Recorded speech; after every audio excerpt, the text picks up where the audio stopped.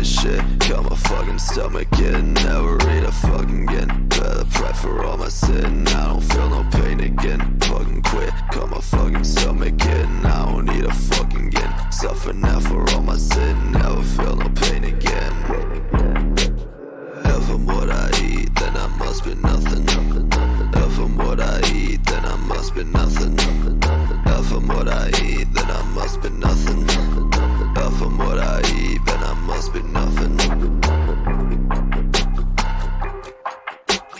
Waking up like I ain't broke. All I need's a fucking smoke. While I fucking walk, drink another fucking coke. Food just make me wanna choke. Got my stomach out like smoke. No, that's not a fucking joke. Clear my plate, I'd rather croak. Extra shit like a bad plot. Mentally all I do is rot. Feels like I've been fucking shot. Fuck this love, I wanna accept my lot. Why so fat? Why so fat? You so ugly, got no tats. Why so fat? Why so fat? Now you fit just like a mat. If I'm what I eat, then I must be nothing. If I'm what I eat, then I must be nothing. If I'm what I eat, then I must be nothing.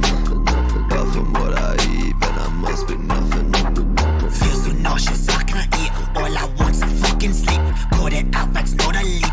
I won't, so I'd rather weep. Fuck this shit, I don't know why. Makes me wanna fucking die. All I do is fucking cry. You won't see me eye to eye. I ain't hungry, eat no steak. Want no bake for your cake. Fuck them bitches, they all fake. They just judge them on a snake. Bile in my throat when I see a fucking note. I don't want to fucking choke. All I need's an antidote. When I die, that's all she wrote. If I'm what I eat, then I must be nothing. If I'm what I eat, then I must be nothing. If I'm what I eat, then I must be nothing. If I'm what I eat, then I must be nothing.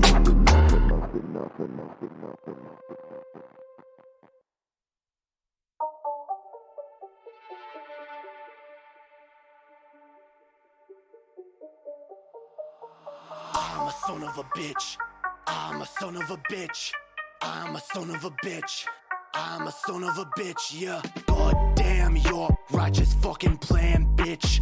I ain't rich, I ain't what you wish. You will never be enriched. You're a leech, you're a fucking leech. You will never have no reach. What the fuck was there to teach? Learn my fucking own lessons. I'm my fucking own blessing. Who the fuck you messing with?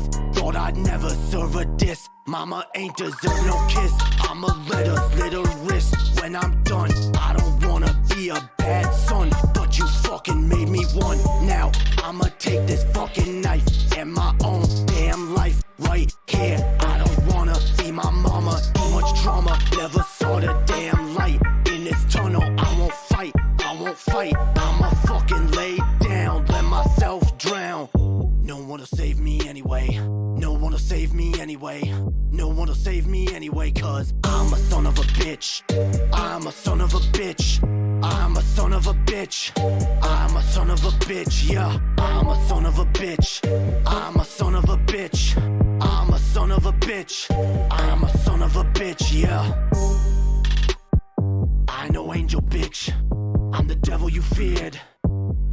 Yeah.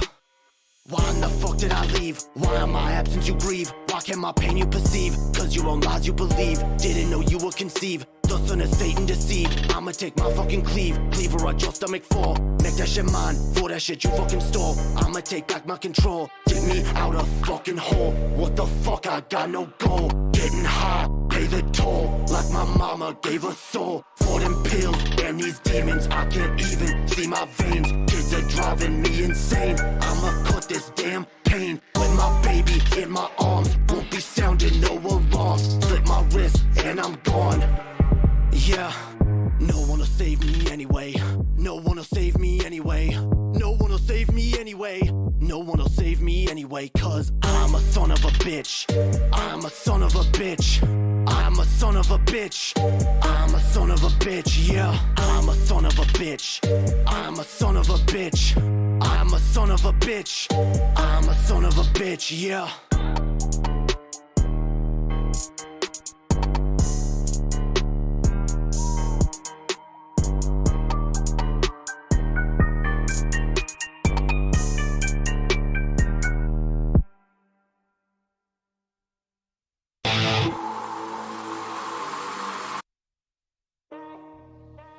Never be a hoe, never be a slave, never gon' break down. I don't want the dough, I don't want the pay, gotta get the change now. Never be a hoe, never be a slave, never gon' break down. I don't want the dough, I don't want the pay, gotta get the change now. Yo, coming up busting the game, don't want the money or fame. I want the public enraged, I want the government change. Cause they bend the rules for the revenue, so we better move right now. Just living proof, I'ma tell the truth, and what I never do is pipe down. What will it take? What can I say? Making them question the norm. If we never change, I don't see a way that we can weather the storm.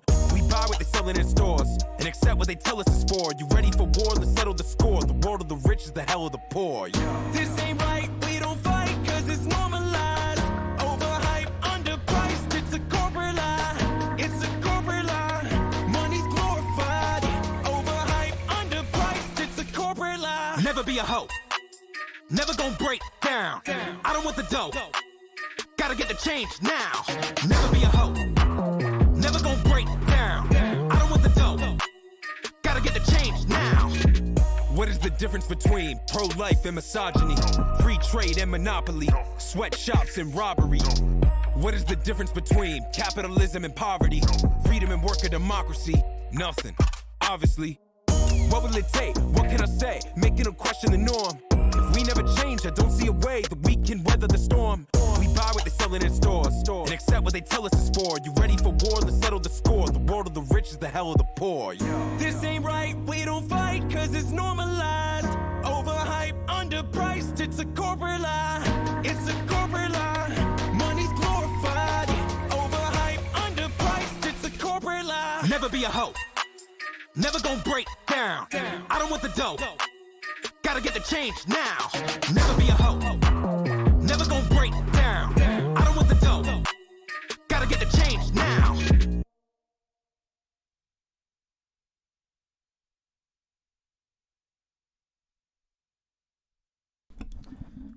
Alright, y'all. Hells yeah. It's, we're here, yo. We're here, and it's fucking Whoa, the fuck happened? Oh. Okay. OBS can't record anymore. Oh shit, my hard drive's full. Whatever. That's a problem for, tomorrow, Jamie. That's, Alright. What up, y'all? Vampire Jamie, yo. Hells yeah. How's everyone doing tonight? Hope everyone's having a dope fucking Halloween, yo. Happy spooky ween. Yeah, yo, spooky ween. How's everyone doing? Whew, okay. God damn it. I shouldn't run around so much before these start, but like, I'm doing, like, while the music's playing, I'm like, oh shit, I gotta do this, I gotta do that, I gotta, fucking bullshit. Keep forgetting shit. I'm such a forgetful bitch. Anyway, y'all like my fucking costume? My fucking costume? Hells yeah. I'm, here, hang on. We'll turn off the special filter so y'all can see it properly. Come on, there we go. Oh no.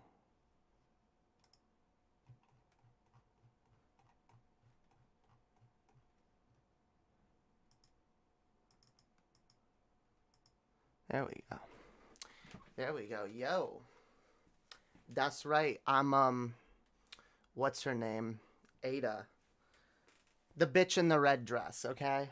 Obviously. Obviously. With my, very realistic, totally not real prop weapon, alright?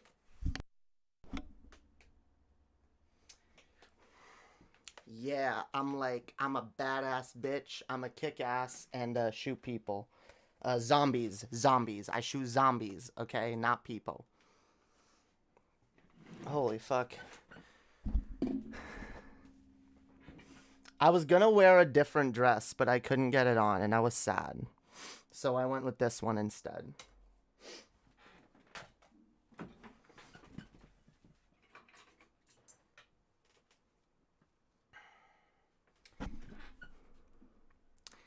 Damn. Yeah, fuck that. I'm still the goddamn queen up in this shit. All right? Yeah. Yeah. Hells yeah. All right. I don't know. Yeah. There we go. I am the queen of Resident Evil games, okay? I am the best. I'm the best at Resident Evil. We should play some Resident Evil tonight. That would be fun. God damn it, this thing won't stay on. It's fucking... Come on. Come on. There. Whatever. The queen of all Resident Evil, alright? Vosh fucking lies about being the first person to beat Resident Evil Village. That's not true. It was actually me. I just didn't do it on stream because I'm not all showboaty about it, okay? Just finished the most recent episode of Creepshow. Not impressed. I have not seen that. Hope you're not streaming to Twitch. They likely banned for a toy gun. Are you? No, they wouldn't. Are you kidding me? Vosh had a real gun on his stream the other day, and he was like, because I mean, look. Not only is it clear that these are fucking toys and they're props, they go with my costume, okay? Cause I'm a badass zombie killing bitch, okay? But these are I can make it clear these are not real. I'm not brandishing anything. This is these are props, okay? These are props. Props for my fucking outfit. All right. All right.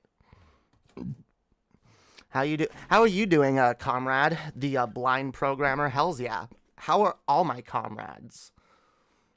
Based, yo. Hope everyone's having a base night. They're realistic enough that Twitch might be shitty about it. Hopefully not, though. Twitch, I don't know. I feel like, doesn't YouTube ban guns? If you're brandishing, I'm not brandishing shit. They're props. They're not even real. This one even has the little orange tip on it, right? I'm not making threats. I'm not fucking... Okay? Come on. Come on. Don't be silly, y'all. Don't be silly. Alright, here. We'll bring the... Why do you dress like that? Because I like it. Because it's sexy, bitch. Why do you dress like you dress? Because you like it. Obviously. It's vampire time, yo. That's right. This is a Halloween hangout with a pouty goth 90s vampire, okay? That's what I am. That's what I am tonight. All right? Probably Vosh can get away with brandishing guns because he has a bigger platform. No, it's not. If you make it clear you're not brandishing, if you make it clear you're like just showing it for educational purposes or you're showcasing or whatever, like that's fine. You just can't like come on with a gun and say a bunch of stupid like threatening bullshit. That's what you can get in trouble for. Yeah, you can Can you demonstrate what brandishing looks like? No. No, because that would get me in trouble. Use your imagination, all right? Anything, like, implicitly threatening, like, is obviously not okay.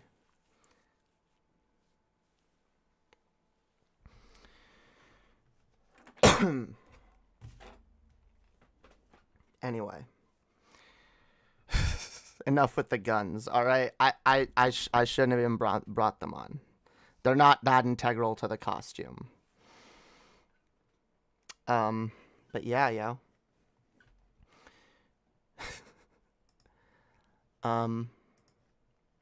But anyway, okay. What are we gonna do tonight? We are going to chill. We're gonna hang out. I might play some fucking Resident Evil tonight. Yeah, it's Halloween night. I'm not drinking because I drank last night like way too much, like way too much. of this, where I still have it here, the overproof rum. Very strong shit. I was gorn. I don't even remember half the fucking private show last night. It was fucking insane. Wasn't trying to be annoying. It was genuine concern. Sorry. No, it's all good. It's all good. I don't think it's a problem. I'm not too worried. Like I said, Vosh didn't get in trouble for brandishing a real gun. Why are you effeminate? Because I'm a transgender woman. Have you never met one of us before? I'm effeminate because it's who I am. Like, it's me being my fucking self, yo. Like, the way you behave, your personality and shit isn't determined on what fucking genitals you're born with. That's fucking dumb. There's plenty of people who choose to perform their gender expressions in many different ways. Depends on who you are, what you're comfortable with. You know? This is who I am. This is what I like. This is how I've always felt. But, like, been told by society, no, you're not supposed to dress like that. It's not for you. And all of that shit is based on completely arbitrary rules that have nothing to do with, like nothing to do with science or anything other than, like, arbitrary tradition. Like, men dress like this, women behave like that. Like, it's all fucking arbitrary, yo. Does it confuse you in a sexual manner to watch Jamie? Probably does for some people. And you know what? I'm sorry. I'm sorry if I make it difficult for you to cope with your very fragile masculinity and your very tentative understanding of your own sexuality. But maybe if I make you feel something uncomfortable, maybe that's more about you and not about me. And maybe you need to, like, legit, like, do some reflecting, you know? Dig deep into yourself. Ask yourself why. Why does it make you uncomfortable? You know?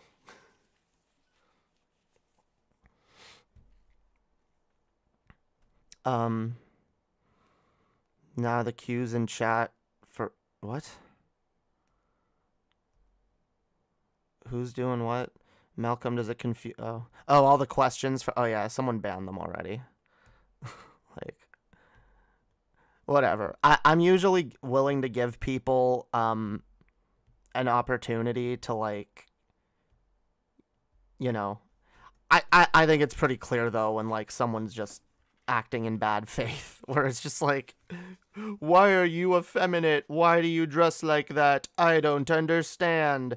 Like, and then, like, nope, I haven't met a trans woman before. It's like, okay. Like, dude, if you have questions, come in and ask your fucking questions. You can be polite. I'll answer questions.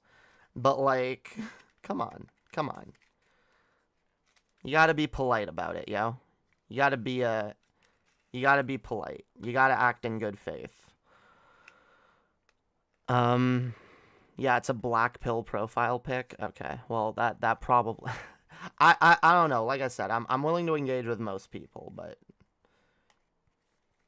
we don't want to waste our time on the bad faith dipshits, for sure. I was gone for 2 minutes and already people are confused about their sexuality. By the way, did you see my Streamlabs? Oh shit, thank you, Rose Black, for the incredibly kind $5. Happy Halloween. Just got done listening to a horror story. I feel bad for the main character until she played Christmas music in October.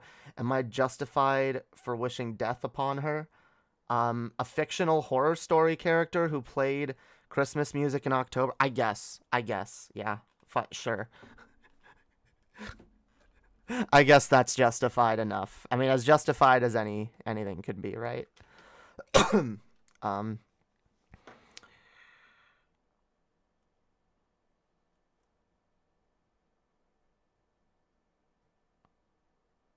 Look, I don't know. You can feel free to unban him, and if he does something else, you can ban him again. Like whatever. Like I said, I try to start with the timeout as a warning for people. All right. I appreciate if my mods would stick to that. You know, if someone seems to be acting in bad faith or whatever, time them out. If they keep doing it, then you can ban them. Cause like, I like giving people a chance and letting them know, hey, you're kind of stepping over the line, okay? But yeah, I'm not afraid of someone stepping over the line. Like if they explicitly step over the line, I'm fine with then being like, okay, well now they're banned. But like, we don't need to ban people because we think they might. I don't know. I'm trying not to get too paranoid in the way I run my chat.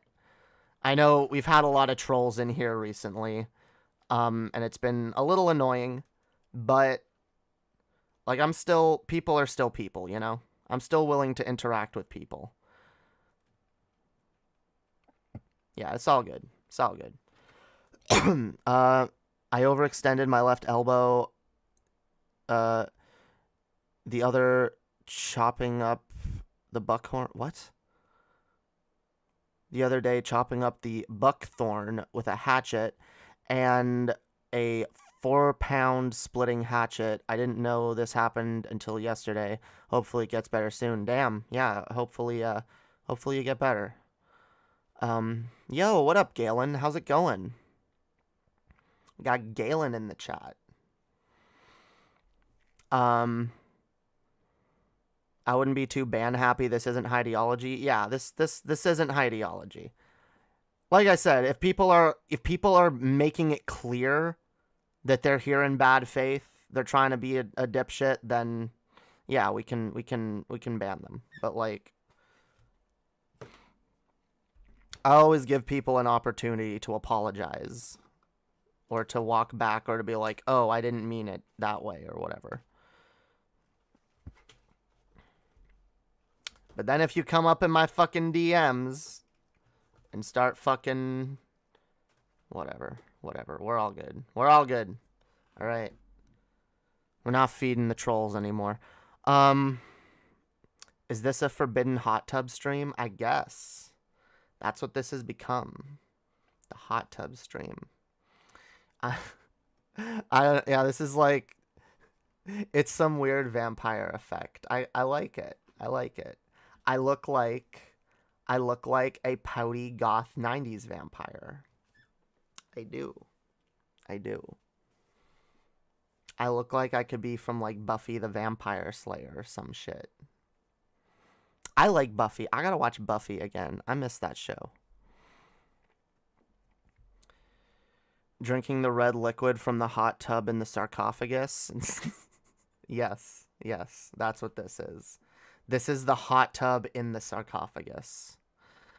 Should I make orange juice from concrete? We're almost out of milk, and I want something to wash down my candy with. What? Oh, from concentrate. I thought you said concrete. Sure, why not? Why not?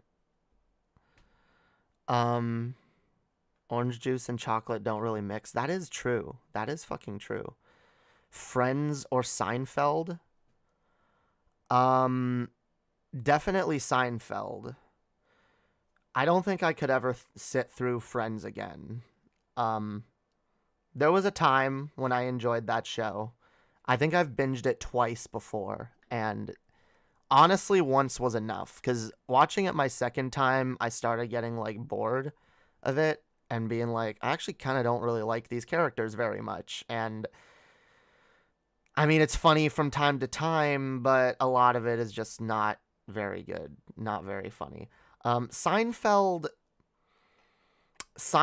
is a little, I like Seinfeld. It's not as binge-worthy, but I feel like it's more solid. I feel like the jokes are more solid. I feel like the comedy in that stands the test of time a little bit better. Actually, a lot better than Friends does. Yeah.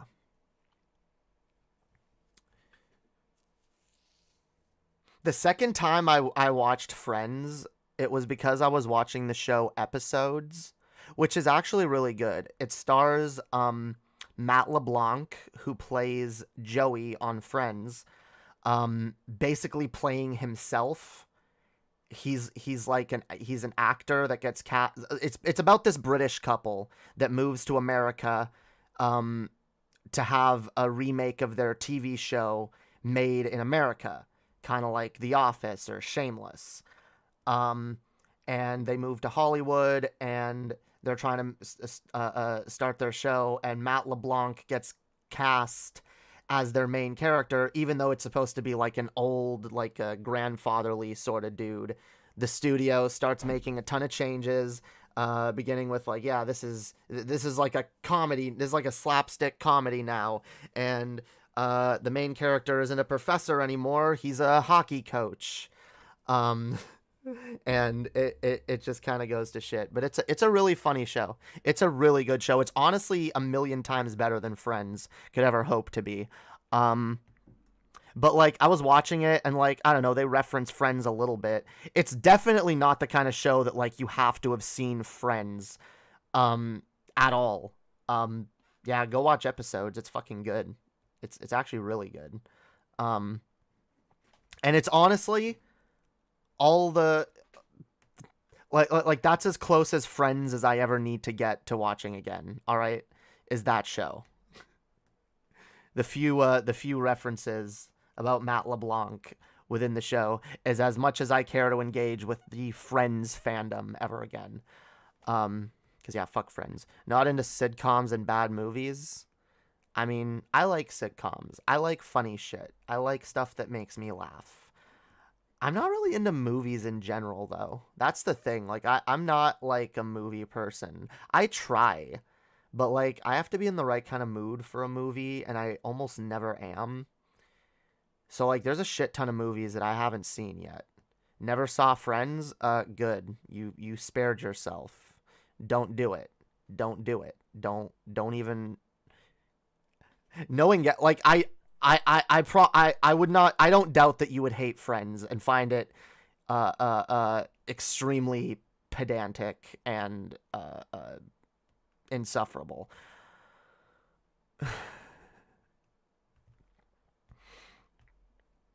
Rocky Horror Picture Show is a good movie. Has a lot of outdated references, a lot of outdated terminology and shit.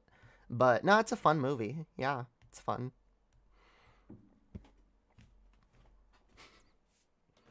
Even though we don't exactly use the term transvestite anymore. Like I said, a lot of outdated shit, but yeah, fun movie. I couldn't sit through 10 minutes of it. You're better off. Yeah. I don't know. There was a point in my life when I enjoyed Friends. I don't think I could enjoy it now. There's a few shows that I used to like that I just kind of find insufferable now. Like, I don't know if I could ever sit through Big Bang Theory again. It just kind of... It's not good. It's not good. It has some funny moments here and there, but, like, overall, it's not a good show. It kind of sucks. Big Bong Theory. Now that's a show I'd watch. Show about a bunch of 20-something stoners living together and their fucking lifestyle or whatever. I never liked Friends. Yeah, I don't know. Some people really liked it. Some people, a lot of people these days seem to think it sucks. I tend to agree. Yeah, I don't know. A show I do like is The Office. Office is a good show. I will always love The Office. Saw the first episode of Seinfeld. Damn.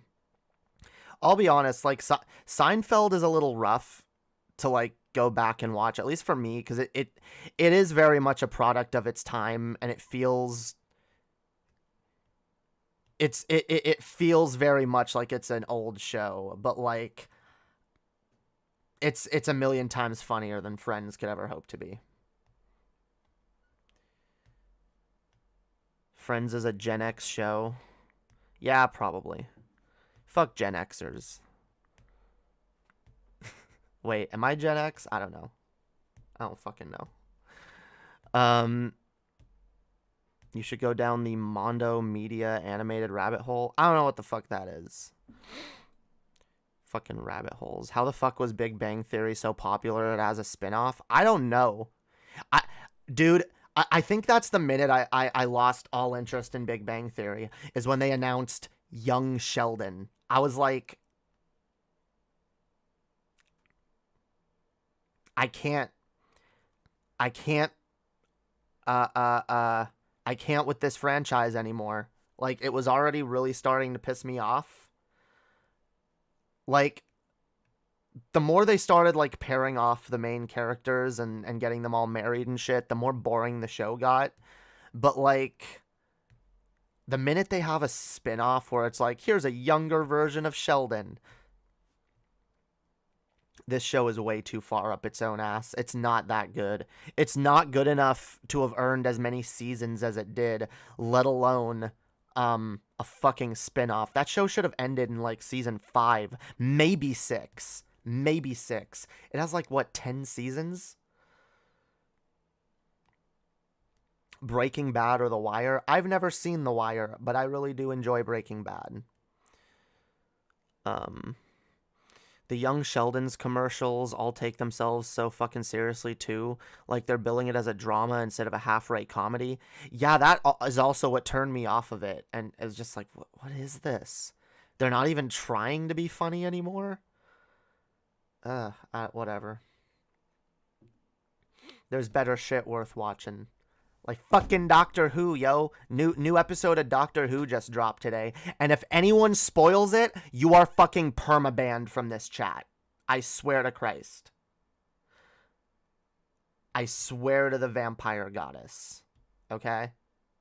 Yeah, I don't know why I keep saying I swear to Christ. I don't believe in Christ. I swear to goddess. Oh my god.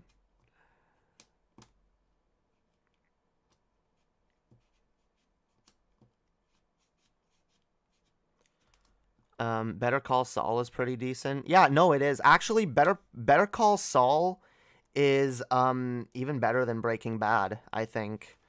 I feel like they definitely packed a lot more into a shorter show, shorter seasons, and they did a really good job. I really do like that show. But yeah, yo, Doctor Who Flux Part 1 is comes tonight, yo.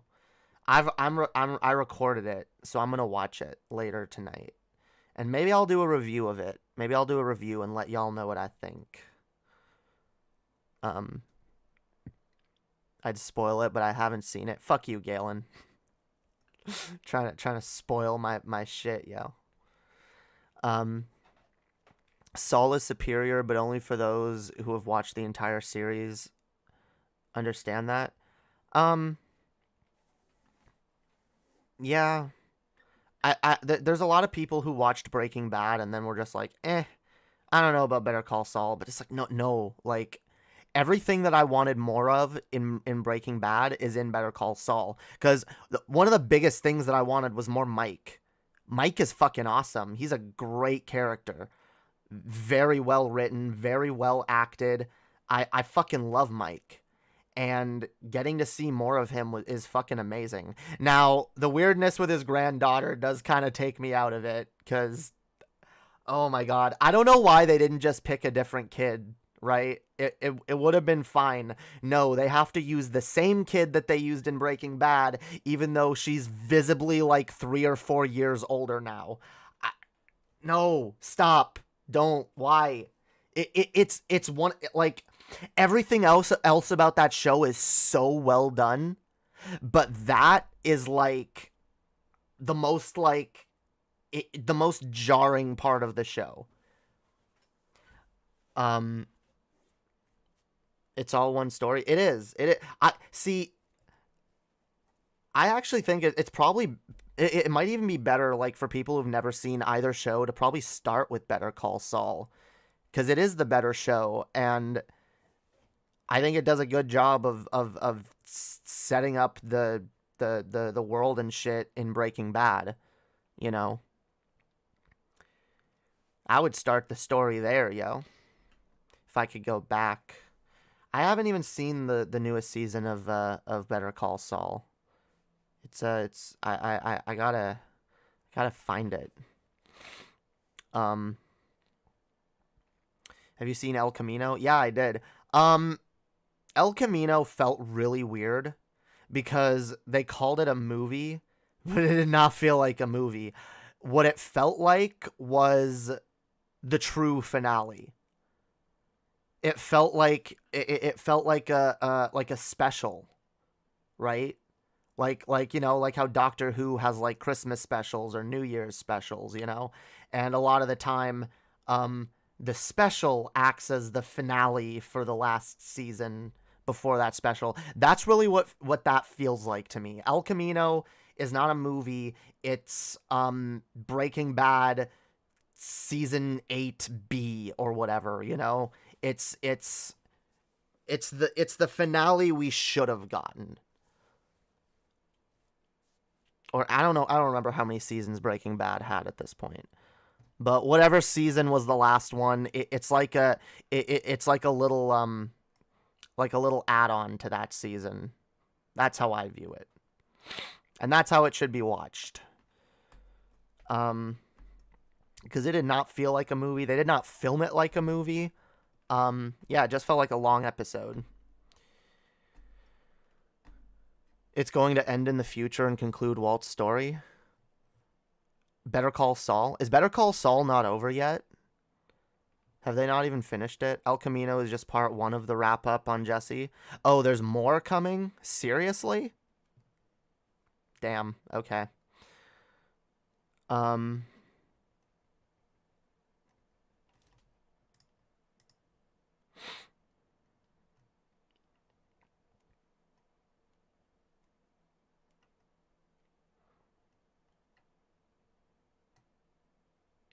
What? You're anti-Semitic? Well, please don't be anti-Semitic in my fucking chat. You will be banned. One final season will conclude everything. Damn. Well, I can't wait then. That'll be dope. I guess that's as good a reason as any to catch up on the show and get ready for the new season. Galen's laid out the story of where BCS is heading to me, and trust me, it's going to be fucking incredible. BCS? Hot tub stream. Yes, hot tub stream, y'all. Pouty goth 90s vampire hot tub stream. That's what this is. Hells yeah. As a, and I'm dressed as a, Resident Evil protagonist, which is based, yo. Yeah, damn right.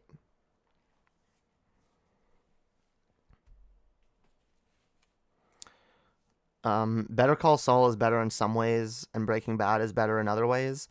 I don't know, like, maybe it's just because I've seen Breaking Bad so many times now. Like, a lot of the plot lines feel a little predictable to me. And like, I don't know, like, when it comes to like which show I'd rather sit through again, it's definitely Better Call Saul. I feel like the writing is tighter. The storylines are a little bit tighter. Maybe because it is a bit shorter of a show. Like the seasons are shorter and there's less of it, so they got to pack more into it. Breaking Bad feels like it has a little too much filler. Isn't Galen TJ's friend? Yeah, isn't TJ Galen's friend? Galen's a lot of people's friends. All right. Galen is a lot of people's friends. Everybody knows Galen, yo. What do they say? Galen's like the grandfather of YouTube, yo. Galen's got eyes and ears everywhere. especially in the streams of those who are truly talented. Okay, I mean, why else would Galen be here? Galen knows what's up.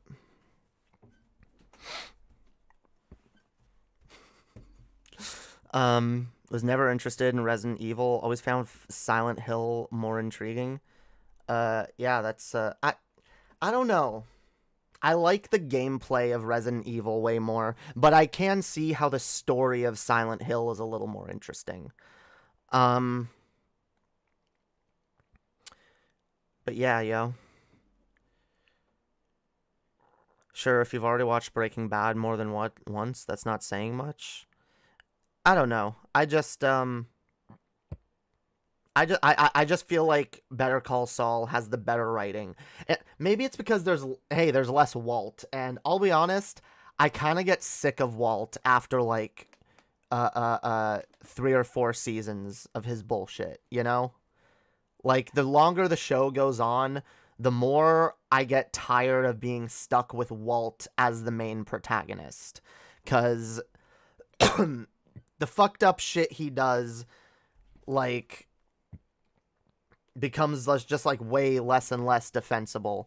Like, I don't know, at least from the impression I've got from the first 3 seasons, and just Saul and Mike in general, as they appear in both shows, I feel like both of these characters are far more principled, decent people who, you know, are doing fucked up things, but for, you know, more justifiable reasons than just extreme petty greed, which really makes me no, Walt is defensible to a point, to a certain point. Okay, I cannot defend Walt's behavior once he's already making good money.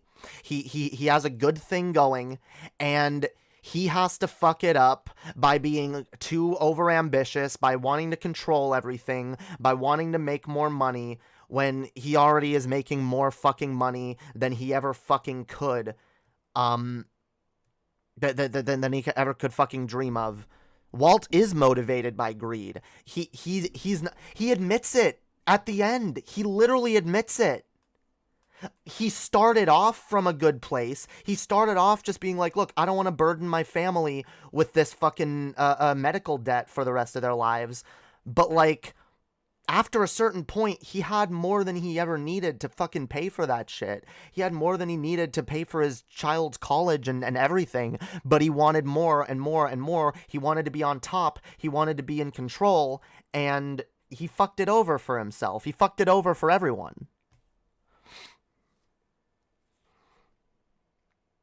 Walt is motivated by his pure fury at gray matter. That's like... That's a part of it, but, like, I don't know, like, Jamie, rewatch the episode The Fly. I've seen it many times. I get it. But, like, he's relighting the war he lost, but he's refighting the war he lost, but he's misguided. Yeah, like... Look, I understand what his motivations are. I think he has a lot of motivations. It is clear one of his driving motivations is he is greedy and he wants to feel powerful. But it's also clear he's trying to regain his lost, you know, ambitions, you know, his lost dreams. He could have been a part of a really big company that makes a lot of money, and now he has nothing. You know, and again, him building up this criminal enterprise and trying to, like, you know, provide for himself and his family, I think that's completely morally defensible. But once he has enough and he starts letting his pride get to him, that's when he starts becoming a fucking, like, indefensible dipshit. The way he treats Jesse is indefensible. The way he manipulates Jesse and those around him. The harm, the damage that he's done to the people around Jesse is, oh my God, beyond the pale. He poisoned a child and watched as one of Jesse's girlfriends died in front of him. Like, so much of what Walt did was no longer just for, like, mere self-defense or you know. I'm not in the meth I'm not in the meth business. I'm not in the meth making business. I'm in the empire business. Yes, and that's the point. When you get into that mindset of being in the empire business, that allows you to do indefensible things to justify what you consider to just be, oh, like this is just growth. This is just, you know, this is just making money. That's the same logic that the big fucking CEOs use. That's the same logic that the insurance companies use.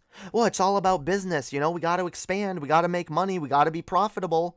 We got to be as profitable as we possibly can. Wring every last little bit of potential out of what we're doing here and you know, never stop until we're fucking rich beyond our wildest dreams, and then still not stop. It doesn't matter who we hurt. Doesn't matter who gets in the way. Doesn't matter who we fuck over. Doesn't matter what fucking damage we do. It's all worth it in the end because money. That's indefensible.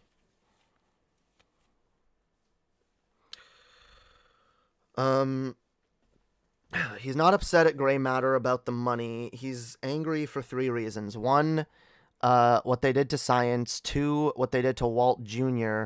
3, that they gave him cancer from corrupting his formula.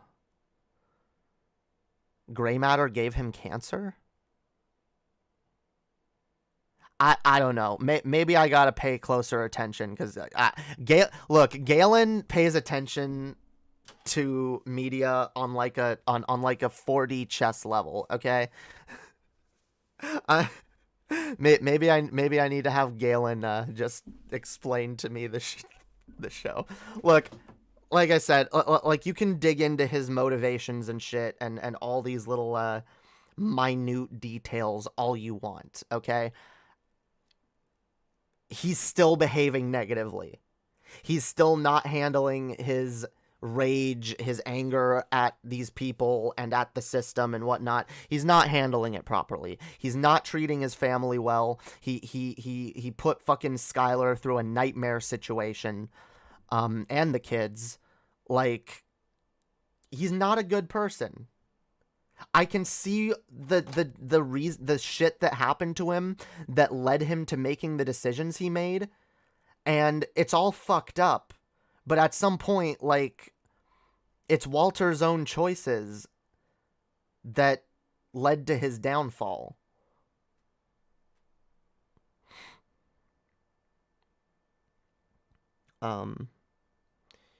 They gave Walter Jr. cerebral palsy? When the fuck? Wait.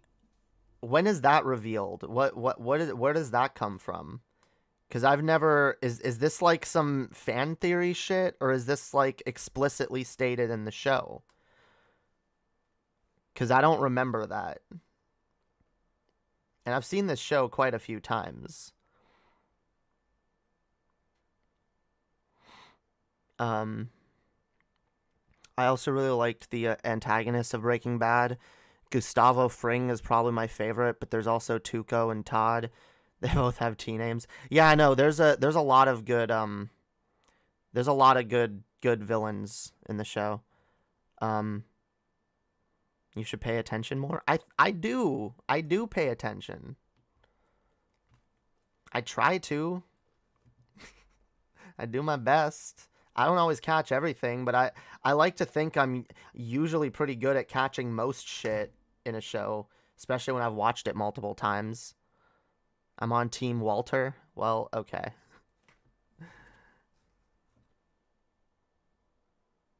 You would say that. You're a man. You think that his toxic masculinity is acceptable, but it's not. It's fucking not.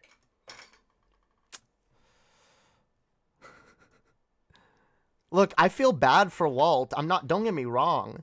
He got a raw deal, but he also fucked up a lot.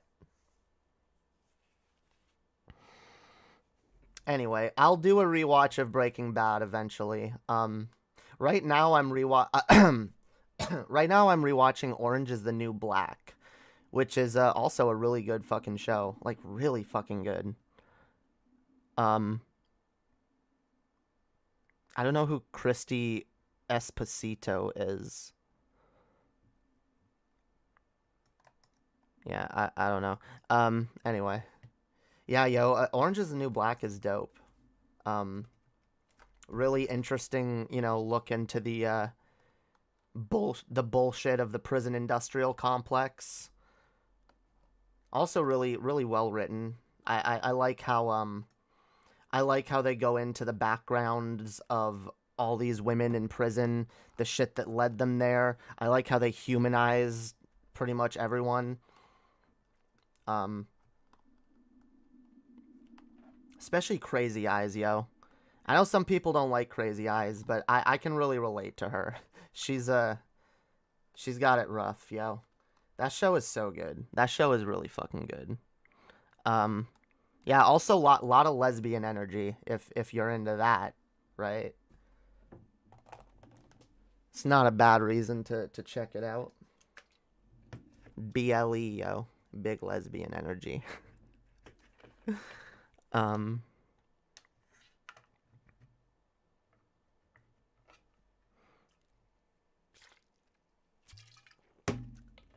Hells yeah. I haven't watched Netflix in a month. Damn. Maybe we should all just boycott I actually thought of canceling my Netflix in solidarity with that walkout. But then I was like, bitch, I'm like in the middle of watching shit on Netflix right now that I really enjoy. And look, I'm bad at I'm bad at boycotting. Although I don't even want the Dave Chappelle special removed. I agree with the demands of the employees that did the walkout.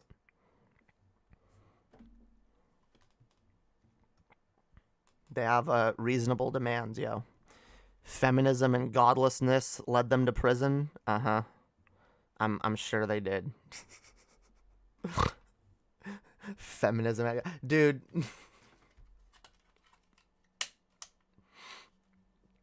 Unironically though, it's really interesting, like, seeing all the different things that lead different people to prison. And like a lot of this shit is based on like real women's stories.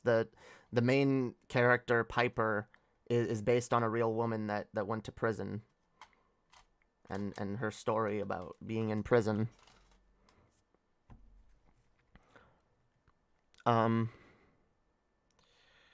Fits since the rest of the series has gay energy. Yeah. I like series with gay energy. Gay energy is dope. We need gay energy. Part 6 of JoJo has metric fuckloads of lesbian energy. Oh, yeah, I've never watched JoJo. People are trying to get me to watch these animes. This JoJo or Cowboy Bebop or whatever. Maybe one day. Eye on the mic. God damn it. What up, Zeta Null? Bill O'Reilly, name one stupid thing I said I'm too smart to have said. What? Everything Bill O'Reilly says is stupid. Come on. We know this. We know this.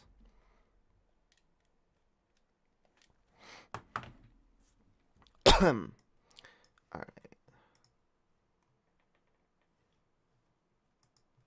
I think in honor of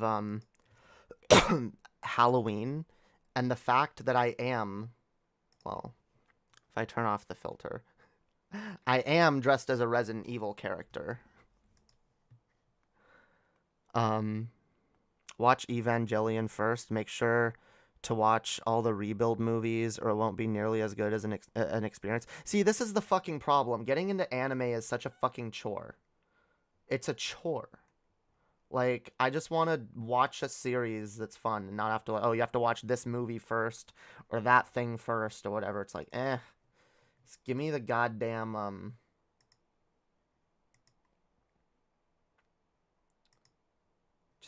okay, I think we're good. Are we still here? F. Come on. We should be back up. We're back up on Twitch. We're back up on Twitch.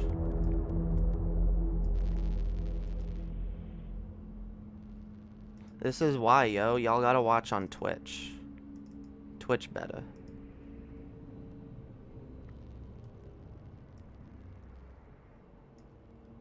Okay. Here's what I need to do. I had to clear out some fucking space right quick on my fucking hard drive.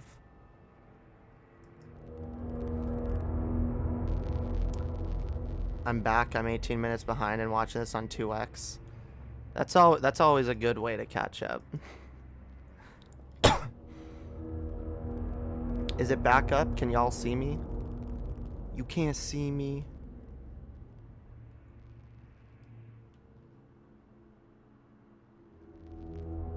Can you see me like John Cena? Someone in YouTube chat confirm. Confirm! YouTube chat, confirm that we're back up. Lord of Patriarchy responded to one of your videos. What is your opinion of him? Lord of Patriarchy, I mean, I think he's mostly an idiot, but I don't know. I don't think he's an irredeemable scumfuck like some other people do. I've actually been trying to reach out to him to have a conversation. I know we disagree on a lot, but I don't know. I kind of want to talk to him about some of those disagreements we have. But yeah, no, we've both responded to each other back and forth quite a bit in the past. And I don't know, I saw Dave recently say that he wants to quit drinking and he's trying to like work on bettering himself in certain ways. And I thought that was kind of cool. And, you know, he probably, he's probably still going to be a dipshit. He's probably still going to have dumb fuck political opinions, but I'm always willing to reach out to anybody and, you know, try to reach people where they're at, yo. So I have a standing invitation for Dave to come on my channel so that we can talk. We can sit down and talk about our disagreements, you know? He can let me know what his problem with trans women is, and you know, maybe we can understand each other better. Maybe not. Maybe he just will come on and be a dick, but I'm always willing to you know, give people a chance to not be a dick. Yeah, he took all the clocks down, yo.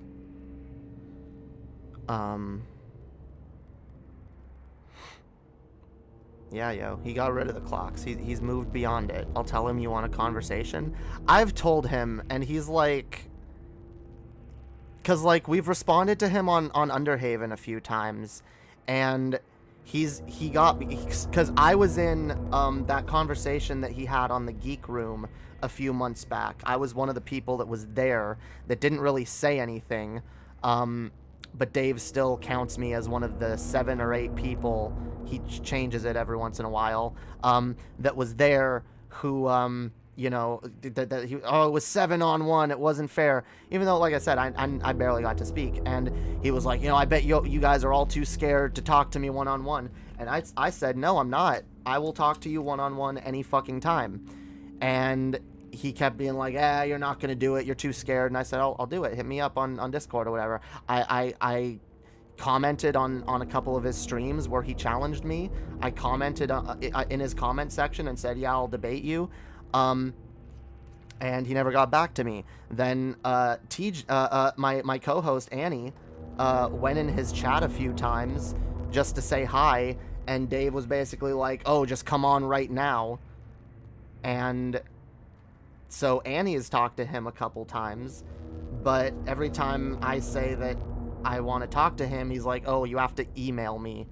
And Annie tried emailing him, but he didn't respond. So I don't know what's up. I don't fucking know what's up.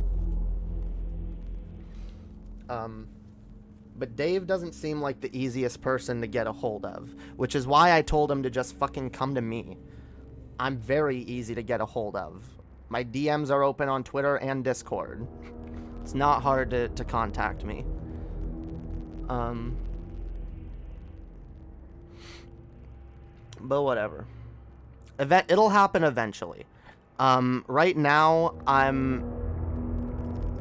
well, actually, yeah, I'm getting ready to have TJ on possibly tomorrow. Which will hopefully be a good chat. Hopefully.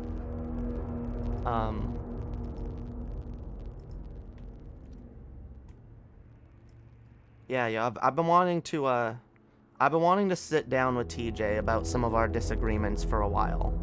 So that ought to be a good stream. That's the thing. I'm willing to pretty much talk to anyone, you know. People I like, people I don't like, people I agree with, people I disagree with. I'll talk to anybody, as long as you're willing to come on and talk to me in good faith. Treat me like a human, you know. If you're coming on to troll or be an asshole, then I'm not down for that, but talking, yeah, I'll talk to fucking anybody.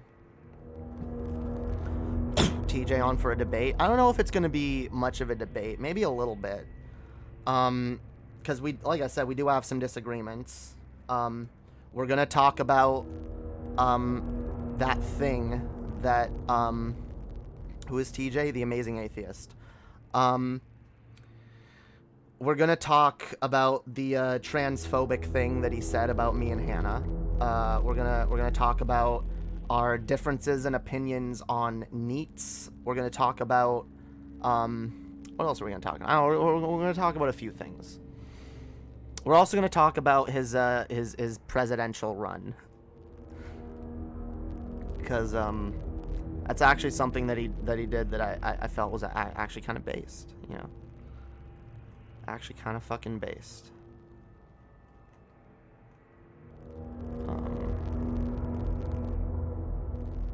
Oh yeah, and his position on like slurs and shit, and his attitude towards religious people. That's another conversation I want to have. I feel like TJ's a little too uncharitable to religious people. Like, be uncharitable to religion itself all you fucking want. Yeah, religion is bullshit. But like, people believe in religions for all kinds of different reasons, and treating all religious people like they're just pieces of shit is kind of fucked up. What do you think about NEETs? I think the NEET conversation gets really muddled with a lot of really stupid, really reductive generalizations about an entire group of people, which includes a lot of disabled and mentally ill people, a lot of people with a number of different circumstances that, you know,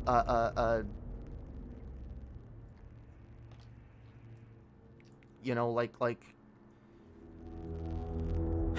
look, there's a lot of shit going on that we don't know about, and it's very easy to just make generalizations of entire groups and like label an entire group as being lazy or something. But like,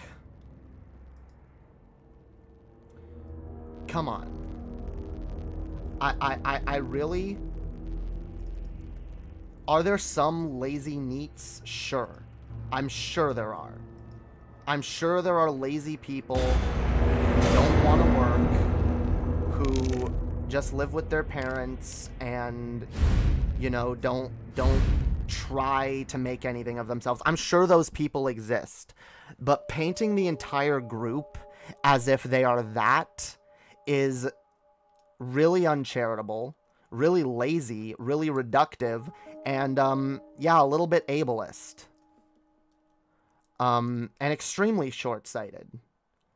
So, yeah, I kind of want to talk to TJ about that.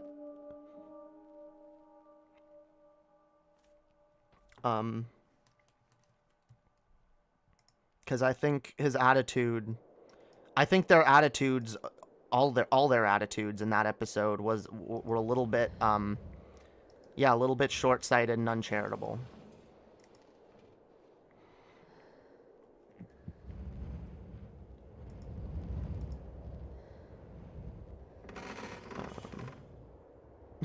You don't like atheists? Well, this is a community full of atheists, so...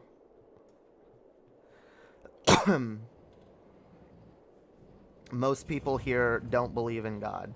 But I am perfectly welcoming towards people who do believe in God. I am. Everybody's welcome here. Because, like I said, believing in God does not make someone a bad person.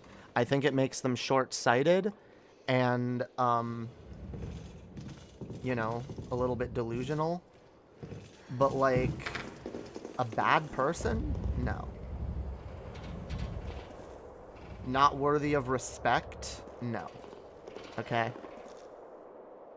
Here comes another trick-or-treat. Parent, help me. Damn.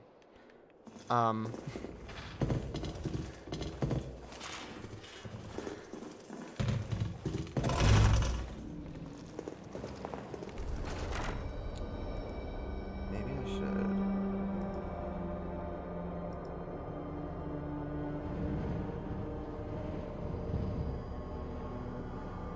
Okay, there we go.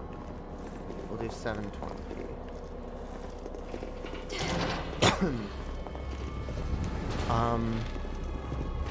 Hey Jamie, feeling hella depressed and antisocial today, so I'ma dip out. Might come back later tonight if you're still streaming. Happy Halloween. Alright, happy Halloween, yo. I hope you have a better night. I don't believe in gods, but I'm open to Buddhism. I don't practice any religions right now. Yeah, neither do I. And I probably won't. I haven't had a very good experience with religion, and, you know, most religions do tend to be bullshit. Most of the time, when you apply a little bit of skepticism, a little bit of logic and reason to these belief systems, they crumble. And, again, though, that doesn't... I'm willing to be accepting of people who believe that, but like me myself personally, I can't justify believing believing in something that doesn't have sufficient evidence.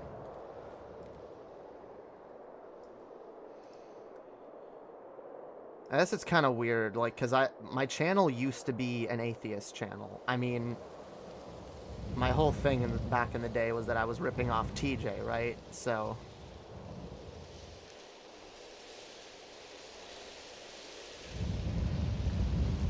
It was pretty much just like atheist shit all the time.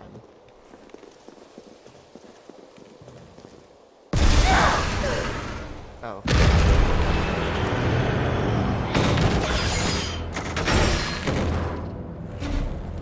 And we gotta run. Rocket launcher? Really?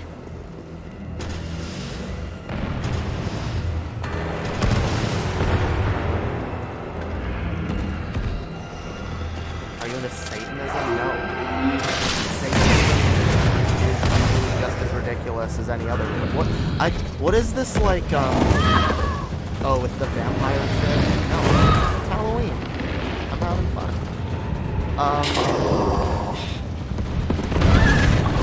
Yeah, like what's this assumption that like, oh, you're an atheist, so you must be a Satanist? Atheism is literally the opposite of Satanism, right? I don't believe in God, so I don't believe in Satan.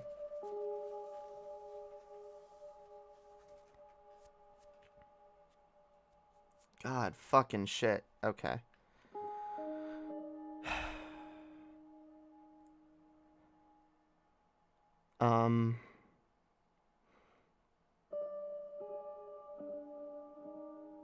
What is that background noise? It's this, yo. It's the game.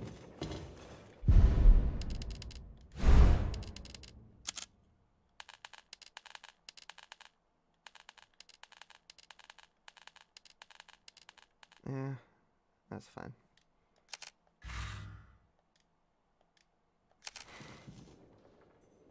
Hacks and frauds love to join in on movements because it's easy clickbait and money. Yeah, I guess that's true. Halloween has nothing to do with Satanism, right? Yeah. What? Why do you think this filter is satanic? I'm a vampire. I'm a sexy vampire. I mean, sometimes I'll indulge in like some satanic imagery for the fun of it, but like, I don't believe in that shit. Yeah, Halloween is based off a pagan holiday, just like Christmas.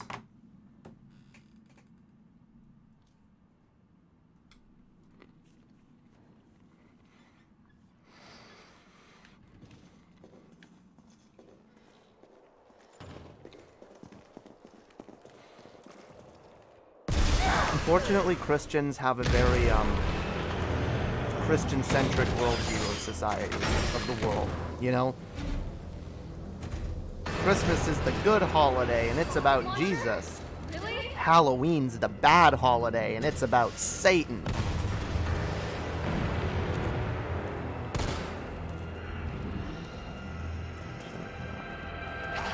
God, this fucker.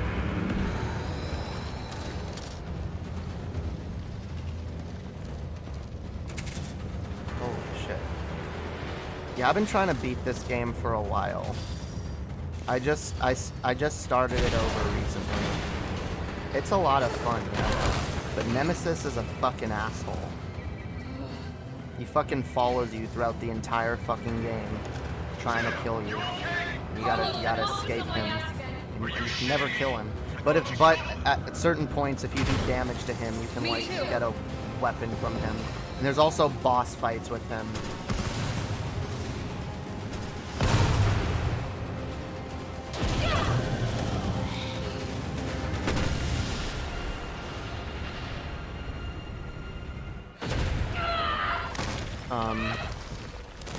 Halloween is historically the eve of a Christian holiday. It's now a secular holiday, similar to how Carnival works. Yeah, I mean... holidays are holidays, yo. They're all based on random-ass fucking traditions. It's about how we choose to celebrate them now.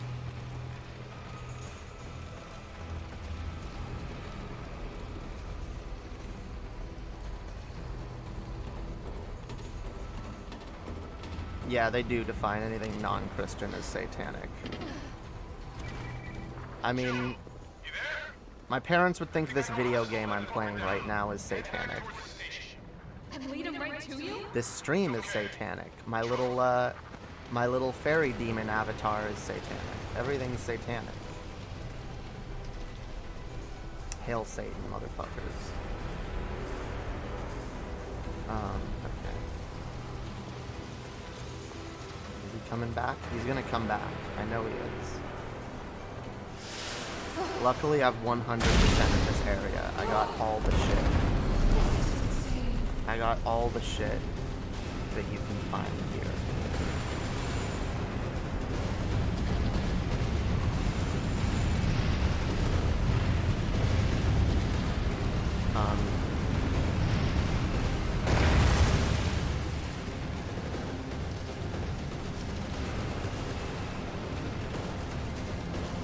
Yeah, that's another thing. There's different types of Satanists. So you are satanic, right? What is satanic? I'm not Christian, so sure, I'm satanic. Anything that's not Christian is of the devil, right? I'm anti-Christian, so I guess I'm satanic.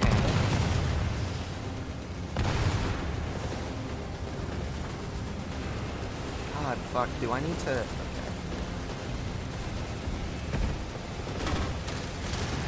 Fuck, I missed him.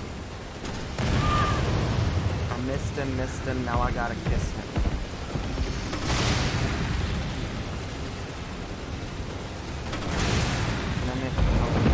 Fuck. What the f- I'm dead. God fucking damn it.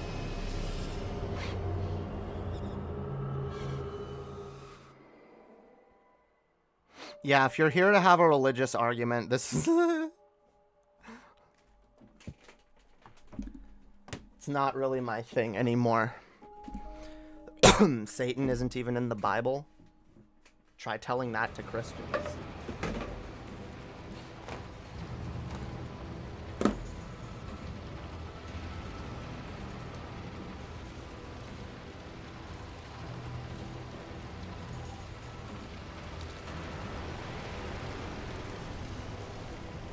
I mean, look.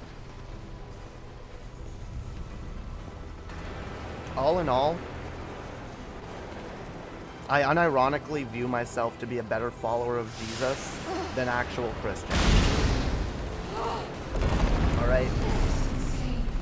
Jesus was about loving your neighbor, turning the other cheek, accepting people, feeding the hungry,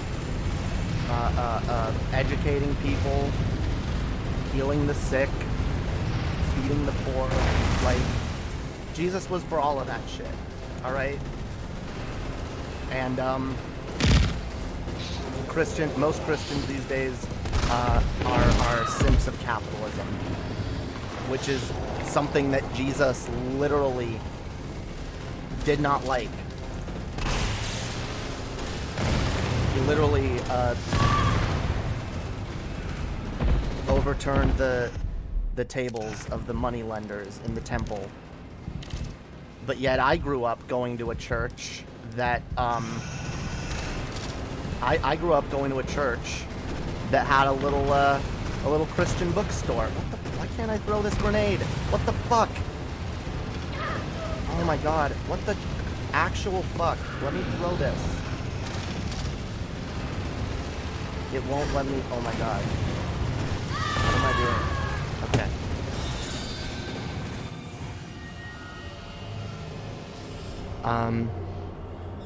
Anyway.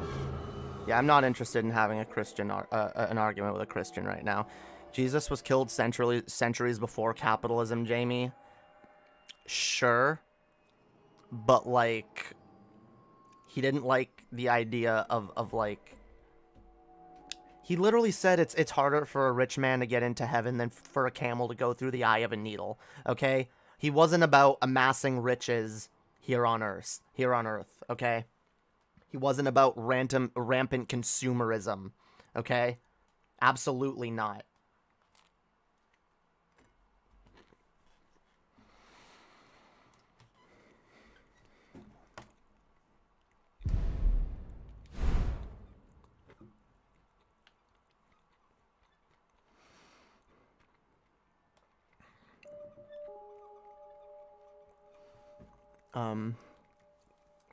Jesus said a bunch of wild shit, to be honest. I mean, look, not everything Jesus said was good, but, like,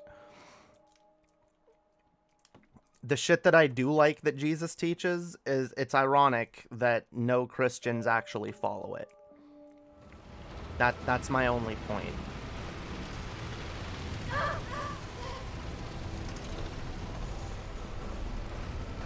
That's my only fucking point.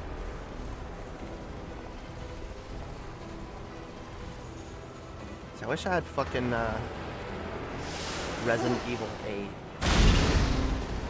I would totally play Resident Evil 8 right now.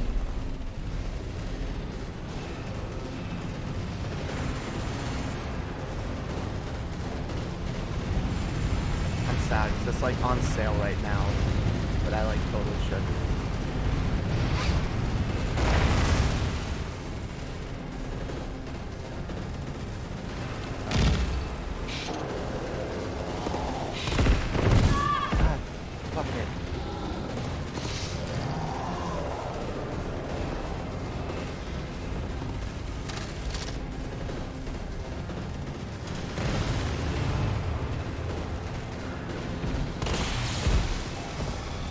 damn it. Did this shit not do anything to him?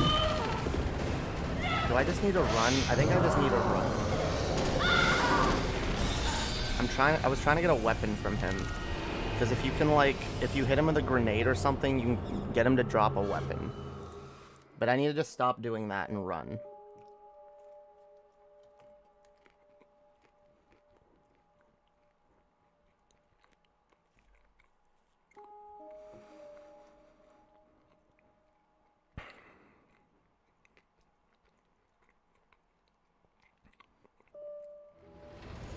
Jesus would be anti-capitalist by today's standard, but he didn't say anything against capitalism per se. Well, that's my point. I didn't say he was explicitly against capitalism.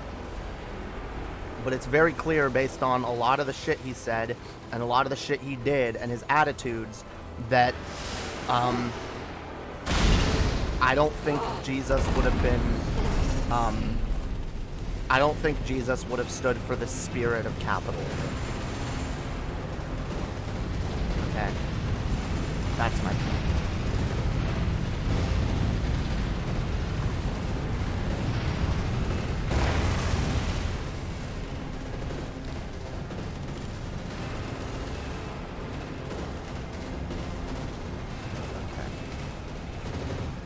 Okay, we gotta just run. Let's do it. Let's do it. Let's go. Let's go. Get the fuck out of here, Nemesis. Get the fuck out of here. Nah. Nah. Wait, where are we going? This way? This way. Yeah. To the train station. True. Yeshua was a foremost believer. Yeah, fuck. I don't know. Fuck that Yeshua Yahweh shit.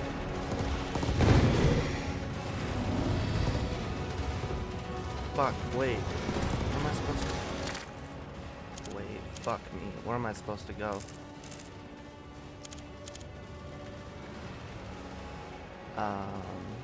That's blocked. Wait.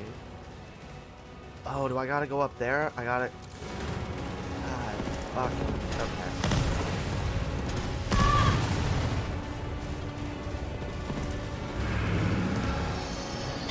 Wait, can I do the grenade thing? Let's try the grenade thing again.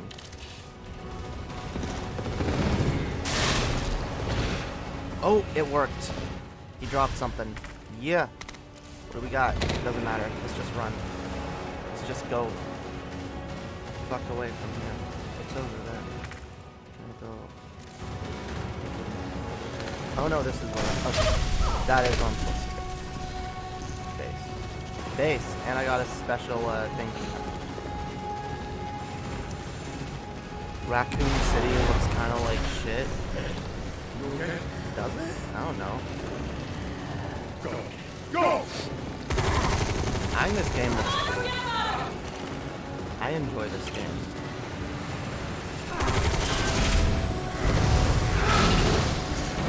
I don't know. I've been thinking of like doing these games on here, like playing them. Like playing each of them from the beginning. Going through the stories of each one. That might be fun. Carlos, I know we didn't get off to a great start, but thanks for staying. Hey, you saved my ass first.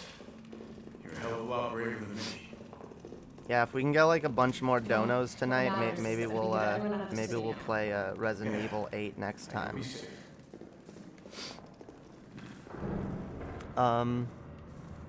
What about you?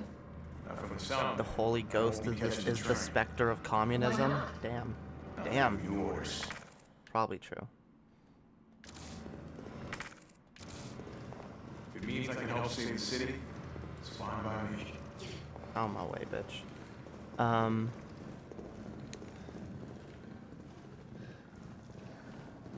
Jesus understood those Roman Empire dialectics, yo. Yeah, yo. Them dialectics.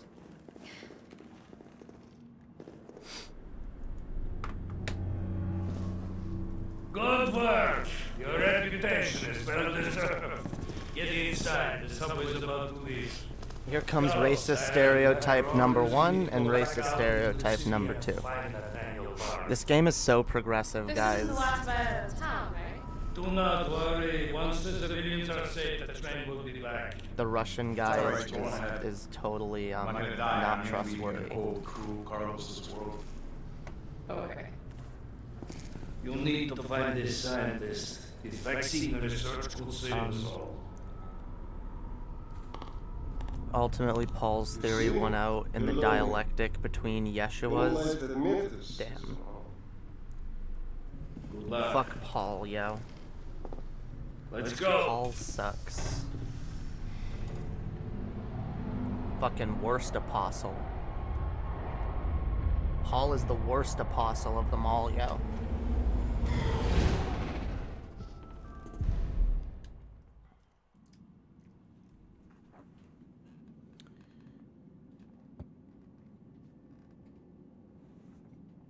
Guess what I did for Halloween?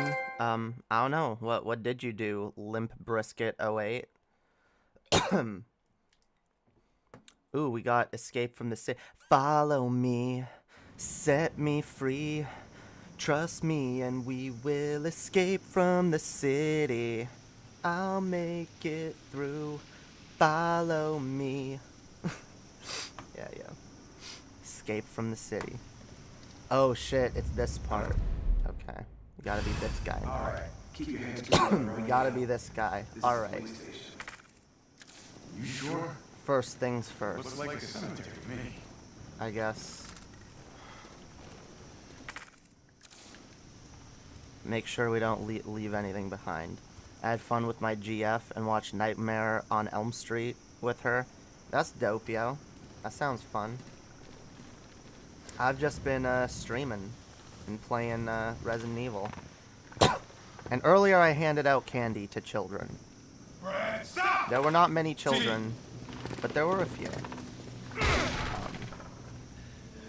They mostly came in like big groups, so there was like maybe 4 or 5 groups of like 5 to 10 children, and that was pretty much it. Pretty much it.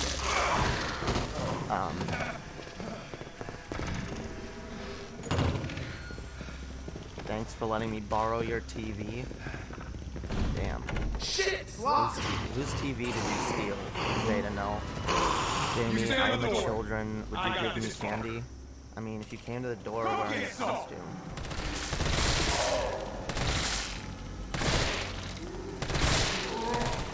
God. Rule number 1, don't waste ammo. Okay. These stars. That's rule number 1 of Resident Evil, is conserve your fucking ammo. Rule number 2 is look absolutely everywhere and don't miss a goddamn thing. Now the nice thing is the areas on the map are red if there's something you haven't found, and they turn green once you found everything. Oh, okay. God damn it, I really wish I still had Resident Evil 2. Because this is the police station that you spend most of Resident Evil 2 inside of. Resident Evil 2 was good. I only beat half of it. Seriously, that's all that was here? Okay. Lame. Lame. Yeah, we don't actually get to explore this police station properly. What is this, Resident Evil 2? So this search and rescue mission is really more like Yo, what up, finding Graham and Dolph? detaining. No trick-or-treaters for me yet? Right. Damn. Good to know. Yeah, we had a few earlier. They stopped pretty You early. stay here and find out what's been going on here at the station. Call you if I find anything. Hey! Be careful. Yeah. You too, man.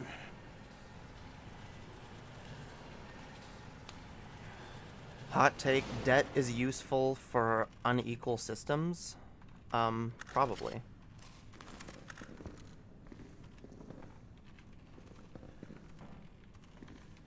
As long as debt isn't too, Damn, yo, I save too much. I save too much, yo. Alright. I'm gonna go have some more fun with my GF. But yeah, I left like a happy Halloween. Watch out for Freddy Krueger. Alright, I will. I will watch out for Freddy Krueger. I promise. I fucking promise, yo.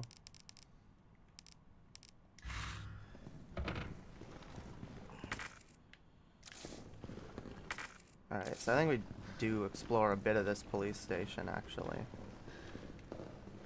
Just not the whole thing. Is that what this is for? Yeah. We got assault rifle ammo, based. And we got a letter about ID cards. Dope. Let's see what's in here now.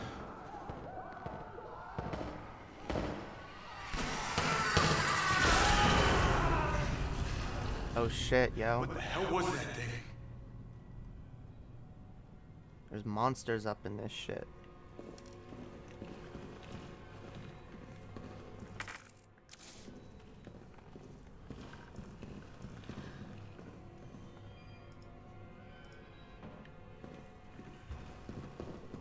Couldn't have been a zombie. Nah, yo, this shit's worse than zombies.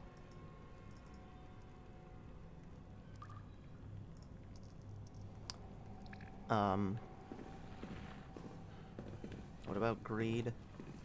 Greed is bad, guys. Greed is a bad thing, okay?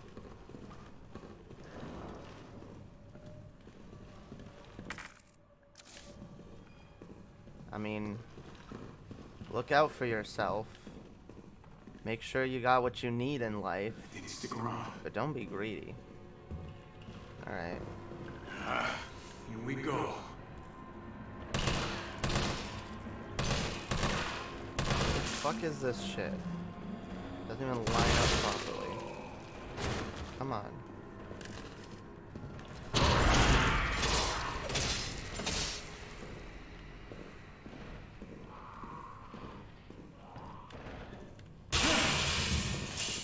Shit.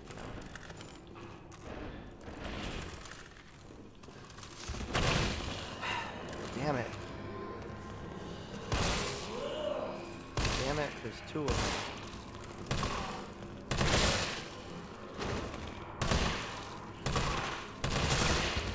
Alright. Let's knife both these fuckers, make sure they're down. Big warm RPD welcome. Alright.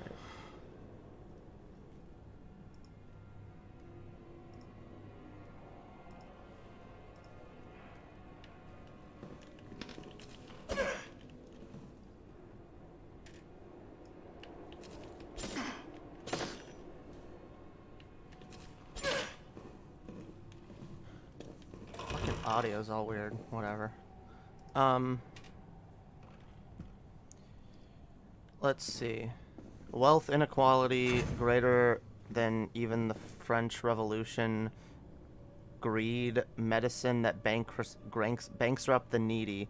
Greed, homelessness, while people own private jets for fun. Greed. I agree. Yeah, it's greed that is the problem. And that's the same reason a lot of people defend these people that are leeching off of our society, because they even though they don't have that level of wealth, they want it. They want to be billionaires. They envy the billionaires, you know? They think, oh, maybe one day it could be me. T, you copy? There's something real nasty in here. I don't know what it is. Locker room. C-A-T. Okay. That's gonna be on a lock. Like a combination lock.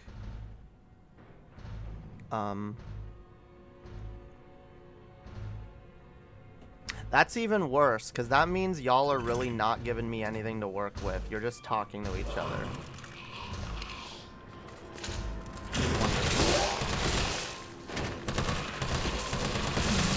I guess that's how people engage in stream chats now. What the? Why am I stuck here? Let me out this fucking door. What is with this, like, shit where the doors... Are you serious? They can't open the doors, and I can't leave the door open and shoot through it? God, fuck. No. Holy shit. Go away.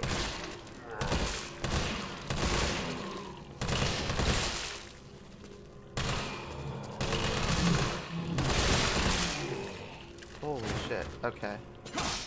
Make sure they're all fucking down. Nope, you're not down. Now you're down. I feel like I'm like doing like a prison murder. Like I'm shanking a bunch of people a million times. Make sure they're fucking down. Shit. Locked. One day I could win the lottery and I wouldn't want no taxes. They say sitting in a cardboard box on the side of the road because of medical debt. Yeah, exactly. Well, if they tax rich people, what if one day I'm rich? It's like, bitch, you could be in a better position now. Everyone could be. If the rich were paying their goddamn fair share. Everyone could fucking be. Yeah, yo, corpse desecration.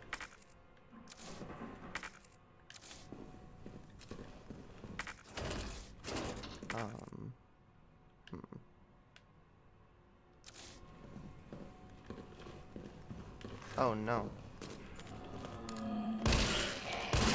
Headshot.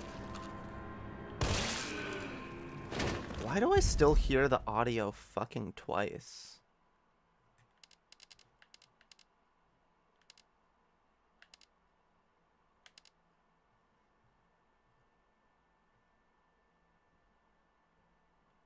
God fucking, I don't know how to, whatever. I clearly don't know how this shit works. Why no nude mods? Because this is on PS4. I couldn't use mods even if I wanted to. I'm a big dead man and wearing a hockey mask. I like knives, but still got the axe to grind because you killed my mom. I really love my mama. Damn. Damn. We need nude mods. Then we wouldn't be allowed on Twitch or YouTube for that matter.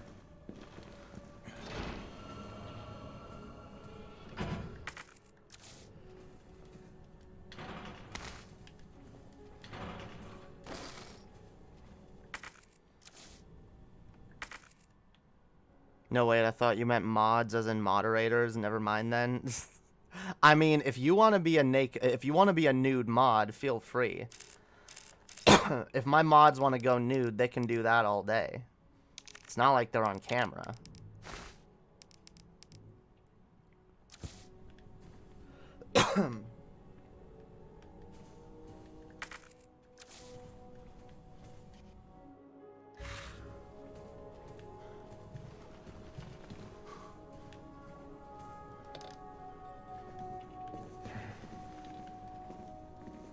Wait, you have to do... Wait. If cameras kill those things, I'd be set. Do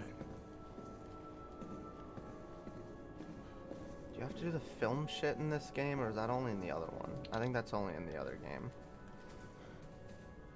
I mean, how do we know they're not nude right now? Well, exactly. That's why I'm for freedom. The mods can moderate however the fuck they want. Okay? You can mod in a furry suit for all I care.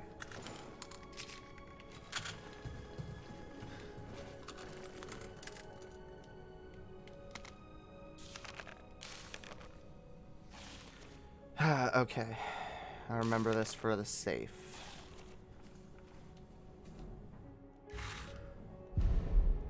I guess let's save.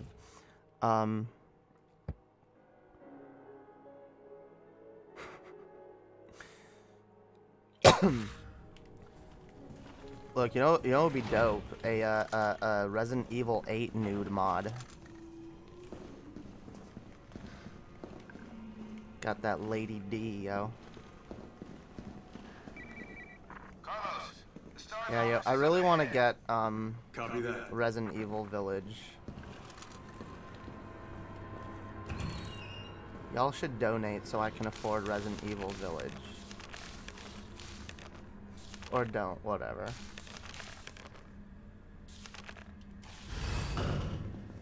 I'm a grifter. I'm a grifter if I do this,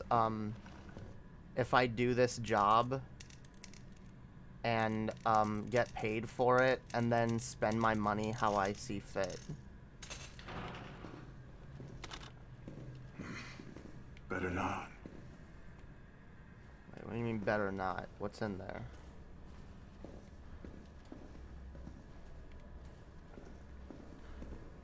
This is like, I think this is all like, this is before Resident Evil 2. So like, you're in the same spot, like, right before the character that you play as in 2 comes here. It's weird, yo. You look like Elvira? Good. The point is to look sexy. Damn, now I want to wear a fursuit? Well, go wear a fursuit. You better not grift, I know. Better not, yo. Yeah, someone was trying to say that I'm a grifter because a couple months ago when I was like extremely broke, I was asking for money. And then shortly a few weeks after when I when I was, you know, doing a little better, I bought something. I bought a video game. And I told you guys that I bought it, and I even played it on stream for you guys a little bit. And, yeah, that makes me a grifter. Because I asked for money, and then, when I had other money, was honest about how I spent that money.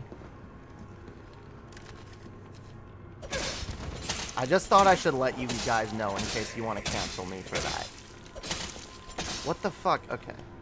I thought that would kill him. Okay, let's... He needs a bullet.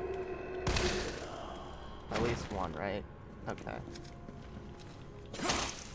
Okay, now he's down.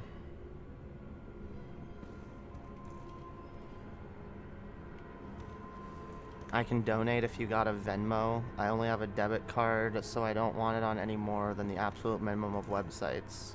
You know, I probably should get a Venmo. You're not the first person who's mentioned it to me. I'll put that on my to-do list, alright? I'll get a Venmo thing and I'll put the link in the description.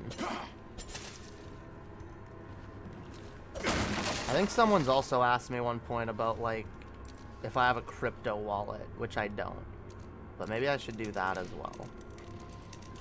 Diversify, yo. Alright, I don't know what the combo for that is.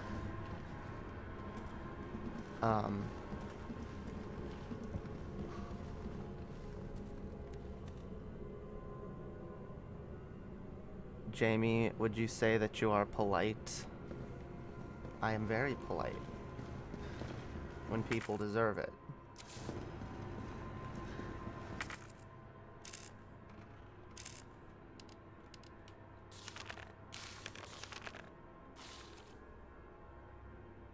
Oh, that's why he was like, better not, because this note says not to open the locker. Okay.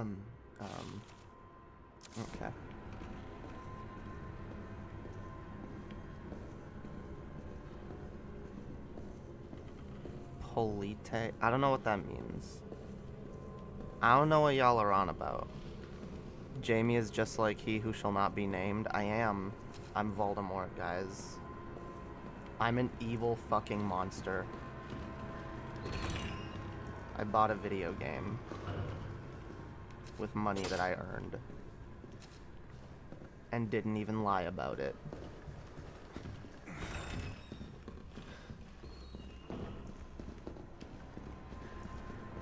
That's the thing, like, I'm honest with y'all, like, look, I'm not the greatest at managing my money, so I'll be honest, there are some weeks when I'm a little more in need of money so I can like buy groceries, and there's other times where I'm like, if I make more money right now, I might buy this this game or whatever.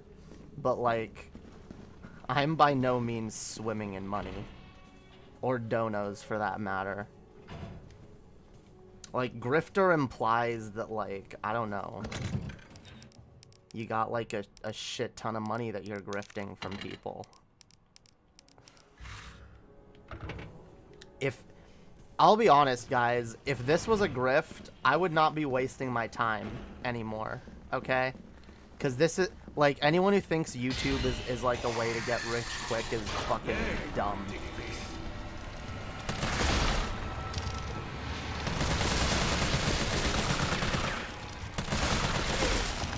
God.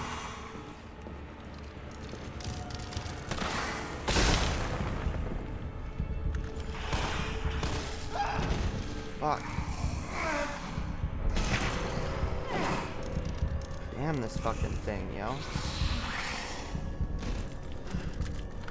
Reload, reload, reload. Come on. There we go. You down? Down. 99. Fucking down. Okay.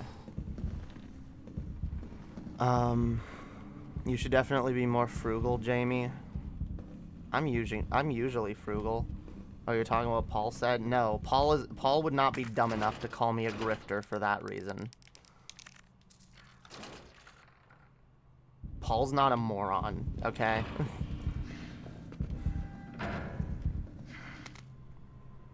Oh, there we go. DCM. Okay. DCM. That's how we open that. No! Oh no.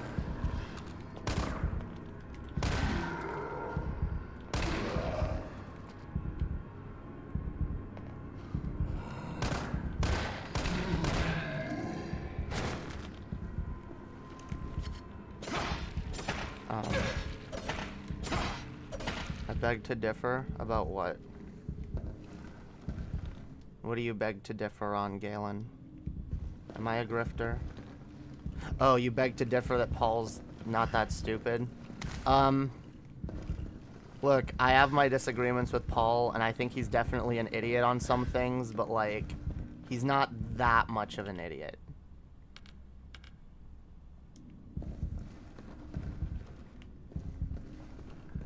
.104, 106, 109.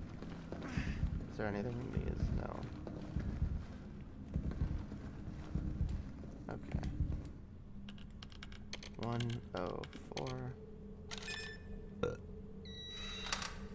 Got that battery.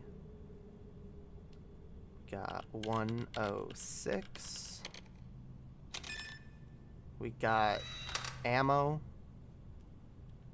And we got 109. A grenade. Alright, that's a bunch of loot, yo.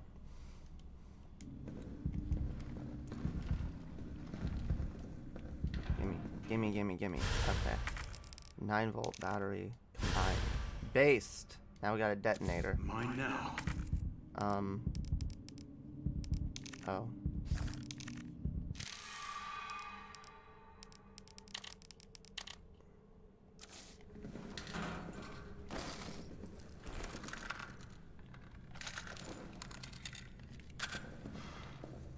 And grenade. Come the power. Alright. And we got a bunch of stuff. How do we get back? Okay. Let's go over here. Grift, like the creepypasta grifter. There's a creepypasta about a grifter.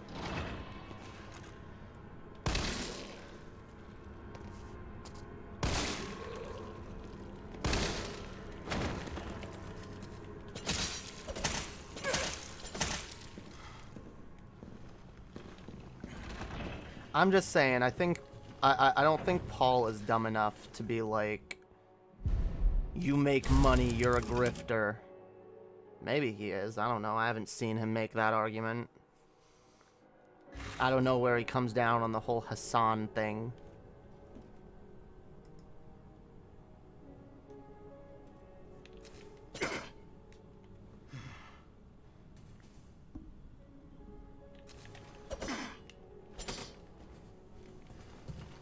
I also don't really care that much.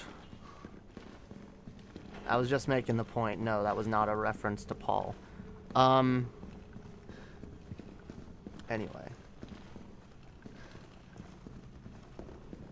DCM, yo. He doesn't care. I told you. Yo, what up, Paul? Is this the real Paul? Or am I being, am I being, lied to again?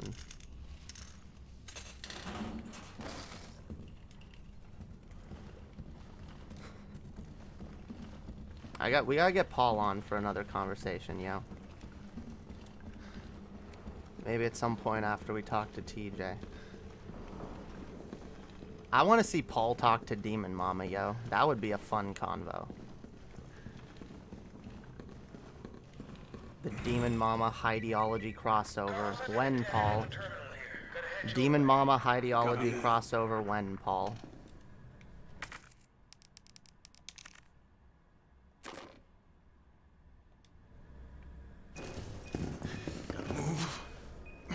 What a great place to hide from an explosion, right next to it. You could have, like, gone out of the bathroom entirely. But no. Alright, now we got zombies. Now we got fucking zombies. What the? Please tell me there's not. Oh, shit! No! Oh, God! I forgot! Fuck! No! I forgot about that. Okay. Wait. Can't go that way. Because... Fuck me. Fuck me. Fuck me. Not a fan. I know you're not a fan of Demon Mama. I could tell. But I still think a conversation would be interesting. You and me don't agree on a lot, but we had an interesting conversation.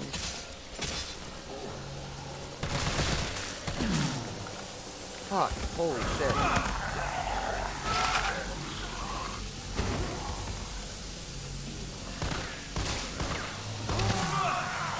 Fuck, okay. I really do suck with these zombies.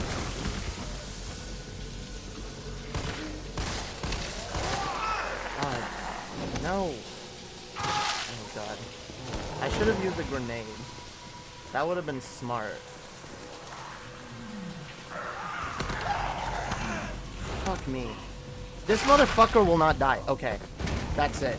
That's it. I'm done. No, no. Look. There we go. Explode. Come on. No! You die. Fucking shit. Holy fuck. Come on. Trying to conserve my ammo here, but... Alright, they're all down. They're all fucking down. Holy shit. Take a number. They're both far lefties. They have their weak points. Demon Mama with education, Paul with electoralism. Demon Mama... Okay. Education is not a weak point on Demon Mama's part, okay? She actually has a lot of really good ideas. You don't have to necessarily agree with her conclusion that education shouldn't be compulsory. But, like, even if you put that take aside... Like, everything else she says about education is absolutely correct.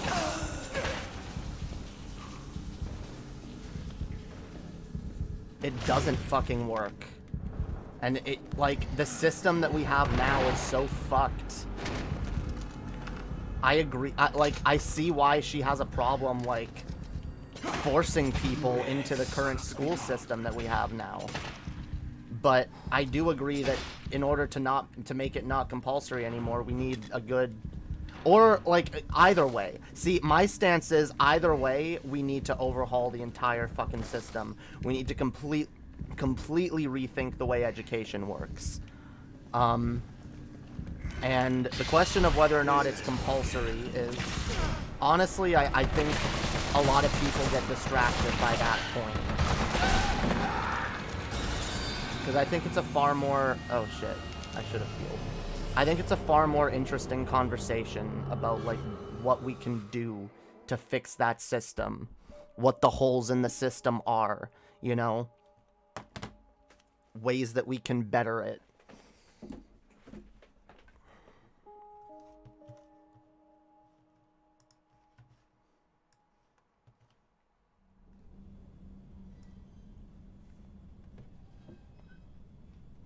Damn. Alright.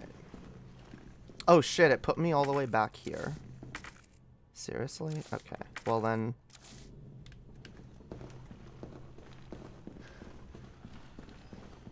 A fascist can see the problems with capitalism. What? Didn't you suffer immensely from homeschooling? Yeah, she's a problem. She sees a problem everyone does. That's not a strong W for her. Yes, I suffered under homeschooling, but that doesn't mean that I had a great time when I finally did go to school. And that doesn't mean that school, when I did finally go to it and graduate from it, actually prepared me for life at all. It actually didn't. And for the longest time I thought, oh well, it's just because I started late. But like, I see people who started school, who were always in school, who came out of it in a similar place that I did, and I don't know, I really do see like the point that like it doesn't work. The system that we have doesn't work, and it can be really traumatizing to a lot of people. It was traumatizing for me. I hated fucking school, and I almost dropped out a few times. The only reason I forced myself was because I need a high school diploma in order to get a job. So I got my fucking high school diploma. It's not done me any good, though, honestly. It really fucking hasn't.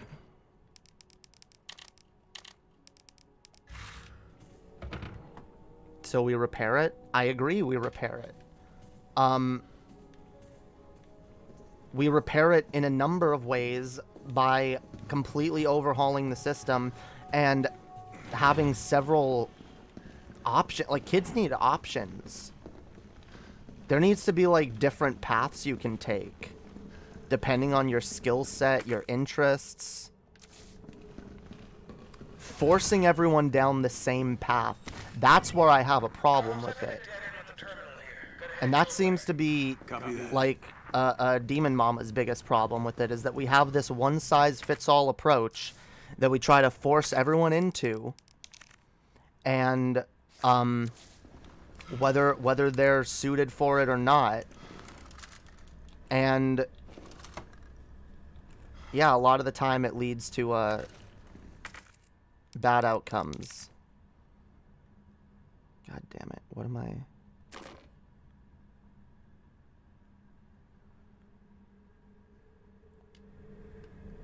Most kids do not leave high school prepared for the real world.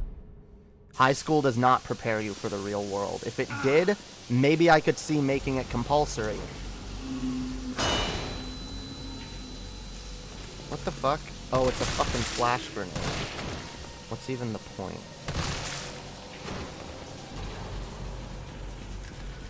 One at a time. Oh fuck, this fucker. Forgot about you. Okay. Ah, damn it.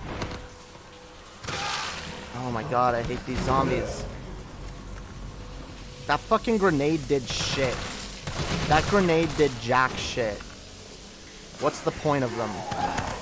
Ah, fuck me. What the fuck is the point of it?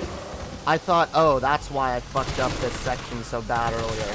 Because I didn't use a grenade. But nope, these fuckers are still... Holy shit.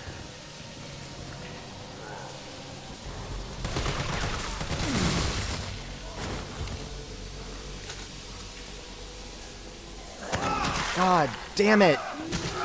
Another one? Another one. Fucking shit.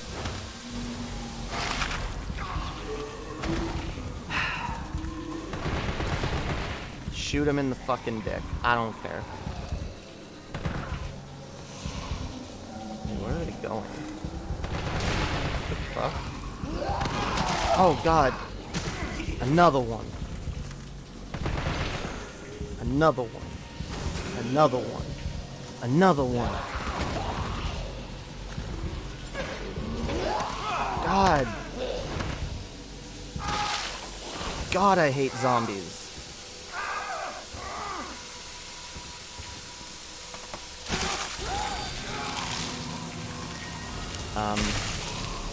Once again, you're stating facts about what currently exists. This means nothing. You can't just not teach your kid. You're thinking so small right now. No one said anything about not teaching kids. No one's saying that. No one. Absolutely no one ever said that. Not me, not Demon Mama. Nobody. Nobody said that. The fact that it's not a dichotomy between force people through this rigidly set up one-size-fits-all approach to schooling that doesn't work, or just don't teach kids anything and let them all be stupid. Like, do you really think those are the only two options? Now, what I would personally prefer is a system where, again, we have multiple paths a kid can take, and where it's not compulsory to go to a specific one, but that you are required more or less to do something, right? To be taking some kind of path to learning, some kind, like, but there's different ways we can do that. And there's different conversations around that, okay? If something isn't compulsory or forbidden, some will do it or not do it. Yeah. That's the same. You realize it's illegal to do crime, but people still commit crimes, right? You're never gonna, like, stop all bad behavior by outlawing it or regulating it.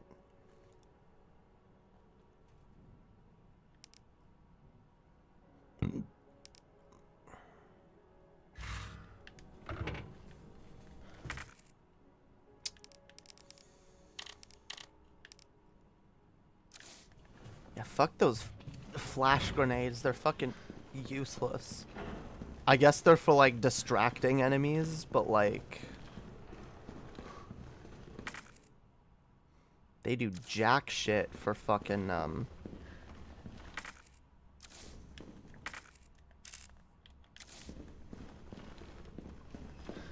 it comes to damage. No one said people should kill. She just said murder shouldn't be illegal. What? These are not the same things, okay? There's ways to encourage education without making it illegal to not engage in. And again, even in the current system, you think if parents don't want their kids to get the education within their society, they're gonna prevent it. Like, if kids want to keep if parents want to keep their kids out of school and keep them from learning certain things, like, they're gonna do that. And they'll figure out other loopholes.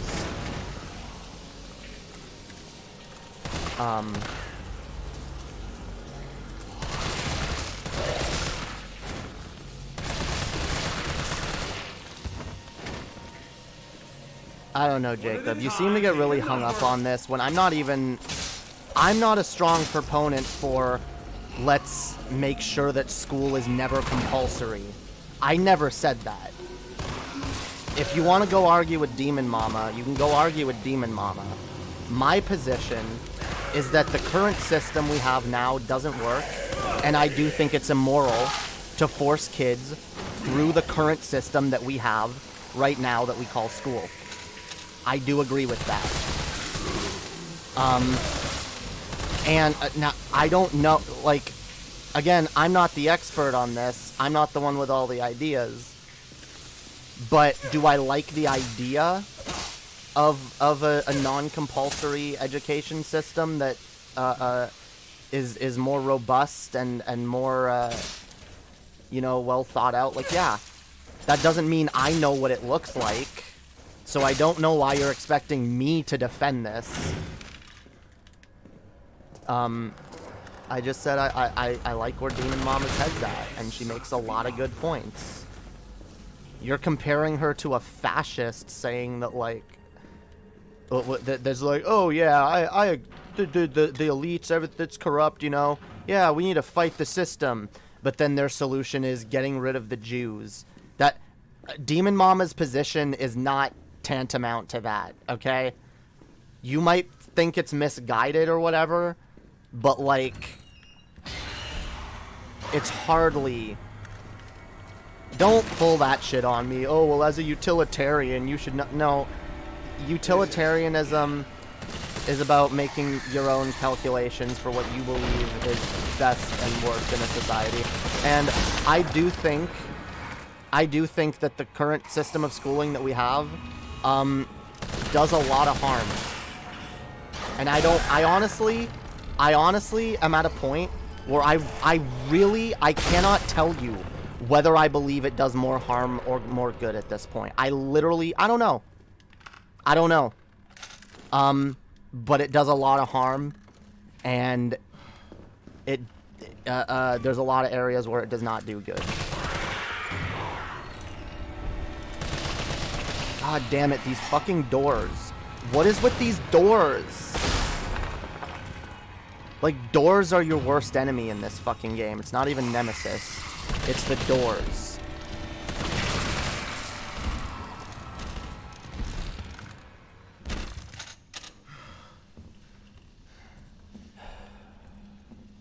Yeah, it was a bad analogy, dude. Utilitarianism isn't inherently libertarian? I didn't say it was. Utilitarianism is simply when you weigh an action based on the good versus the harm that it does, and you try to engage in actions which produce the most good results. I think it's an extremely nuanced conversation when it comes to schooling, the current schooling system, the effect that it has on kids and on society, and I think it's a conversation worth fucking having. That's it. That's my position.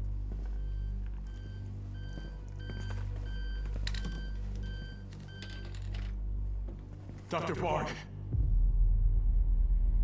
Oh, thank God. Do you know how long I've been trying to reach somebody? Don't worry, we're gonna get you out of there. Just tell me where Don't you call are. me a smooth brain, by the way, Jacob. I keep you around here. I try to be nice to you and shit. And I try to be respectful when I argue with you. I ask that you fucking do the same, alright? RPD's overrun too. You get, like, really triggered about, like, minor disagreements in the chat. And I'm trying to explain to you my perspective, but, like, you gotta understand. We're both coming from different perspectives. I'm trying to understand you. I want you to understand me. Don't be a dick. I like him already.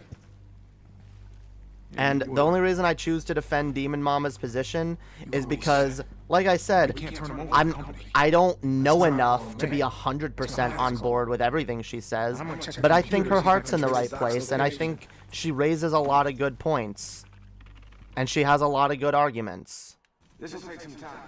Look around, see if you can find Go anything listen to what useful. she has to say on the topic, alright?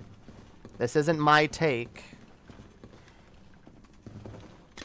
I can't defend every aspect of it.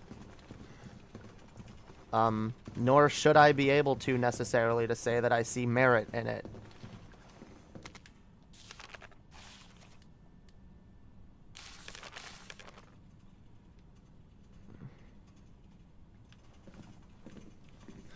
Is that Jill in the front row?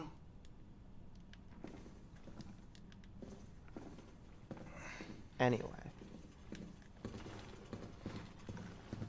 Any fucking way. Let's see. What is in here?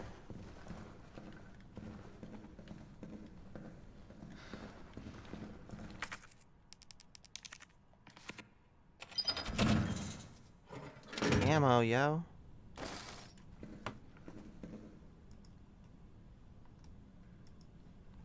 Fucking chat, yo. Chat's not giving me anything anymore.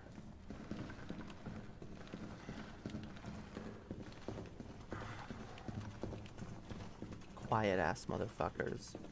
What time is it? How much longer am I gonna go? Probably not long.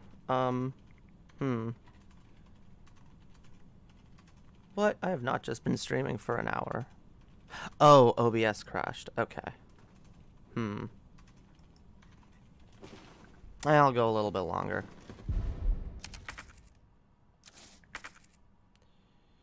Utilitarianism. What introduced you to the Resident Evil series? I don't remember. I played them a long time ago. I played 4 a long time ago. 4 is probably my favorite. I had tried playing like 1 before, Resident Evil 1 before that, and I cannot get into Resident Evil 1. It is too hard. I don't like the gameplay style. I don't like the aiming. It's just not fun. I don't like trying to aim at zombies in that game. It's not fun. So I'm probably never gonna play Resident Evil 1 until they remake it again, which hopefully they do. But yeah, I don't know. I just played Resident Evil 4 at some point. Decided to give it a try. Heard people talking about it. Was like, yeah, I'll play it. Played it. It was a lot of fun. Haven't really been interested in the Resident Evil games until more recently. My ex kind of got me back into it. She got me to play 7. Because she doesn't like shooters, so she would get me to play the shooter, and she'd, like, watch me play it. So we played 7 shortly before Village came out. And I actually had a lot of fun with 7. I remember that I had tried 7 before, and it didn't really jump out at me, but going back and sitting down and trying to get through it, like, I actually enjoyed myself. And by the time I was done, I found myself actually getting excited for the fact that there was another Resident Evil coming out. And when 8 came out, my ex pre-ordered it, and we got it when it came out, and I played it, and it was a lot of fucking fun, and it kind of got me really a lot more into the Resident Evil series. So yeah. Now, unfortunately, I don't have most of the Resident Evil games anymore because my ex had 2, 7, and 8. I only have 3 now because I got 3 a few weeks ago, and it was on sale. Damn it. Like I said, I kind of want to get 8 because it's on sale right now, but it's still a bit of money, you know. It's only like a 30-something% off. But I do kind of want it because I want to play 8 again. I want to play 7 again. Those are both really fucking fun games. Okay, fuck these mine rounds right away. I never fuck with the landmine. I don't fuck with explosives much in video games, honestly. But if I have a rocket launcher, like, sure, explosive rounds, flame rounds, those are useful, but like mines, nah. It's rare when I have a situation that I want to use a mine.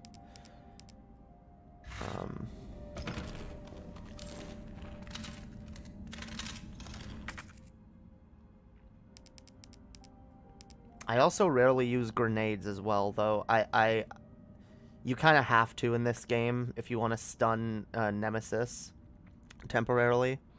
Is that the co-op one? No, 5 is the co-op one. Which, oh, so now, okay, 3 of the new ones, 3 is the only one I have. On my Switch, I have 4 and 5, and Resident Evil Revelations 1 and 2. I don't have 6. The Resident Evil games are always on sale on the Switch, so I figured once I've finished 4 and 5, if I really want to play 6, I'll go, I'll wait and I'll get it on sale, but only after I've finished the first 2.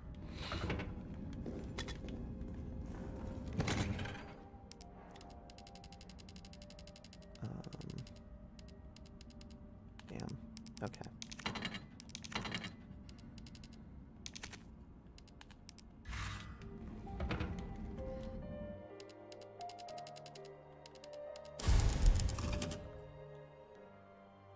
I wanted to spell IKR with Snickers candy, but I didn't have any eyes. Damn.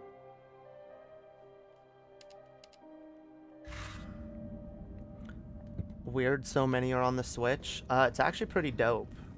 I'm really glad that they're on the Switch. Because I like portable gaming. So if a game is available on a portable system, that's my go-to. I really wish 7 and 8 were on the Switch. I wish 2 and 3, the 2 and 3 remakes were on the Switch. But yeah, none of these new ones are, unfortunately.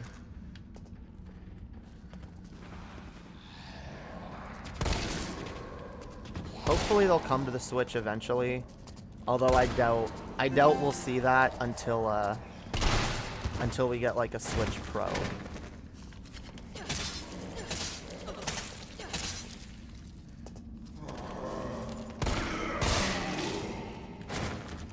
See, this is what makes me feel like I'm like prison shanking. I'm prison shanking the corpses. Make sure they're down. Because you don't want to waste too much ammo on these fuckers. Especially since they don't drop anything. Which is probably my favorite part of 4 and 8. The fact that, oh, when you kill zombies, you actually get something for it. Ooh, one of these things.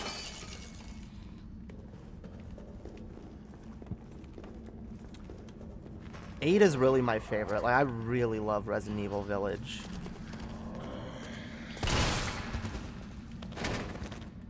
I really want to play it again.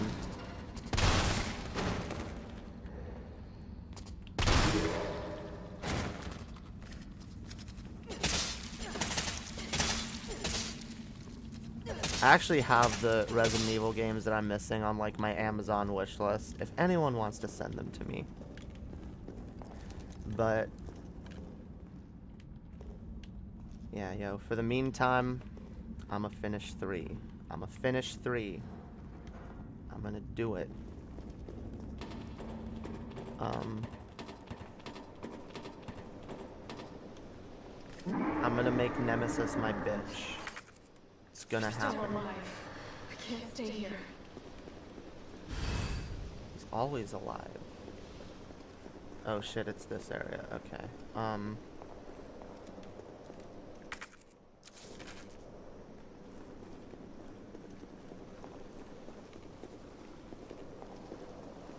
I'll make sure we don't miss anything, yo.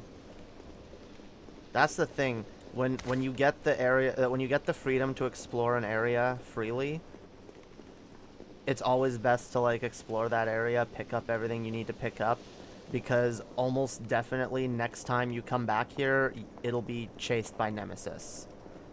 So, if you want to explore and try to find shit, then be my guest. But this is the smart way to do it. I'm guessing Jacob LH is the only one alive. Yeah, I don't know what happened. Everyone disappeared, yo. It's Halloween. You never know what might have happened.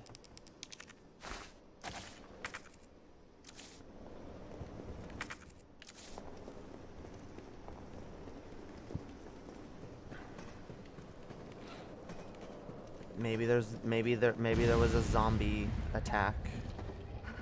Maybe there's a zombie apocalypse going on right now outside, and I just don't notice it.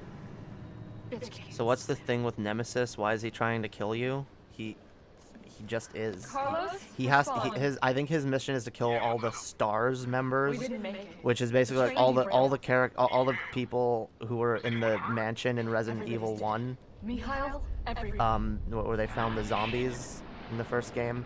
Like everybody there is like on a list, and like Nemesis is sent to kill them. I don't know much more than that. I think it gets revealed why at some point in this game. But holy fuck, Nemesis is fucking insane. Don't tempt me with a good time. Zombie apocalypses are fun.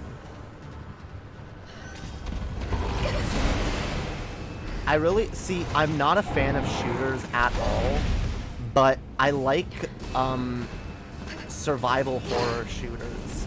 I like the zombie apocalypse shit. I like you know, scrounging for ammo and trying to conserve your ammo and shit. I like that. It's fun. It's a fun gameplay.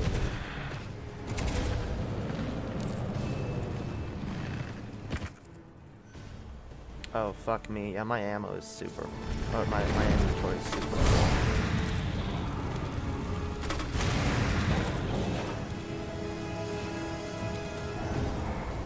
Gotta start wasting some ammo. Well, not wasting. See, and yeah, this is another boss fight, so now we have to fight him again, but it's not gonna kill him, it's just gonna temporarily incapacitate him, so he can keep fucking, attacking. It's a combat test research experiment, yeah. It's an insane experiment.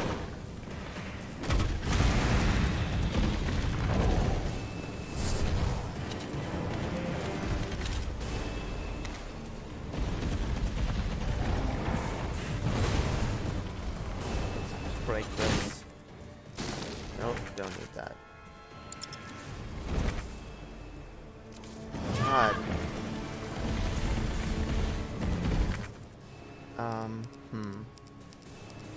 What else? What should we do? What should we kill him with? You know what? Let's just keep using the rocket launcher. No, come on.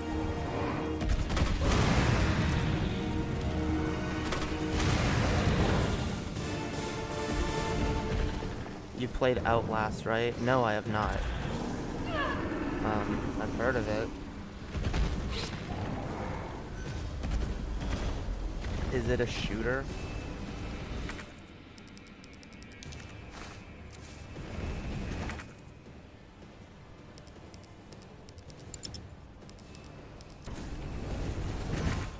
Oh wait, can I not? Oh. Oh, that's right. Okay, I remember this boss fight now. I've done this before. Damn it.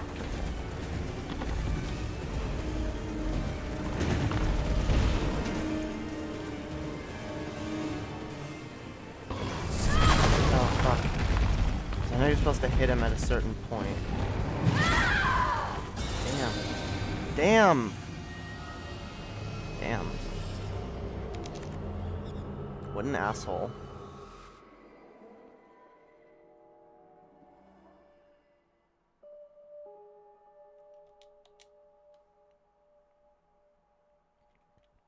This is Halloween, this is Halloween, Halloween, Halloween, Halloween, Halloween. In this town we call home, everybody hail to the pumpkin song. Alright. I forgot. Never go into a boss fight with like super full ammo, inventory.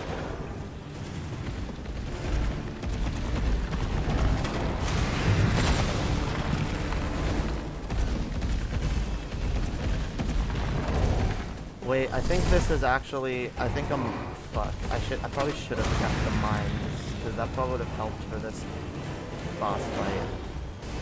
Because when he starts running around the outer edges of the arena, I think you're supposed to throw a mine for him to collide with. Pretty sure I can do this without it though.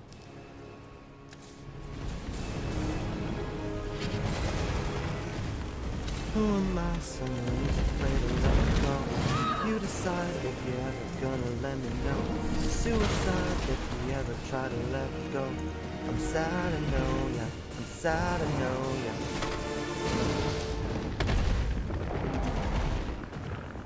Come on, Nemesis.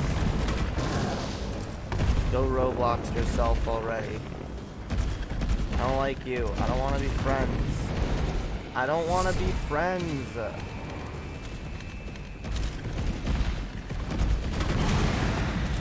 Why? Go make friends somewhere else, yo. I don't want to be your fucking friend. I don't know you like that. I don't fucking know you like that, Nemesis. We don't even have anything in common, yo. You're a giant, like, gross fucking monster thingy. Okay. Let's get ready. I'm gonna shoot it right here. Nope, okay. We're gonna shoot it.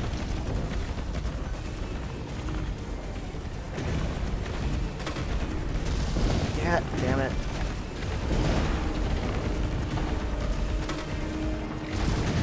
Okay, this is not good. I should have kept the mines.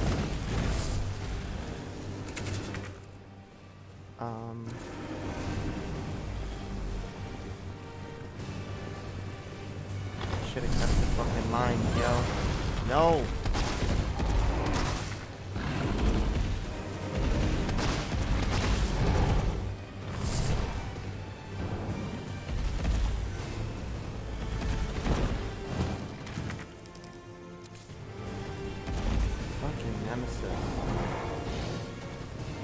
What's Outlast about? I love how y'all bring up games, but then you don't even talk to me about them.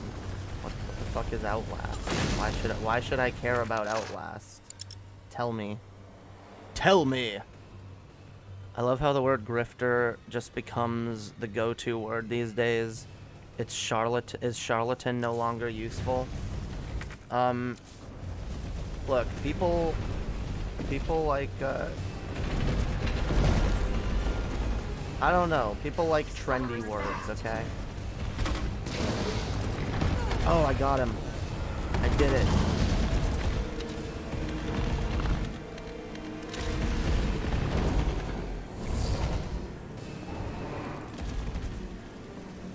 Or fraud or snake oil salesperson. Like, when a word becomes more, like, commonly used in society, it's only natural that, like, people gravitate towards the use of that word more than they did before. I need to stop it in its tracks. Like most people, a lot of people had never heard the word grifter before, and then they heard it and they're like, oh, that actually really works to describe a lot of things, you know? No, Ooh, mine rounds. Wait, do I have time? Nope. Nope. Who am I, someone who's afraid to let go? You decide if you're ever gonna let me know. Suicide if you ever try to let go.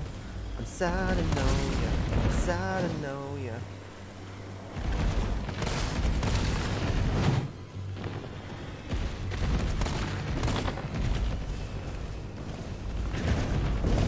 Okay.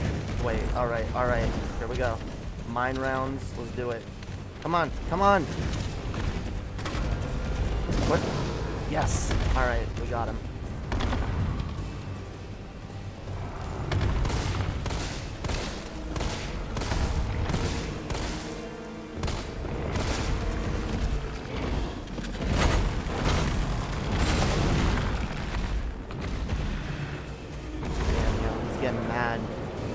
Getting mad. You notice word trends too? I mean, yeah, words trend from time to time, like, it's not rocket science. Yeah! I am gonna kill you, Nemesis. Fucking asshole. Nah. Fuck off with that shit.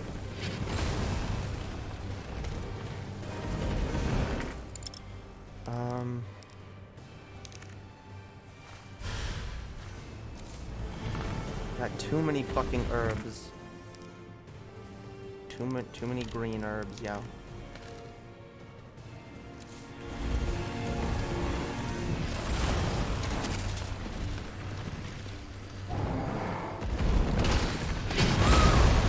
Damn.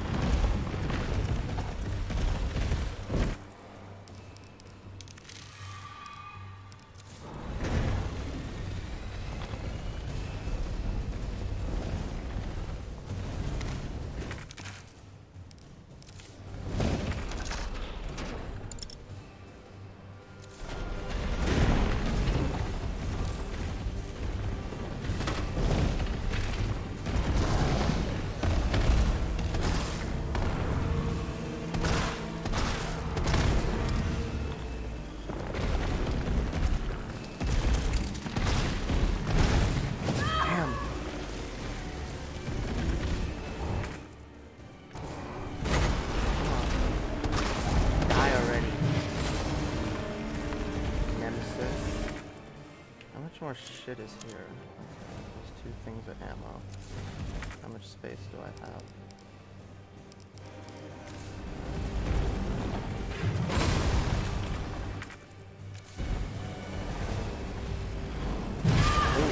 Ooh, I need those.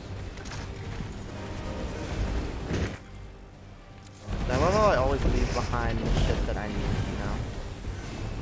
Because I don't like explosives in video games. It's just, I don't know, I just don't.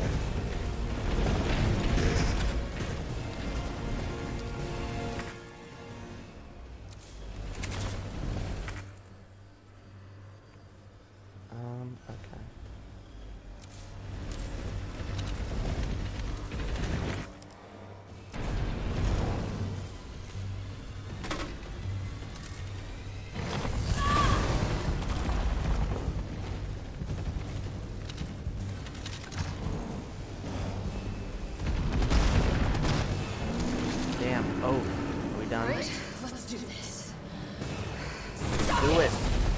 Go. Boom. Boom. Boom, motherfucker. Yo, what up, Nephilim Free? My point being trends and using only a few words or phrases are vacuous. I mean, shit cycles, alright? Soon, like, the word grifter will be old hat, and there will be another word that people use more commonly. Like, our common language cycles. We don't always, like just look back, like, almost every decade, there's, like, a whole new set of slang and just words and terminology that's commonly used by people in society. You don't like where we're currently at? Well, wait a few years.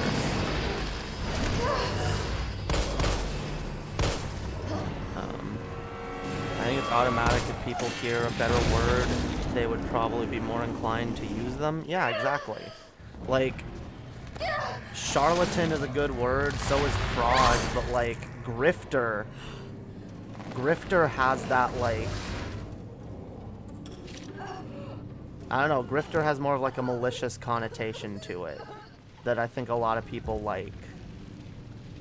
And it look, see, I told you, the Russian guy. You've done me a big The Russian guy is the bad guy, yo.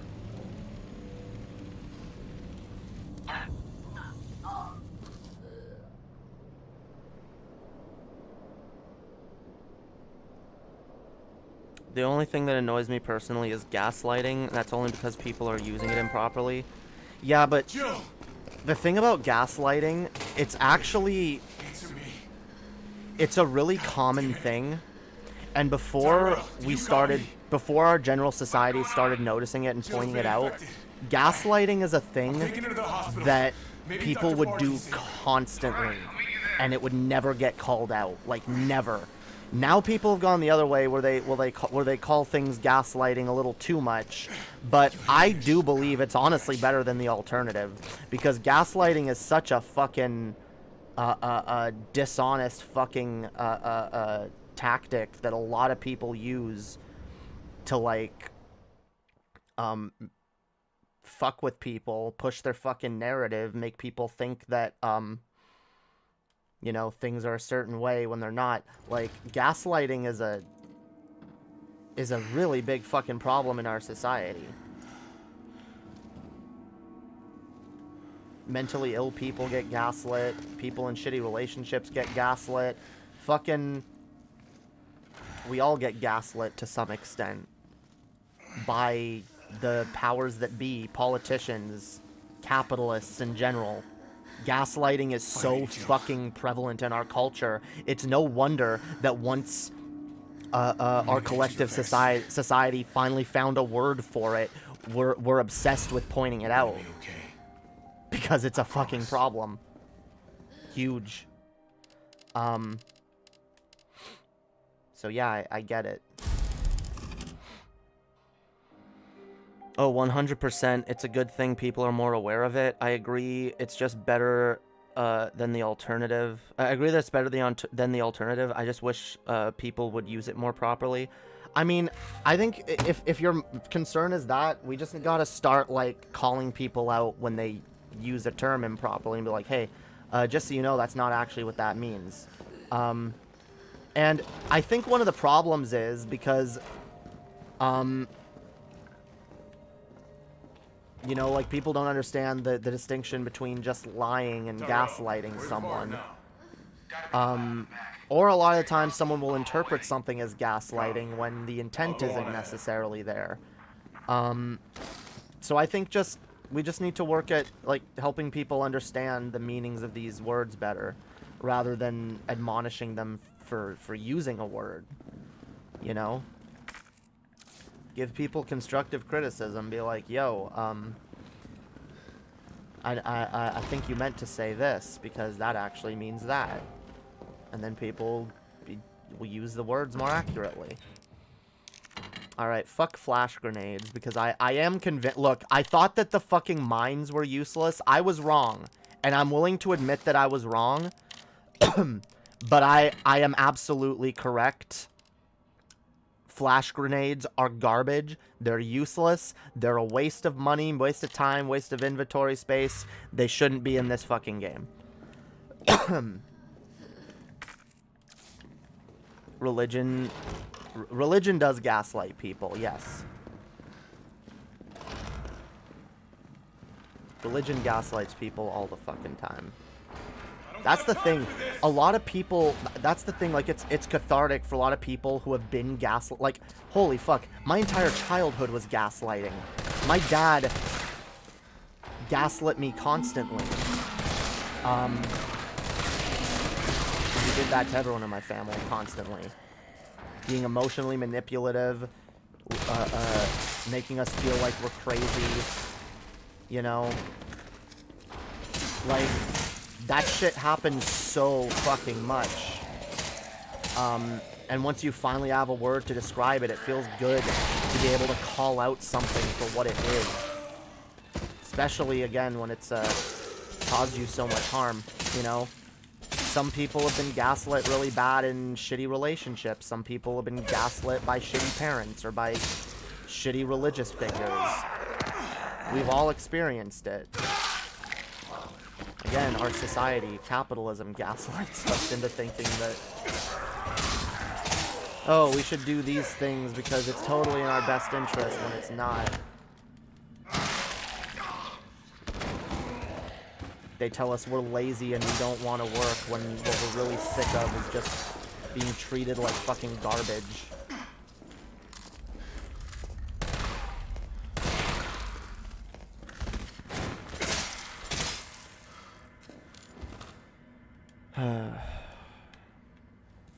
Words overused. Based, cringe, gotcha, grifter, take, cope, Nazi, fascist. There's more. Again, you might think they're overused, but I would argue all of those words have been underused. Based is kind of meaningless. Based is just kind of like a fun little slang word that we throw around because we took it back from the Nazis, and you know, lefties like calling shit based, okay? Cringe, okay, I mean, that's overused for good reason too. I mean, there is a lot of cringe in our culture, and it's what we currently call it, you know? Gotcha, I don't see gotcha being used all that often. That's actually one of those terms that I hear less. Take, I mean, everyone's got a take. Like, again, we used to call them opinions, now we call them takes. Like, it seems like what your problem is really is just the evolution of language. And the normalization and denormalization of certain terms. That's how the English language works. Like, language is fluid. It's fluid. It's never just one thing. It never just stays as it is. It's always evolving and changing. What words we use are evolving and changing. That's where based is from. Yes, based used to be like a like an alt-right dog whistle. Welcome to the office. Like the they like when, you know, in their little alt-right communities, when someone would you know, make a joke about you know, the them, you know, the Jewish problem, the whatever, or they you know, sometimes someone would say something racist even, or whatever, you know, people will be like, oh, that's based, yo, that's based, you know, someone would basically go on like a Hitler tirade, and people were like, haha, yeah, that's fucking based, bro. And then the left kind of took it back. Yeah.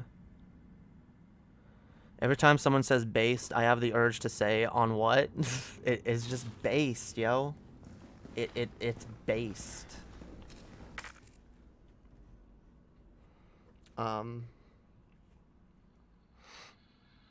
Is this person just upset with words existing? What the hell is this? I mean, that's the thing. Words exist. No, I think he's more upset with, like, again, the normalization and denormalization of certain words throughout time.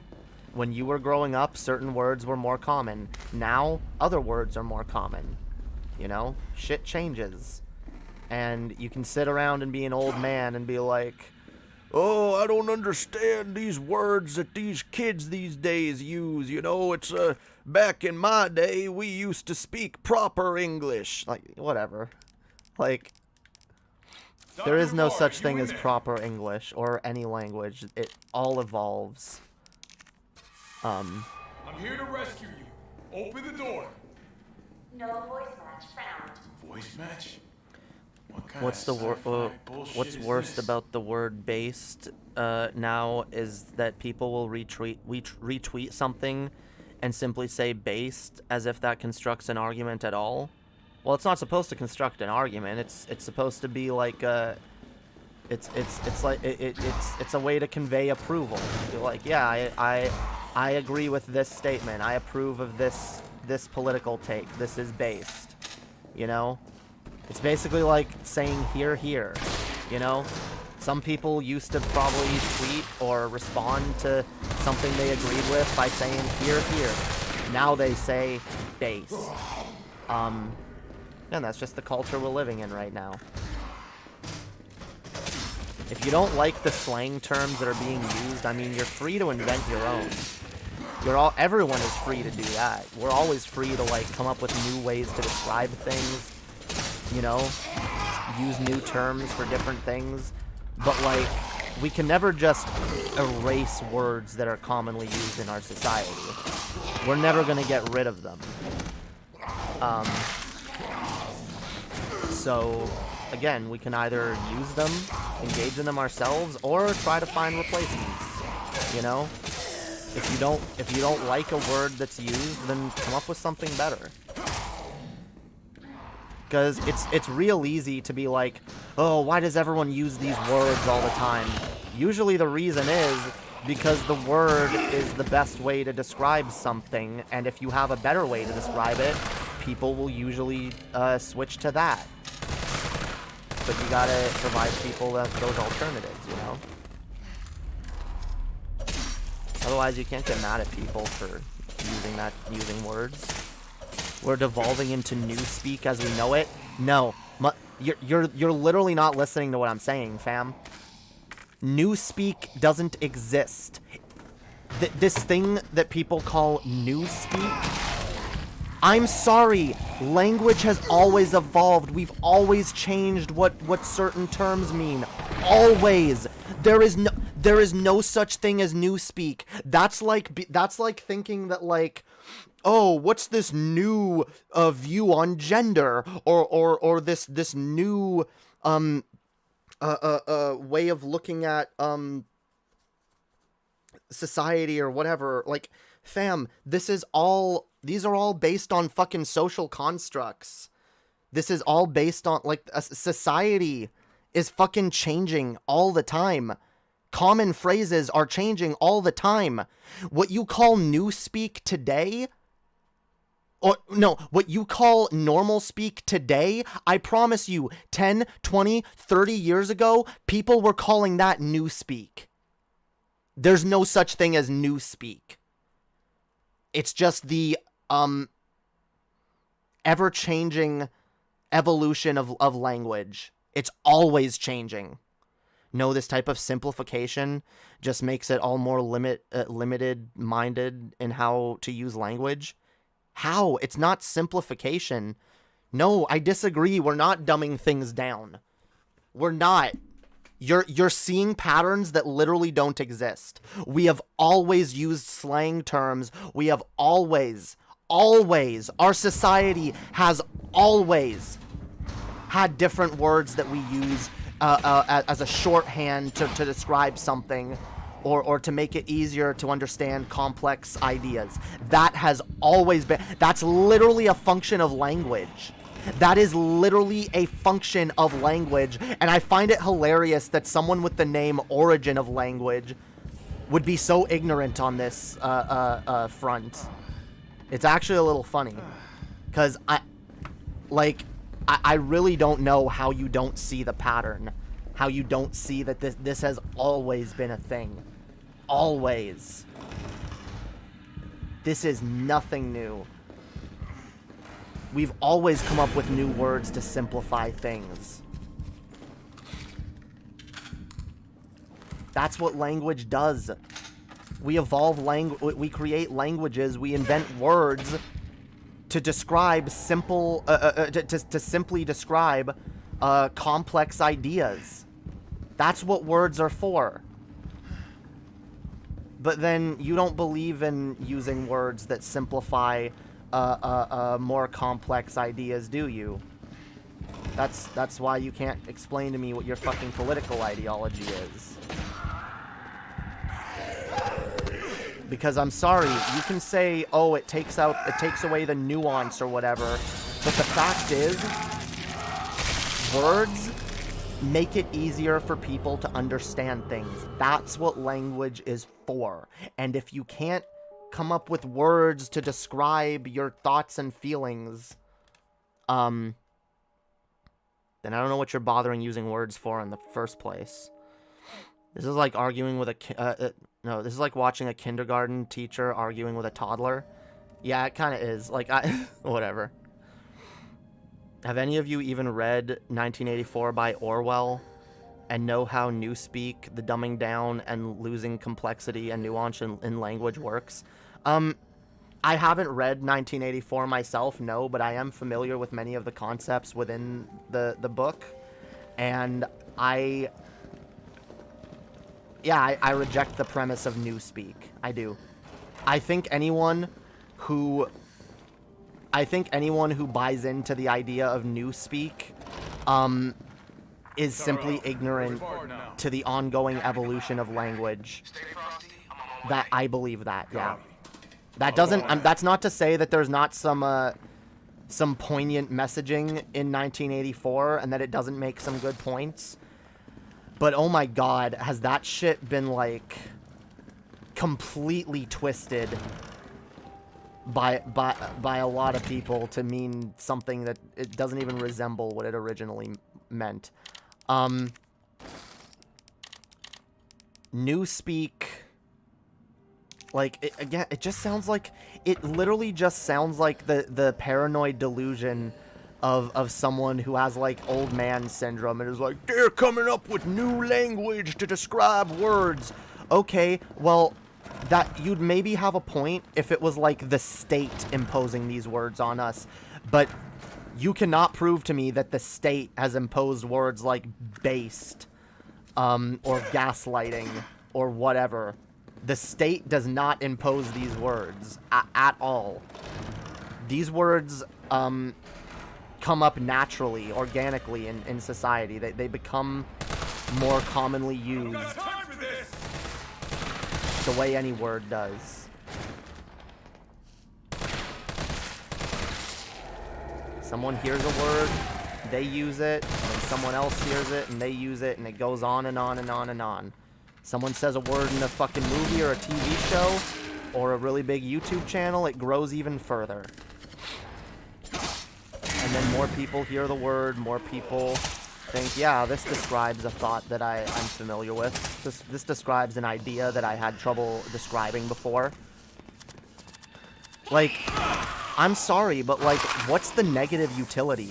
Like, all you have is some scary, oh, this is newspeak boogeyman, this words, they're simplifying ideas. Like, okay. Isn't that a good thing? Don't we need words to simplify more complex ideas so that they can be understood by more people and more easily conveyed? Isn't that a good thing? I'm sorry, fam. Not everyone is gonna fucking, like, read a bunch of theory and like become like experts in language and in a bunch of like complex theory. We like, you can sit there and be all pretentious and act like you're better than everyone else for understanding certain concepts. That's fine. Congratulations. But you know what? Everyone is not gonna do that, nor should they. Okay? We need words and terms and phrases that are understandable to regular fucking people, because it's important that regular fucking people get educated and learn to understand things. Like, this is simple fucking shit, okay? This is not rocket science. This is some kindergarten level shit.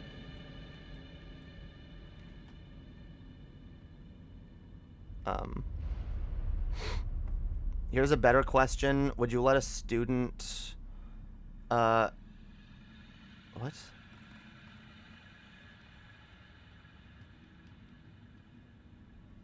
Would you let a student, premise is you're a teacher, but would you let a student use based in its new definition, or even use lit as the new definition, or no?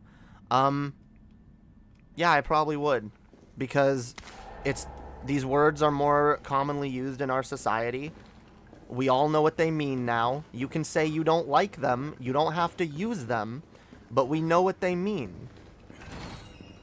Right? And if you know what a word means, what's the point in being ignorant to it? Or acting like it's not a valid word? Who decides what words are valid and what words aren't? It's about society. It's about what we decide as a society. And you know what? Society is made up of all of us. Not just you, not just me. And the fact is, there are more people than either you or me that agree on the usage of these words. There are a shit ton of people who already agree on the usage of these words. So if you don't like it, it really is tough fucking shit. Because these words are commonly used now in our society.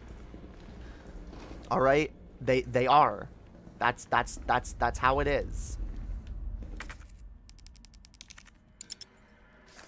Dr. Bard, are you in there?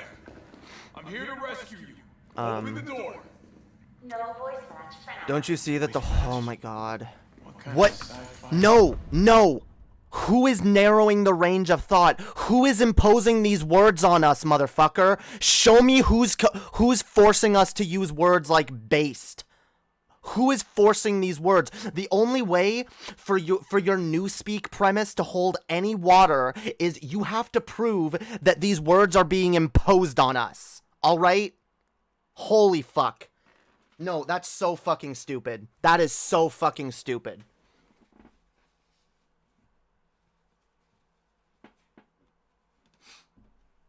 Newspeak is not just words that are used to simplify ideas. That's called language. That's the definition of language. Newspeak would be language imposed onto a society, language imposed by the state, in order to simplify things to the point where people don't recognize what's going on with the state. My God, words like based are used in lefty communities to point out the inconsistencies and the injustices that are perpetuated by the state. The words that you are having a problem with do the exact opposite of what newspeak is supposed to do. So what are you talking about? Actually, what are you talking about? Holy shit. This is getting really silly, dude. I find this thing to be based versus I find this thing to be agreeable. Same exact thing, except they use a shorter form of agreeable. Perfectly fine grammar. Yeah. I wouldn't as a teacher, basically, because they need to be prepared to use proper English for future classes, college essays and whatnot. I mean, sure, but like, what if the colleges are fine with that too? Why shouldn't they be? Why shouldn't they be? Especially if you're doing like a creative writing assignment and you write and you're using words that you know best, that you know can best explain the idea, express the ideas that you're trying to get out. If it comes to creative writing, I'm absolutely all for using any word that you see fit. When it comes to writing more formal essays, okay, maybe try to be a little more professional, but like,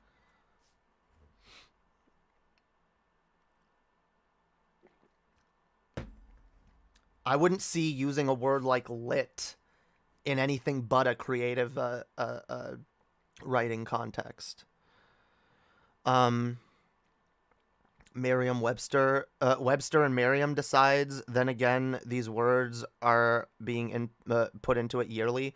Yeah, words are added to the dictionary every fucking year. Every fucking year. New words are cropping up all over the fucking place. Bullshit is this?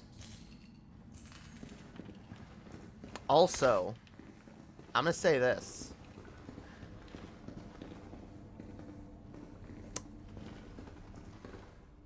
I don't think it's... Look, I'm going to say this. I don't think it's racist to oppose these words and phrases, especially when you think of things like lit or whatever, okay? A lot of these terms, in fact, a lot of the slang that we use today that most of us adults don't think is just silly nonsense were terms that were originally slang used by primarily, like, black teenagers. Okay? these words and phrases become more prevalent in our culture over time. They become more acceptable, and then they start getting used by the wider society overall. And so that's kind of a part of our Western culture. That is kind of and it's part of what like black communities do contribute to our society, which is culture. You know, words, phrases, slang. And I don't know, like, I think it's a shitty attitude to have, to be like, oh, this word is stupid. Like, I'm too good for this word. Why? Because it's primarily used by, like, teenagers and minorities. I'm not saying that's your reason for not liking those words, but that is the excuse that gets trotted around,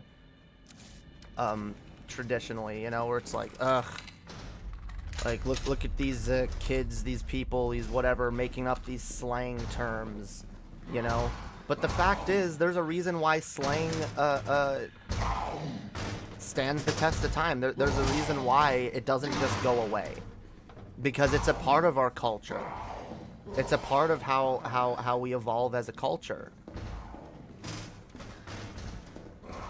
We learn new words. Certain people, certain groups, whatever, come up with new words. They remain a part of the counterculture for a while until they become more commonly used, and then they become parts of broader culture. And then in 20 fucking years, I promise you, in 20 fucking years, all these words that you have a problem with right now, no one will. They'll just be regular parts of our... They'll either be regular parts of our everyday dialogue, or they'll be words that just aren't popular anymore. And there will be a set of new words that people will be like, oh, I don't like these words. I think these words are stupid.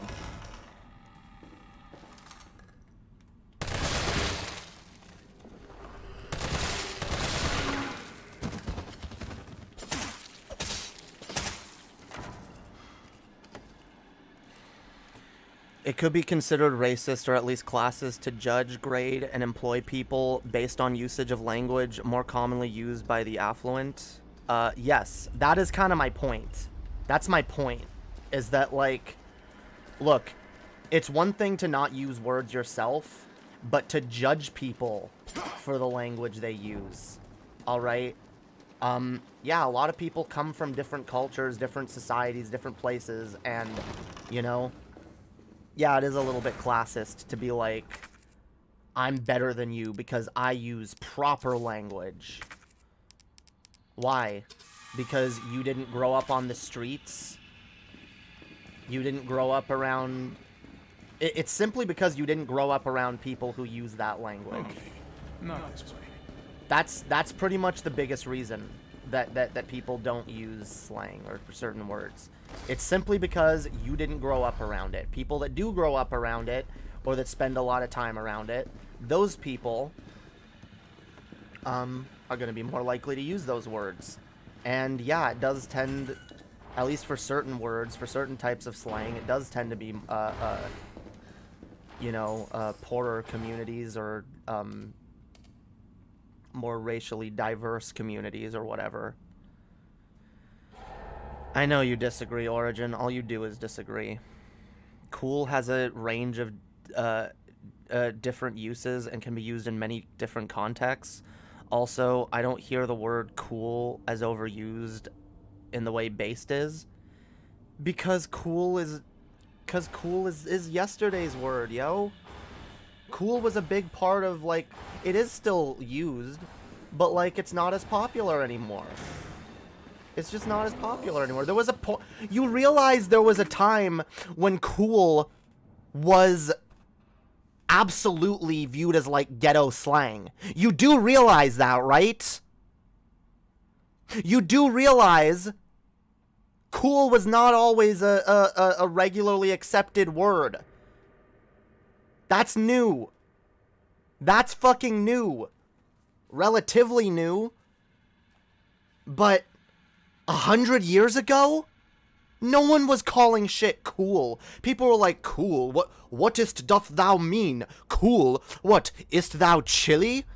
It's like, no, yo, this thing is cool. It's dope. It's awesome. It's like, what are these words? You know? Now it's based. Now it's lit.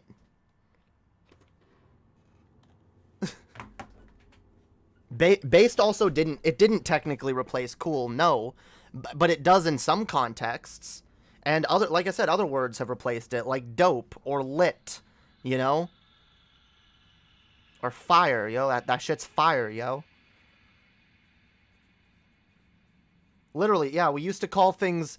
Like, I wouldn't be surprised if in 20 years fire is just the standard accepted term for something that's cool or awesome. It's like, yeah, yo, that's fire. People will be like, what? You mean it's burning? You mean it's hot? What are you talking about? And those are going to be the same people that 50, 60 years ago, when they heard the word cool, what? Is there a chill in the air? What do you speak of? Is it frozen? It's like, language evolves, yo. Language evolves. Do people still say cool? Yes, but again, not as often. Now there's other words. Again,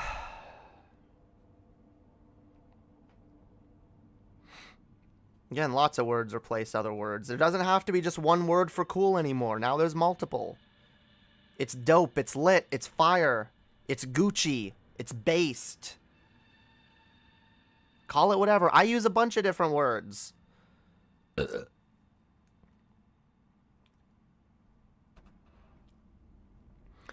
Based is cool with the additional use to mean I agree. It's got slightly more utility. Yeah, I would say so. It's being creative with language when newspeak is the exact opposite. Yeah, that's a good point. The idea of newspeak is to make it so that you can describe less ideas.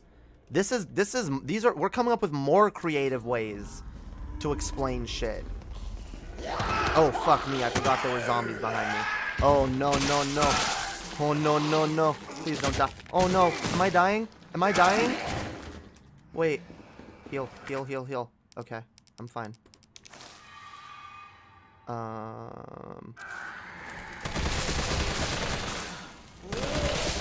This creepy albino janitor. Holy fuck.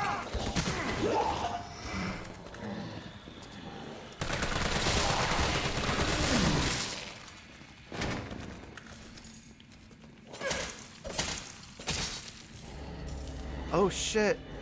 There's a safe in here. I forgot there was a safe in the police station that I missed, wasn't there?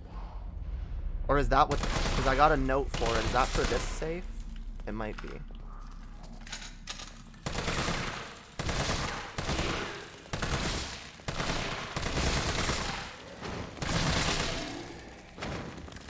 Damn. Toss a coin to your streamer. Oh, viewers plenty.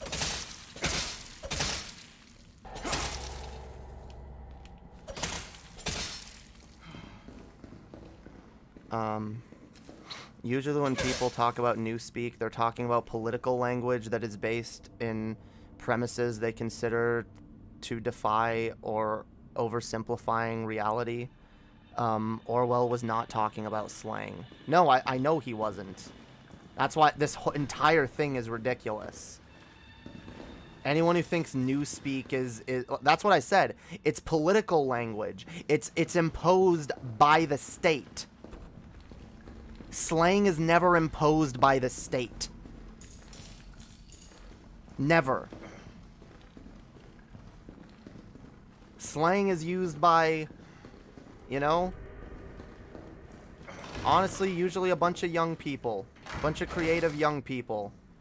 Alright? Again, we're talking about the evolution of language. The evolution of common language, commonly used words. This is nothing fucking new. And again, the same problems that you have with these words now, I promise you, your fucking grandparents had problems with the words that you use now. Your fucking grandparents probably had the same problems with a lot of the same words that you use to speak with today.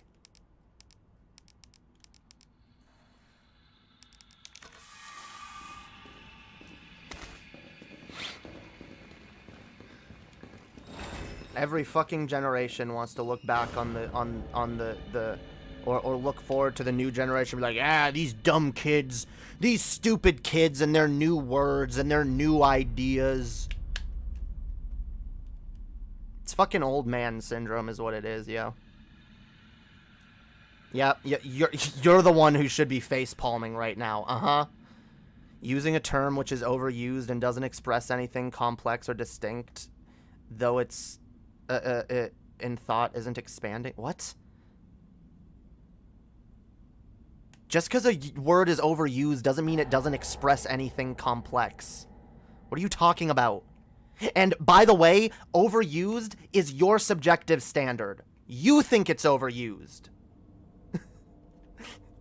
Like, again, your fucking grandparents probably thought the word cool was overused.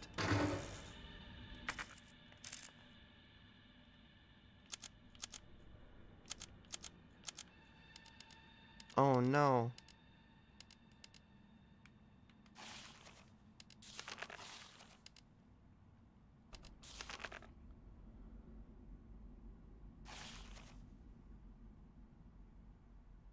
Damn it. Okay.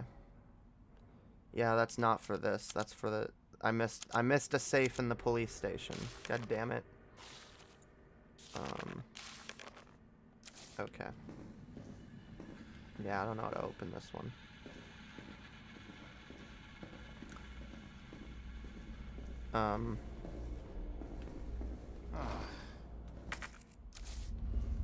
It's real easy for you to say that I'm not listening to you, but I feel like you're not listening to me, so I guess we're at an impasse there. These damn kids and saying, I agree. Why can't they just, say, I find this most agreeable, like normal people? Yeah, right?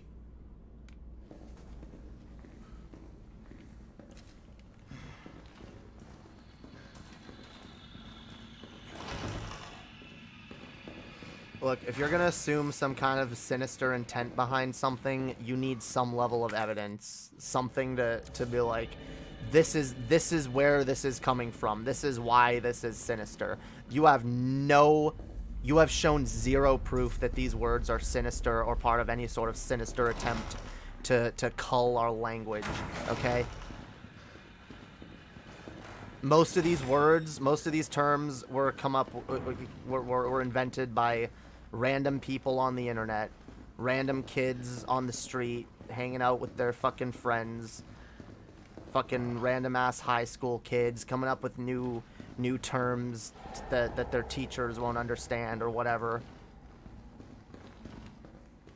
It's always happening.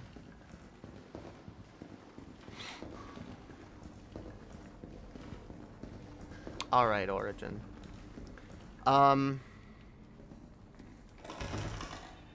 Maybe you'll come back with a less argumentative attitude.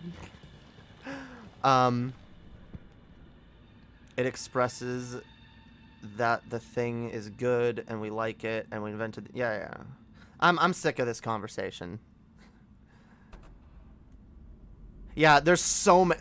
It's true. There's so many problems with society that we could be concerning ourselves with, but the words, the slang terms that kids use, the slang words that we've picked up, and like, oh my god, this is a problem with our society? Really? Really?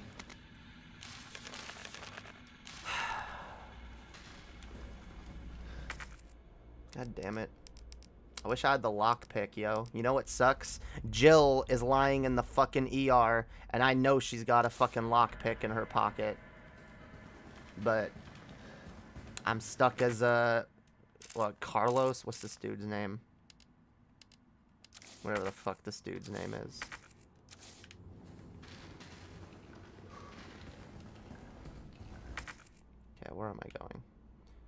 lock. Can't open it. Oh, there's a hospital map over there. Was I supposed to get that? Anyone complaining about how young people speaks is too old? I mean, it's kind of sad, you know? These young people and their slang. Back in my day, we used to talk like this. Yeah, okay, Grandpa. That's fucking hetero, Grandpa. Hetero? Yeah, back in my day, we used to call things gay. Yeah, well, now we call things hetero. And I can justify that too, okay? Hey, again, we used to call shit cool. Now we used to call shit cool. Now we call it lit or fire, you know? Definitions can literally reverse. Why not?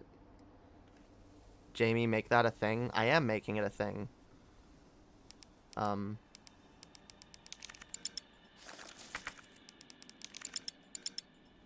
God, why do I still have these grenades on me? The fuck was I thinking? Oh, wait.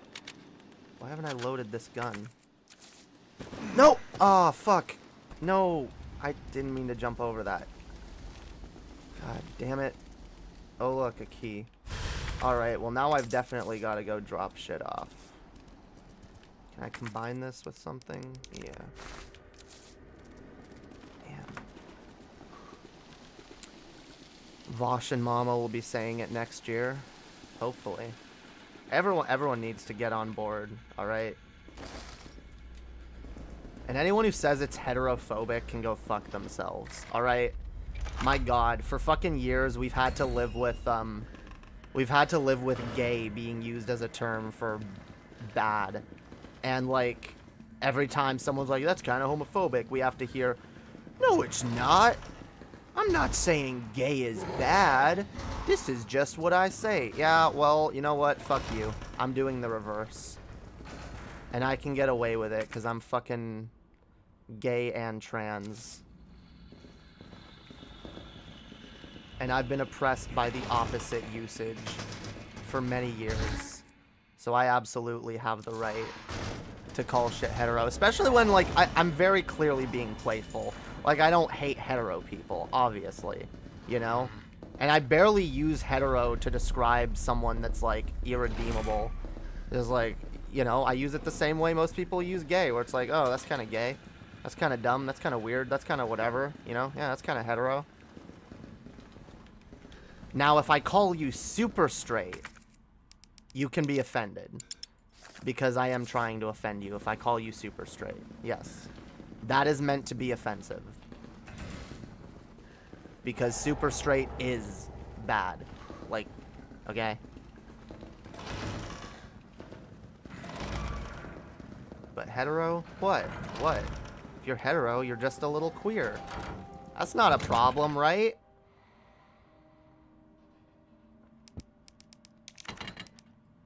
Why so hetero? Why so super straight?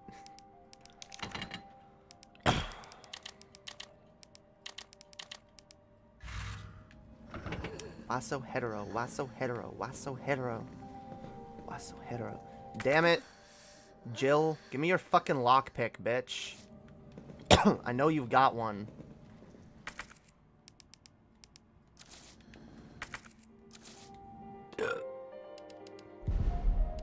Yeah, it is Carlos.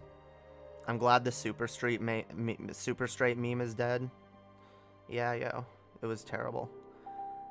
Yo, what up, blind programmer? You cannot be a boomer and complain that language is stupid. Oh, you can be a boomer and complain that language is stupid, but this guy thinks it's something sinister. Yeah, like, that's a whole other level.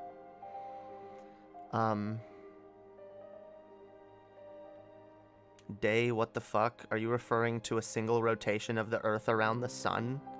Yeah, the fuck?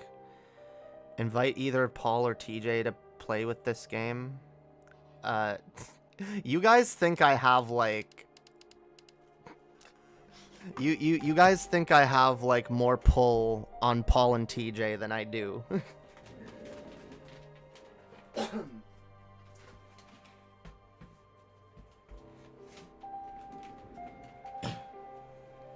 Like, I don't have that. Whoa, whoa, whoa. Yeah, I don't have that much influence on Paul and TJ. I can't just be like, yo, come play a video game with me on stream. Jamie singing Why So Hetero to the Duel of the Fates theme wasn't on my 2021 bingo card. Well, I'm gonna make a song. It's gonna be called Why So Hetero. Why so hetero, bitch? You making me upsetero. Yeah. TJ never would. He doesn't like modern games. Yeah, that's true. Maybe I could play a video game with Paul one day. Maybe I could get Paul to like play a horror game with me. I don't know. Oof. Oh, God. Okay. Why so hetero? Why so hetero? Why so hetero? The new Dune was chili cheese. Damn. I have not seen it. I haven't read Dune yet either. I got the audiobook though. I got the audiobook for Dune and I'm going to start listening to it here soon. I got the first 2 or 3 Dune books.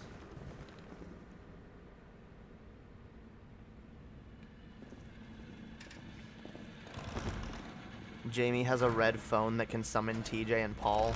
Yeah. That is what people seem to think.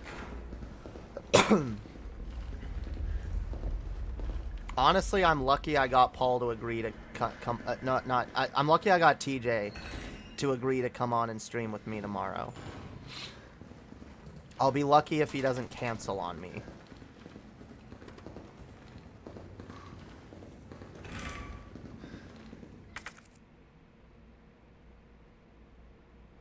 Oh, I went the wrong. Whatever. I go this way.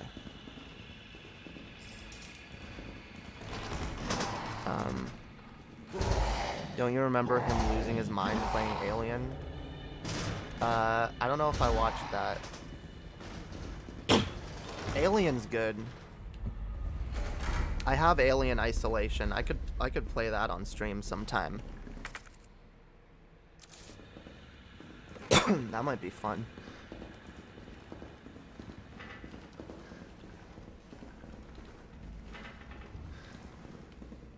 TJ will be interesting to see. Will he have war paint? Yeah, yo, who knows? Maybe. Maybe.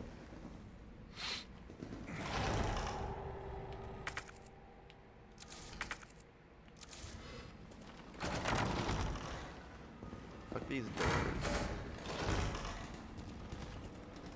Isolation is fantastic. Yeah, it is. I haven't finished it. I was playing it a while back. I gotta finish it. Have you played Fatal Frame? No, I have not. You're playing it for the first time while watching me? Dope. I have heard of the Fatal Frame games. I've never played any of them.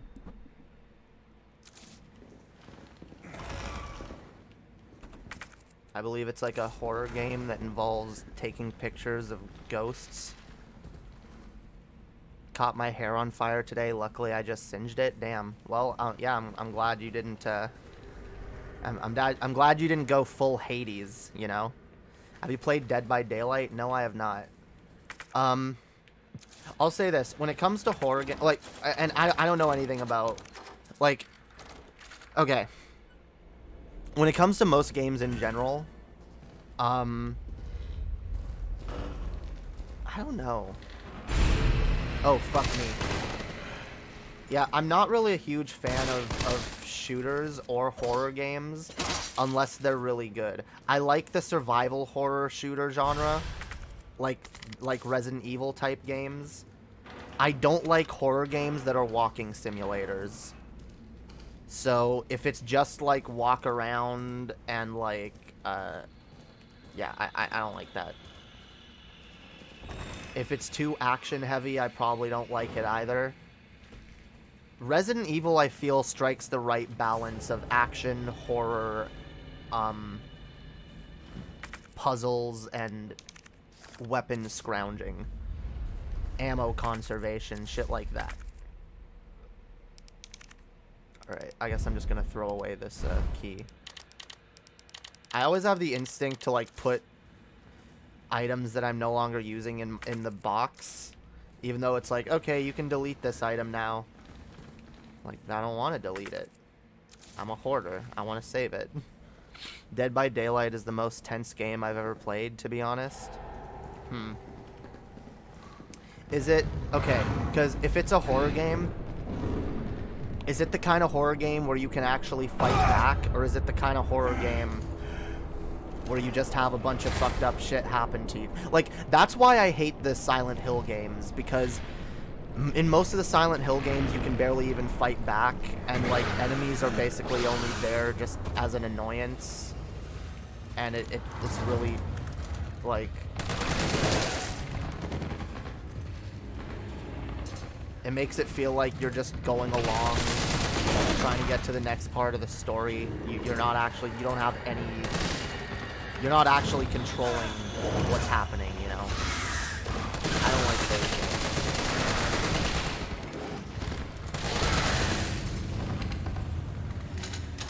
Where were you? We're not going back to that conversation, Origin. I said I'm done.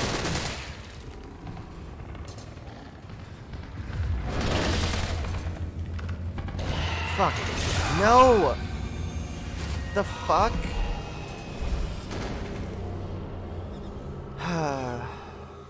Resident Evil is... It is one of the best series. Yeah, it is. I think it's the best horror series. It's my favorite horror series. Honestly, it's my favorite shooter as well. Even though it's technically not much of a shooter. Of the games that... are even adjacent to the shooter genre, I would say Resident Evil is the best. Although I do like BioShock as well. The Rancor. Yeah, yo, the Rancor is coming. Here's what we'll do.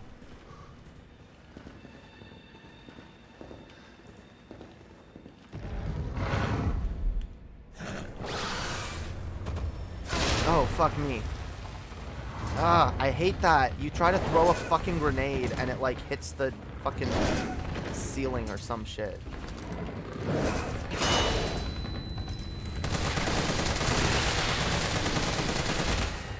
Jesus Christ. Where were you on the 15th of December, 1914?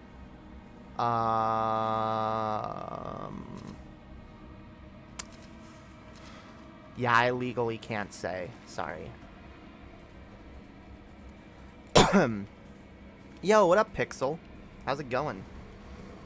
I don't play enough horror to say what the best horror is, but Resident Evil is my second favorite overall series next to the Souls games.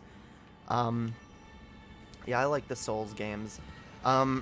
Resident Evil isn't even close to my favorite series, but it's definitely my favorite horror series. My favorite game series in general, though, is probably Kingdom Hearts.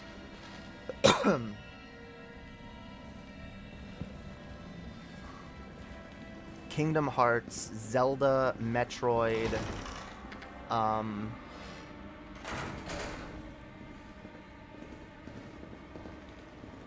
shit like that, yeah. Resident Evil would be up there.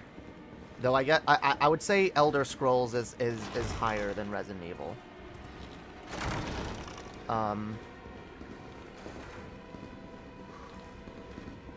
Bored of programming, so went on YouTube.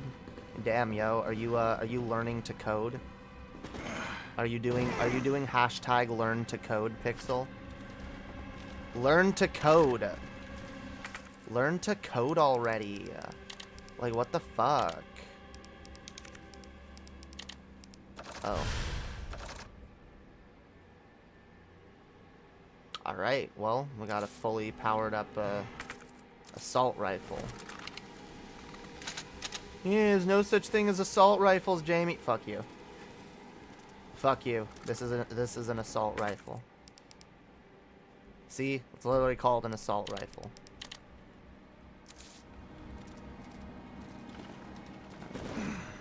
See, I gotta figure out... Wait. I gotta figure out how to get over there.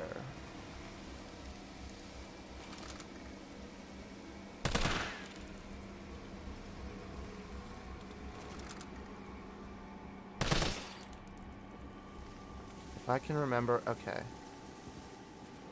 So that's over there. I have to get to that side.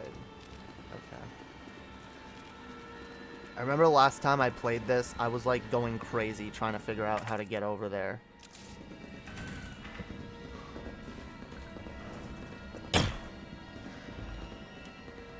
Elder Scrolls...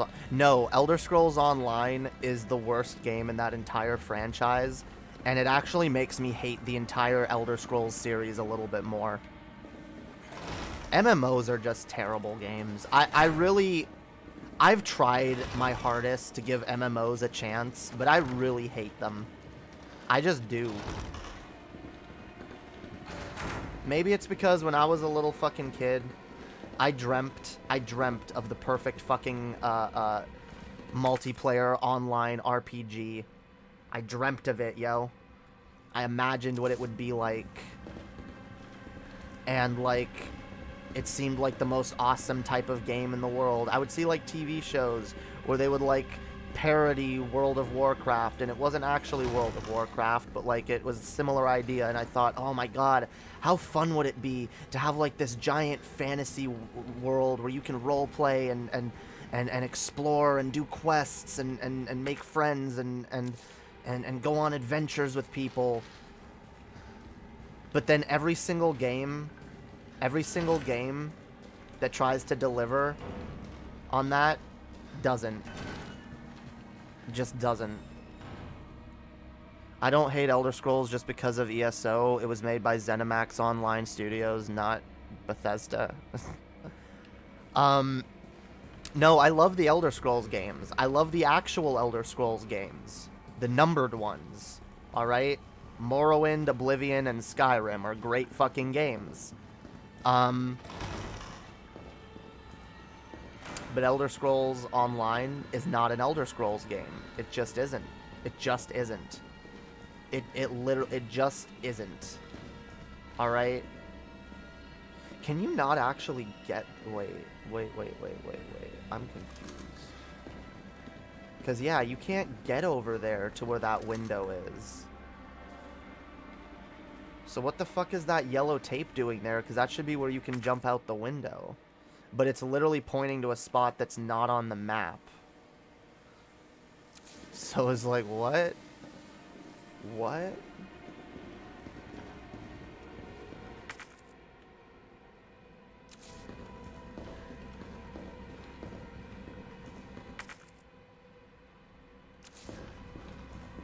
We still need to find that fucking lockpick. I don't know, maybe that'll area will be available later? Don't worry, you come back as Jill and get it later? Oh, okay. Alright. Wait, do you go back to the police station as Jill? Or at all? Because that makes me sad. I missed a safe there. Same with the lockpick stuff. Oh! That's what the lockpicks are for. Okay. Okay. I thought... Okay. That makes sense. So I can ignore that stuff then. Good to know. I used to love the idea of MMOs and still want to get into RuneScape, but I feel like all of the micropays and shit kind of fuck up 90% of them. I don't even care about the payment methods, although I do think, like, I don't like these MMOs that you have to pay every month for. I think that's kind of shitty.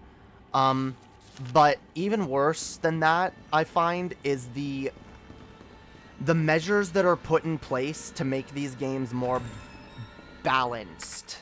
I hate that word. I hate that word when it comes to video games, because all balanced means is that it's less fun, okay? Oh, we can't let this class have this ability because it's too OP and people who are playing other classes will feel like it's unfair. This is a video game, alright? This is a fucking video game. It's not supposed to be a fucking meritocracy. It's not supposed to be a fucking perfectly fair perfectly balanced fucking thing. Nothing is fair and balanced. I love how we try to make video games that are realistic, that let us roleplay and experience life, you know? But, like, we have this unrealistic shit where everything's supposed to be balanced.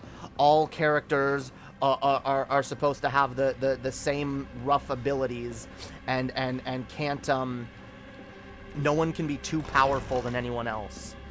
Like, what? No. Let there be OP classes. Let there be weapons and armor and shit that's, like, special in the game that, like, some people will find but other people won't. Let there be stuff where, like, fuck metagaming. Metagaming is, I think, what's ruined the more video games than any fucking thing else. Is, this idea that, like, these games where, like, an update will come and everyone is trying to, like, get on the same page. Everyone's trying to get on the same meta. Oh, what's the meta for this class? What's the meta for this play style? You know? So they can maximize their everything. Like, what the... Like, how is that fun anymore? How the fuck is that shit fun? It's not. It's not.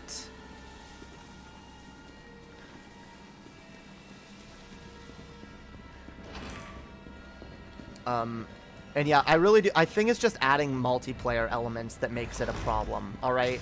Because games that, like, take a similar premise to, like, World of Warcraft, but are, like, offline games, I have way more fun with. I have way more fun with Skyrim. I have way more fun with, the Dragon Age games, or, even The Witcher, even though I didn't really like The Witcher too much. Kingdoms of Amalur: Reckoning, another good game that, on the face of it, seems similar to World of Warcraft, but it doesn't have that balancing bullshit. It doesn't have that online shit where everything has to be perfectly fucking fair. I don't know. There's a lot to these games that just is boring. Do you know who Elvira, Mistress of the Dark is? Yes. I'm aware I resemble her. I'm a vampire, bitch. I feel you on this 100%. My build is whatever it's fun to put points into. This is why I prefer single-player games. Yeah. I hate games where it's like, oh, you gotta have the proper build. You have to have the like, my ex was trying to teach me how to play World of Warcraft, and I was just, like, fucking around, spamming attacks that in whatever way I wanted, and she was like, no, that's not how you play it. You have to learn the rotation for your character, especially if you want to play online and, like, do dungeons with, like, other people and shit. Otherwise, people will think you're not pulling your weight. You have to learn which attacks, which abilities to activate in which order in order to maximize your damage output, and that shit's just not fun. It's not fun anymore, okay? I don't care about maximizing my damage output. I don't care about doing the proper ability rotation. I want to have fun.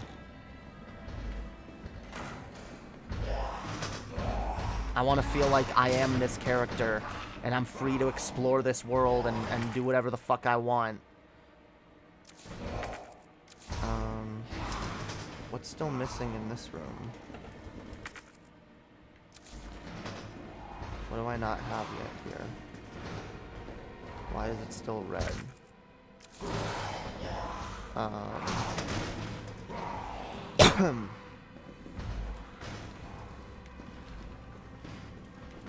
Yeah, that's boring as fuck to me. I don't get it either. But I guess a lot of people don't get the stuff I like either. Yeah. Hey, not everyone's into the same games I'm into. But I don't know. It's just, it's hard because, like, I've always wanted to like MMOs. I've always wanted to like World of Warcraft specifically, but every time I've given it a chance, it's just not been fun. Honestly, Elder Scrolls Online is kind of a better game than World of Warcraft, even though it's also not a lot of fun and very hollow, very shallow for a It's shallow for an Elder Scrolls game, but it's more fun and action-packed than your standard MMO. The problem is, it's in no way like the best of both worlds.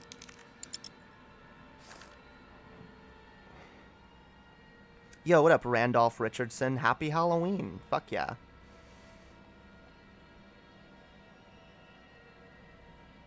Hit the damn like button or you'll be put in Jamie's dungeon. Damn right.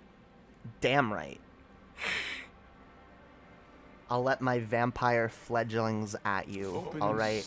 They're very, very hungry.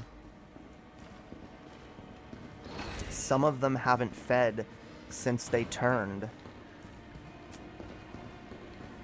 Is that the kind of, is that the kind of fun you're looking for?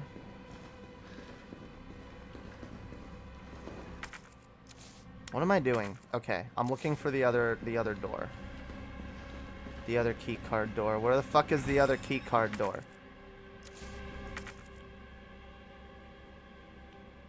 Oh, it's probably right there.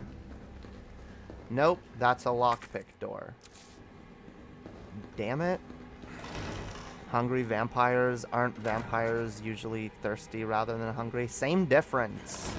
Their food is blood. Hungry, thirsty, whatever. Alright. I'ma say this, though. That thing about needing to ask permission, that thing about needing to be invited in, that's bullshit. Alright. So, y'all better watch your backs. You don't even gotta invite us anymore.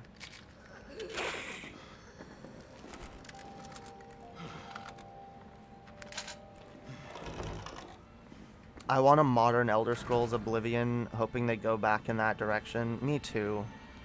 Me too. I want an Oblivion remake. I want a Morrowind remake. I want anything other than Skyrim.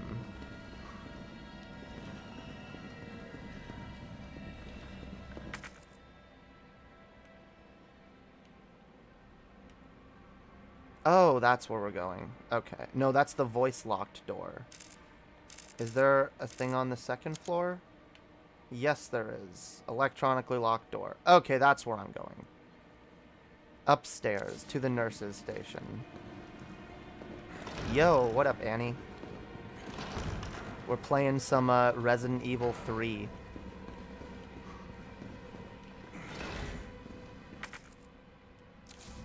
I'm totally not sucking at it.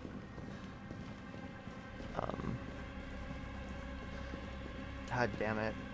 Why do we gotta wait so long for Elder Scrolls 6? I really do wish that they would just put a team in charge of remastering one of the old fucking games. Put a team in charge of remastering one of the old fucking games while we fucking wait. Why is that so hard? No. Instead, they have to put teams in charge of shit like Elder Scrolls Online or Elder Scrolls Blades. Fuck, yo. You're having a lot of true and correct takes tonight. Well, it's what I do, yo. What do you mean tonight? My takes are always based as fuck.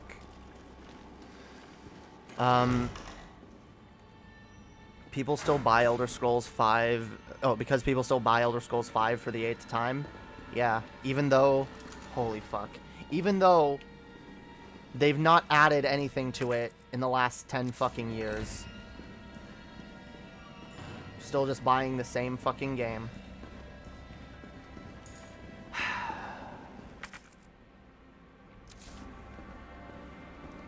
Blades was disappointing. I think the word you're looking for is actually infuriating, disgusting, insulting, and not an Elder Scrolls game. Yeah. It is shameful. Shameful that that piece of garbage wears the name Elder Scrolls.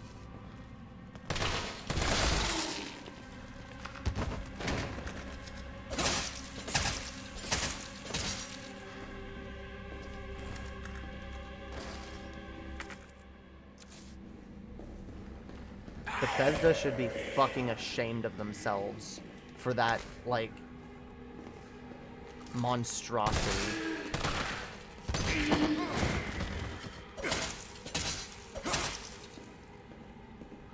You have higher expectations than me. No, I don't have expectations. I don't expect Bethesda to do anything smart. I don't expect any game company to do what's smart or good or right. Or user-friendly. I just believe in calling it out. Calling out the fact that they don't do this shit. Calling out the shitty fucking decisions that they make.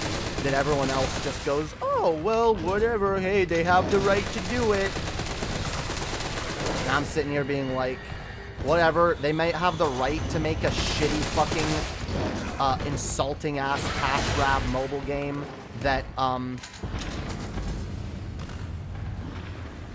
doesn't deserve the title that it holds, but like I have the right to criticize it, and I have the right to like call people out for being stupid enough to fucking pay money for this shit. Because it's extremely fucking stupid.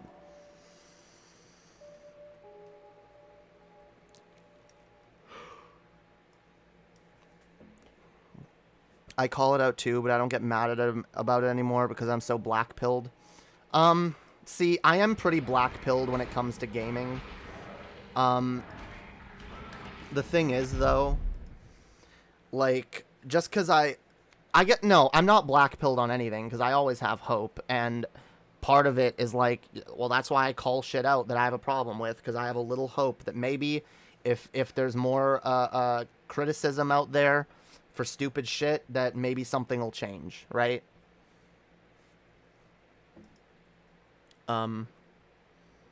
We definitely need more people calling that shit out.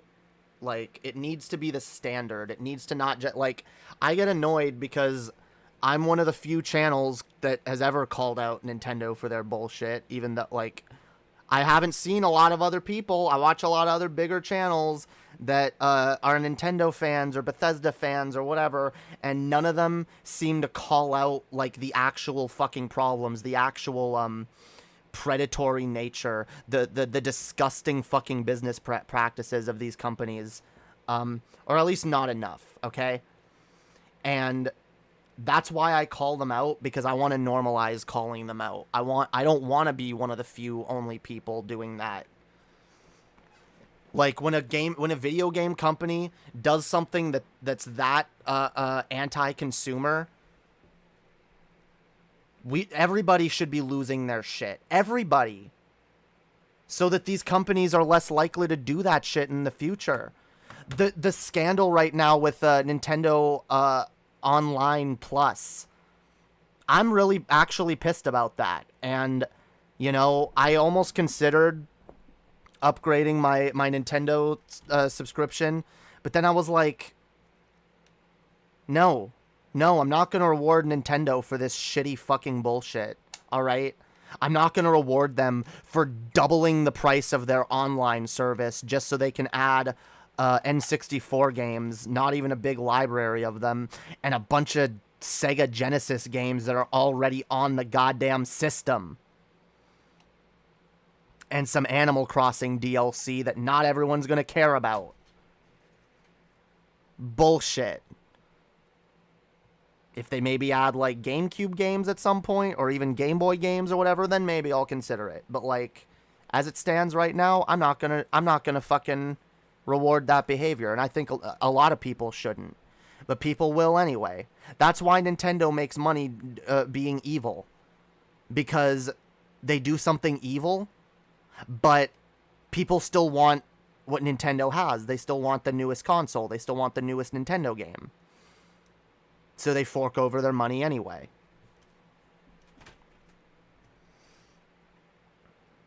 We need to be more willing to call this shit out and be like, nah, we're not buying this if you do this, you know?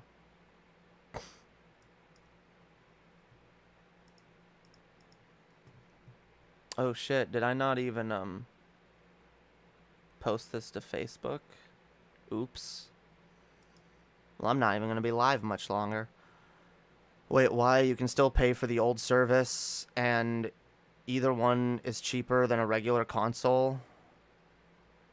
Although, I am disappointed Virtual Console went backwards from Wii U 3DS. Well, that's my problem. And sure, the services are cheaper than a console. That's not the point. The point is, first of all, most of these N64 games, that's my point. I already bought them on the Wii U. Okay? I bought them mostly for like $10 a piece. They were $10 a piece on the Wii U. I already bought Super Mario 64, Legend of Zelda Ocarina of Time, Star Fox 64, Yoshi's Story. Most of the games that are on that service, I paid for $10 a piece. And now they want me to pay $50 a year. $50 every year so I can play some of those games, and so they can add a few more here and there as time goes on. Maybe once they add some more games, maybe once there's a bunch more games on the service. But why am I going to pay $50 a year, more than that actually, because I'm in Canada, when I already own most of these games? I want to play them portably, I do, don't get me wrong. I really want Super Mario 64 and especially Ocarina of Time on the Switch. And maybe I'll be more likely once like Majora's Mask is on the Switch, because I'd also like to play that on the Switch. But like, oh yeah, then there's the Switch OLED. That's another thing to be pissed about. And I really wish no one would buy the fucking OLED. Nintendo even admitted the OLED isn't meant to be marketed towards people who already own a Switch. It's for people who don't own one. Nintendo even admitted that it's probably not a good idea to buy one, because we all know they're working on a Switch Pro. They're just lying about it because they don't want to spook their fucking investors, because capitalism is fucking evil and destroys everything. So Nintendo's gonna lie. They're gonna put out their little in-between console, like they always do, by the way. They always put out an in-between console that's not really a new thing, but not really, you know, we know they're working on something better, but they're not gonna give us everything they're working on. They're gonna, you know, give us a slightly upgraded version of what we already have, so that the idiots who will just buy whatever new Nintendo product comes out buy it, and then they're left shit out of luck a year from now when the Switch Pro gets announced, and they're like, well, guess I gotta buy that too.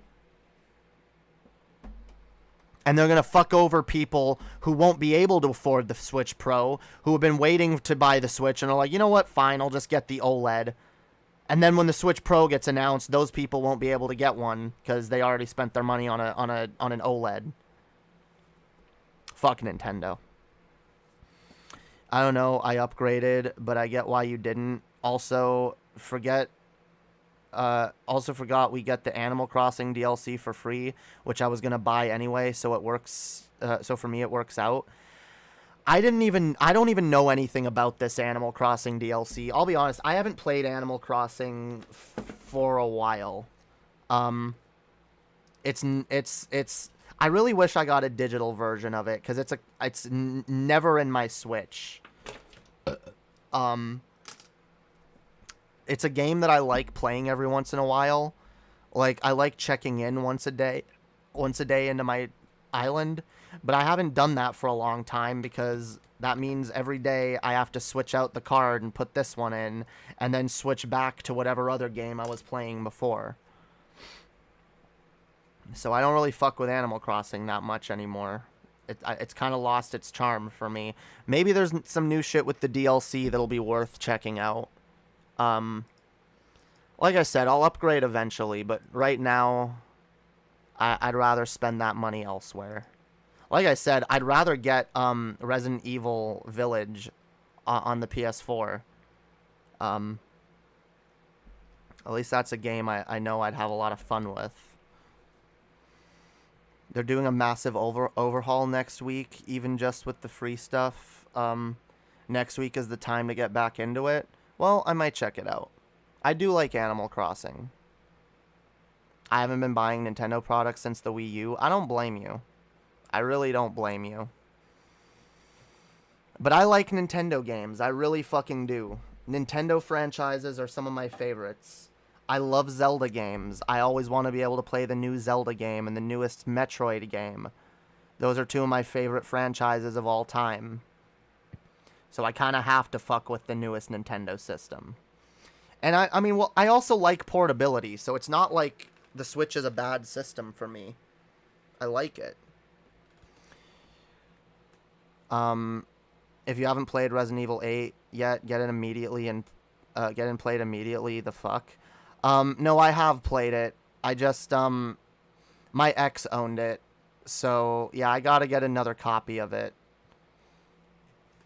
It's on sale right now for like the Halloween sale on PS4. So I was kind of thinking about it, but it's also kind of expensive.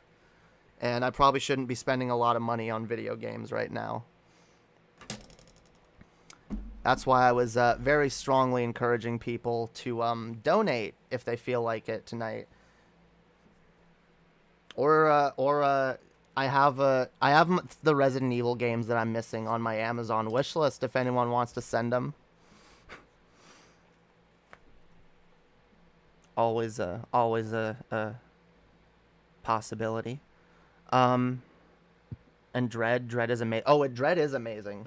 Dread is the first new game I've bought in a long fucking time. I didn't get the physical copy, okay? I don't have a physical copy. But I did get posters, which I'm going to put up behind me soon. So that whenever the green screen isn't there, you'll be able to see them on the wall. I'm pretty close to finishing Metroid Dread. I'm having a lot of fun with it. Now that I unlocked the screw attack and everything, I'm like trying to 100% it before I go to the final boss. Where's your Amazon wishlist? It's in the description. It is in the description.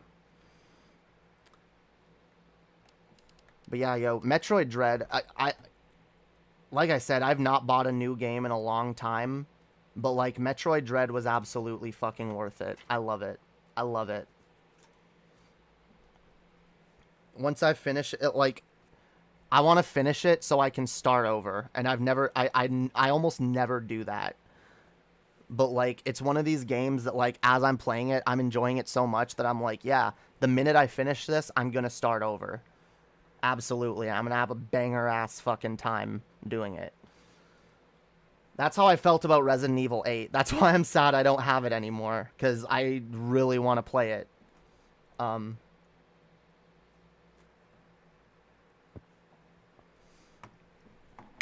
really want to play it again. It's a lot of fucking fun. Toss a coin to your streamer, oh viewers plenty.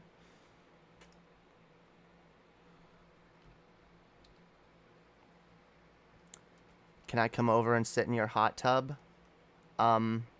Alright, but you gotta remember that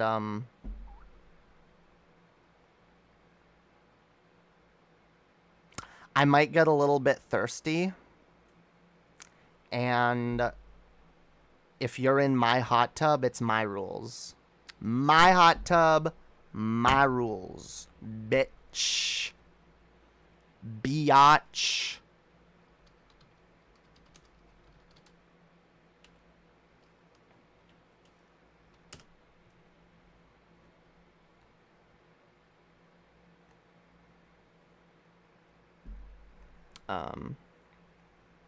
But hell yeah. Otherwise, yeah, feel free. Come over.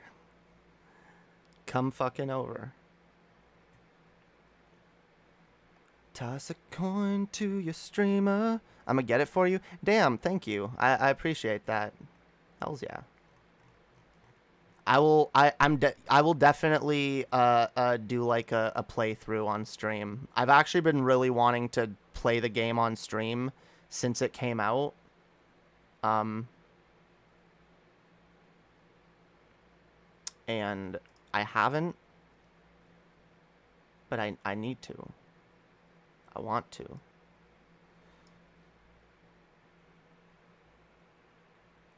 Wait, why is it 90 though? What? Oh, because I'm Canadian.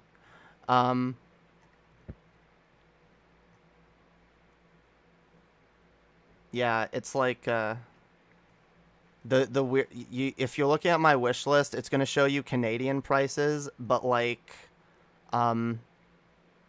it's like $60 games cost 80 in Canadian money, but it's still like 60 American dollars. It's weird. It's yeah.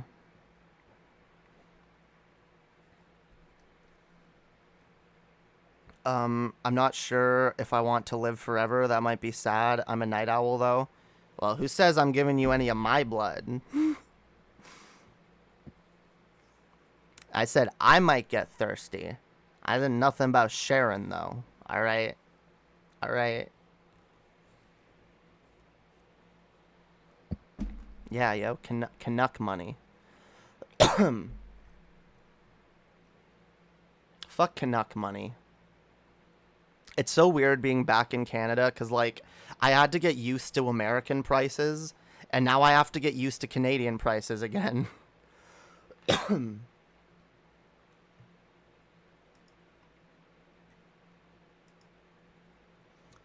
Toss a coin to your streamer.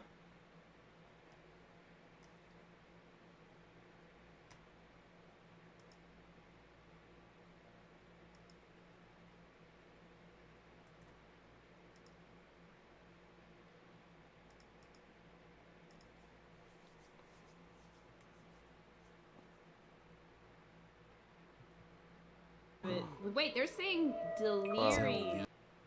Fuck Twitch.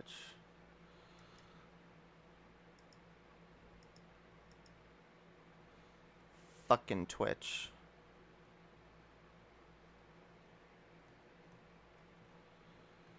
Toss a coin to your streamer. God damn it. I've been streaming for quite a while. I should probably go get some, like, food or something.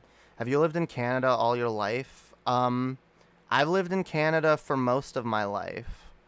I spent a couple years living in the US. I lived in Buffalo for a bit, and then I lived in Albuquerque for a bit, and now I'm back in Canada. Toronto. Is Queen Elizabeth still on the money there? Yes. Yes. We have some weird obsession with the Queen for some reason, even though she's a... Fuck the Queen, okay? Fuck monarchies. I don't care that she doesn't have any power. I don't care that... Well, she does have power. I don't care that she technically doesn't use it. Like...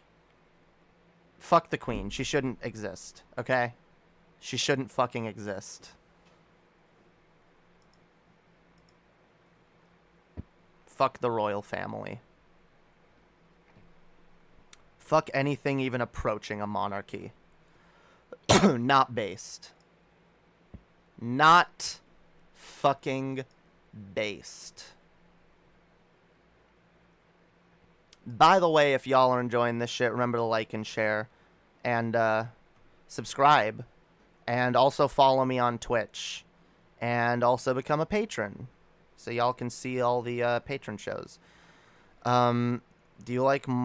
one more than the other? I've been to Vancouver, BC. I want to go to Vancouver. I've never been there. Definitely living in Canada is a million times better than living in America. We have free healthcare. We have legal weed. We have a better social safety net. Not an effective one, don't get me wrong, but a better one. For a lot of reasons, it's better to live in Canada. But I don't know. I liked being in the U.S. I liked Albuquerque. I liked the vibe. I liked the city. I liked, you know. I've liked all the places I've visited in the States. Colorado is a dope place. California is dope. L.A. I definitely want to go back to the States someday to visit, but I definitely don't ever want to live there again. It was kind of a nightmare. Unable to get health care. Unable to get a lot of shit. Holy shit. Not good.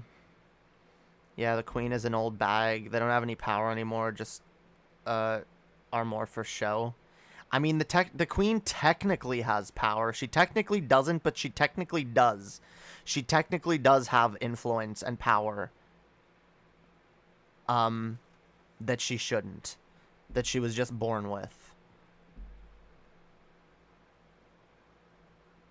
And the fact that she technically could do damage if she really wanted to. I know she's not going to. And I know no one would really stand for it. But, like, she still could do damage with that position that we just give to people by birthright or by marrying the right person. I don't think that that's good. I don't think it's defensible. I don't think it should be allowed in our society in the 21st century. But hey, what do I know?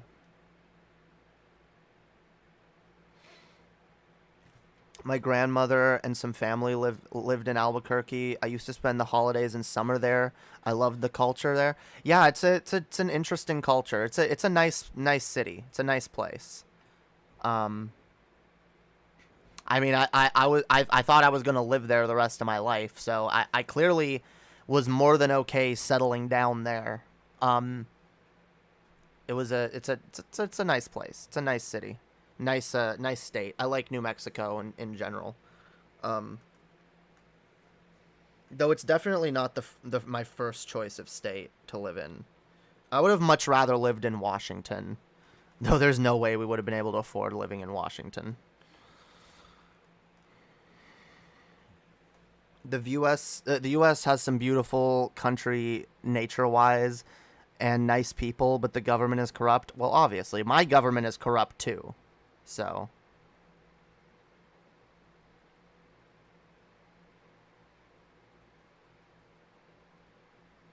okay, I'm sorry. I feel dumb. When I try to put it in my cart, it tries to put my address as the shipping address. Yeah, I know some people have some weirdness with the Amazon shit.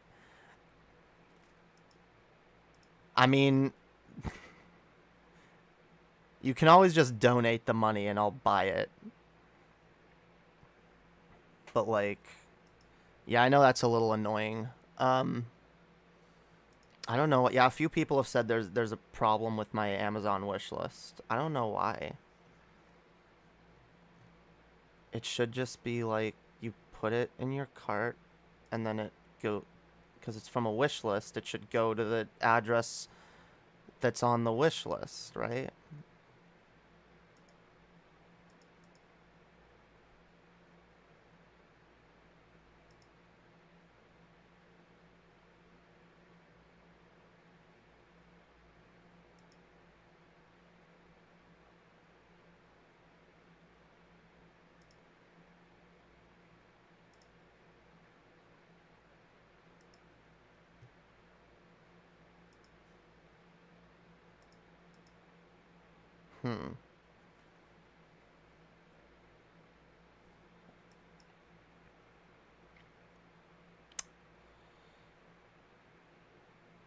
I think it's because the main Resident Evil 8 copies seem to be out, but if I try to do it for Resident Evil 2, it lets me.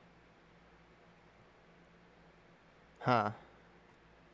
Well, like I said, if you want to, like, donate the amount, I can just buy it on PSN Which is probably easier anyway, because then I don't have to fuck with discs.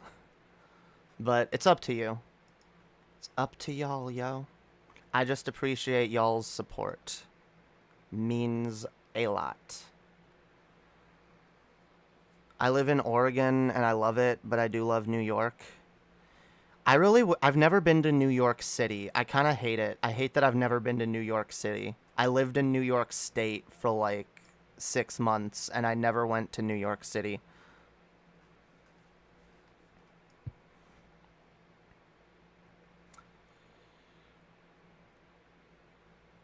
Yeah, yo.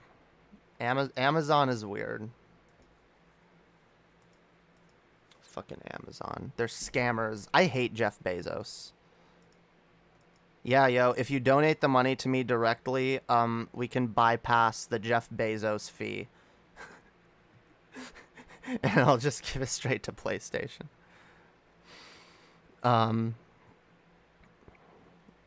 damn it. Like, I swear to God, I really do hate supporting Amazon, but it's so hard not to these days. It really is. It really fucking is. Like, I just got my paycheck yesterday, and I had to, like, put a bunch of money towards Amazon because I needed a new jacket, and I needed a bunch of little things, and, like, rather than going to stores to try to find that shit, I was just like, well, I'll have it ordered from Amazon. We've all gotten too, I don't know, yo. We've gotten too reliant on the systems that are killing us. It fucking sucks, yo. I love visiting, but I don't know if I would want to live in the city. It does make it more fun because my little sis is there. Yeah, I don't know if I would want to live in New York City, but I definitely want to go there. I want to visit. I want to explore.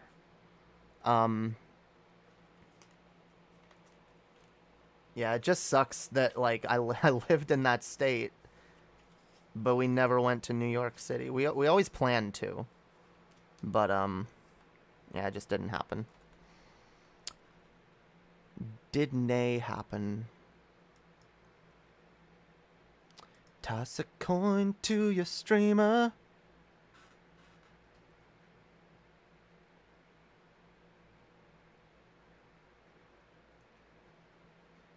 Who am I? Someone who's afraid to let go. You decide if you ever gonna let me know. Suicide if you ever try to let go.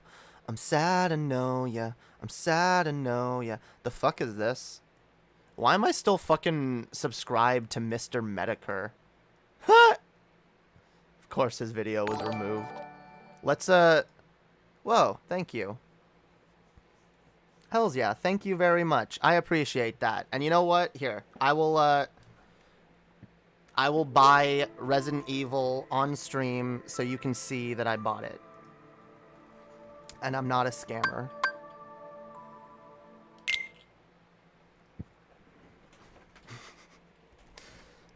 I will prove to you that I am nay a scammer. Oh no, Jamie got donated money and bought a video game. She's a scammer.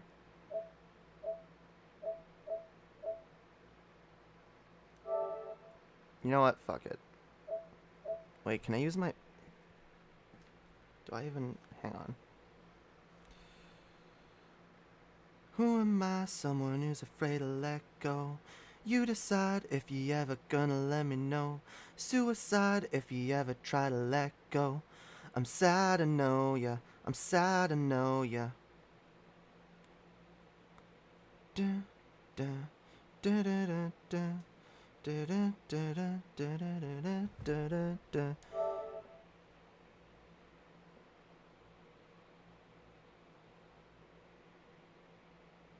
Damn. Okay, I'm just gonna do... Okay. I can't show you me buying it, so it doesn't show the card, but here, I will... Hang on.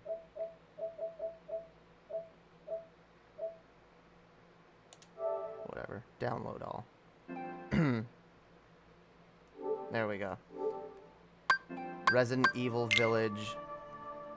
is downloading, and I'm gonna play it on where is it now?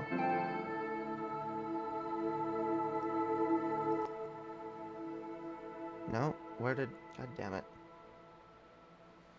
I gave her everything, she took my heart and left me lonely. I think broken hearts contentious. I won't fix, I'd rather weep.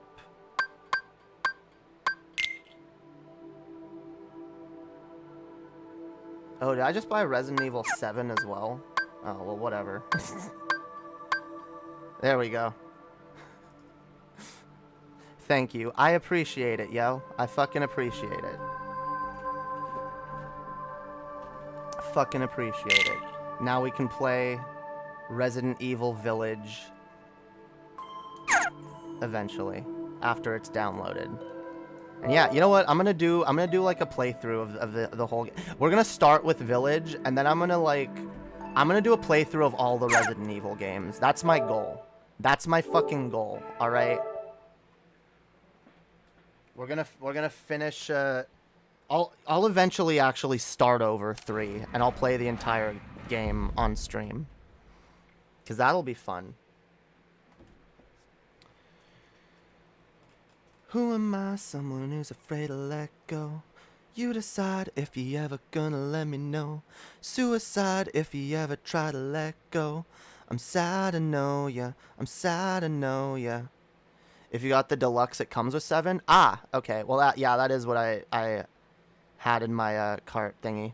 Crazy that Kingdom Hearts theme. Crazy that the Kingdom Hearts theme actually does menu sounds. Yeah, yo. I like that. I like it. I like the Kingdom Hearts menu.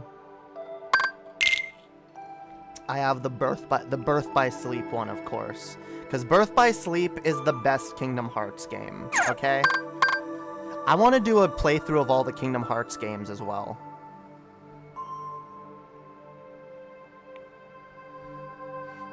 Yeah, it's fine. I probably spent like $10 or $15 of my own money on 7, but that's fine.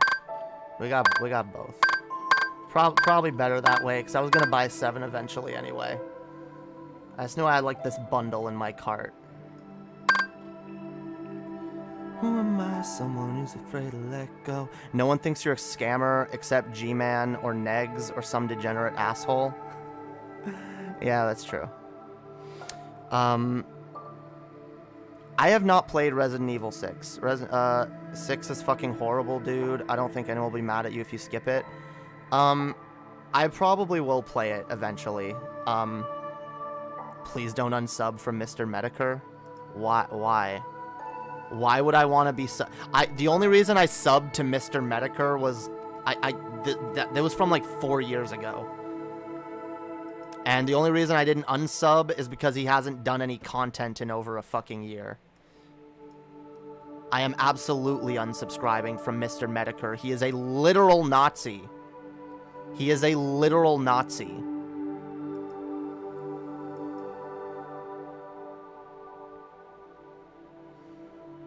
Play 7 first, honestly, since 8 is a sequel. Maybe I'll play 7 on stream and then play 8 on stream.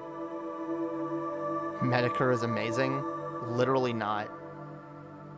Please, no. How is he not a fascist?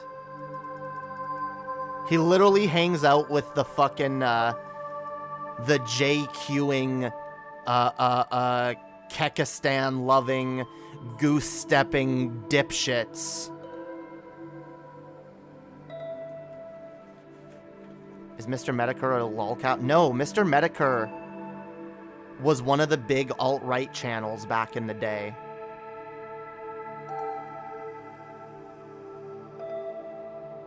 He was friends with like Killstream and the Ralph Retort. All literal Nazis.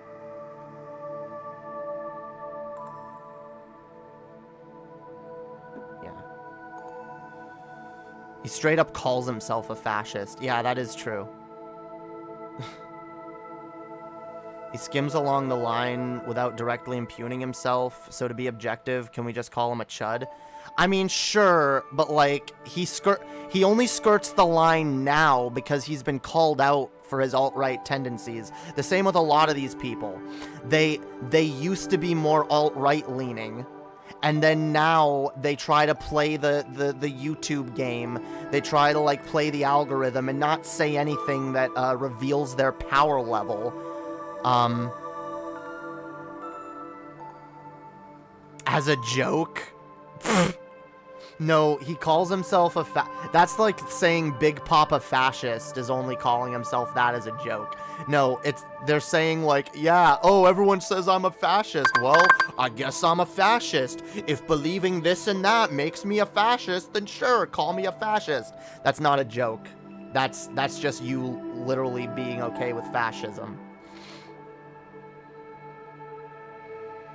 Oh no, those types shouldn't be allowed on YouTube, or kids can come across. No, I agree. I agree. That's why I'm glad most of those people got banned. I am more than glad that those people got fucking banned. And that's why I find it weird. That's why I was weird. I was like, oh shit, Medicare's still here? I thought he got banned in the great fucking alt-right purge like 3 years ago. Along with Killstream, the Ralph Retort, the fucking Kumite, and all those other fucking shows. The blood sports community. JF Garapy, Andy Worski, and them. Like, they're literal... Come on, come on.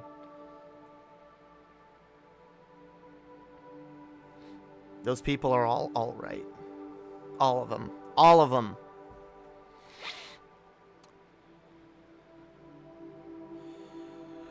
Well, yeah, even Ralph would always say he wasn't a Nazi, and even fought with Vosh and threatened to dox his girlfriend over it. But, like, we're not stupid? Yeah. Come on. Come on. Yes, I was so happy when Negs got purged recently, as he was turning into a total nutcase. I've gone out of my way to not engage with Negs, because I actually thought he would make a good lolcow when I first discovered him, because he was literally the exact opposite of my channel, you know?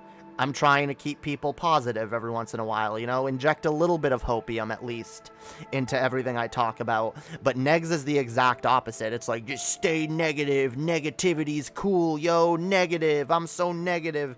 I was like, oh, this is fucking horrible and probably really easy to rip apart. But then I found out he was a doxer. I was like, no, I'm not engaging with someone like that. They shouldn't be on YouTube. You shouldn't be on YouTube if you're doing that kind of shit. Why are all these chuds like they're all so anti-doxing and shit until they think it's justified to dox someone? It's really funny, isn't it?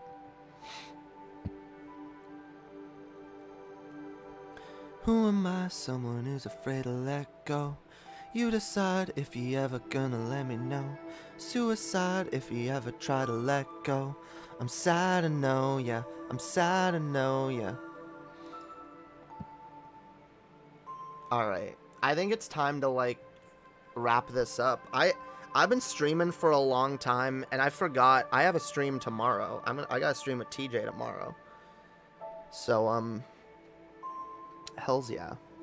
And yeah, maybe later this week we'll do a Resident Evil stream. I think I'm gonna start doing a gaming stream once a week, just for fun. That's like Negs, who says he's not anti-Semitic, yet sent a swastika to a Jewish content creator. What? It's just edgy. He's just trying to be funny, yo. Nah.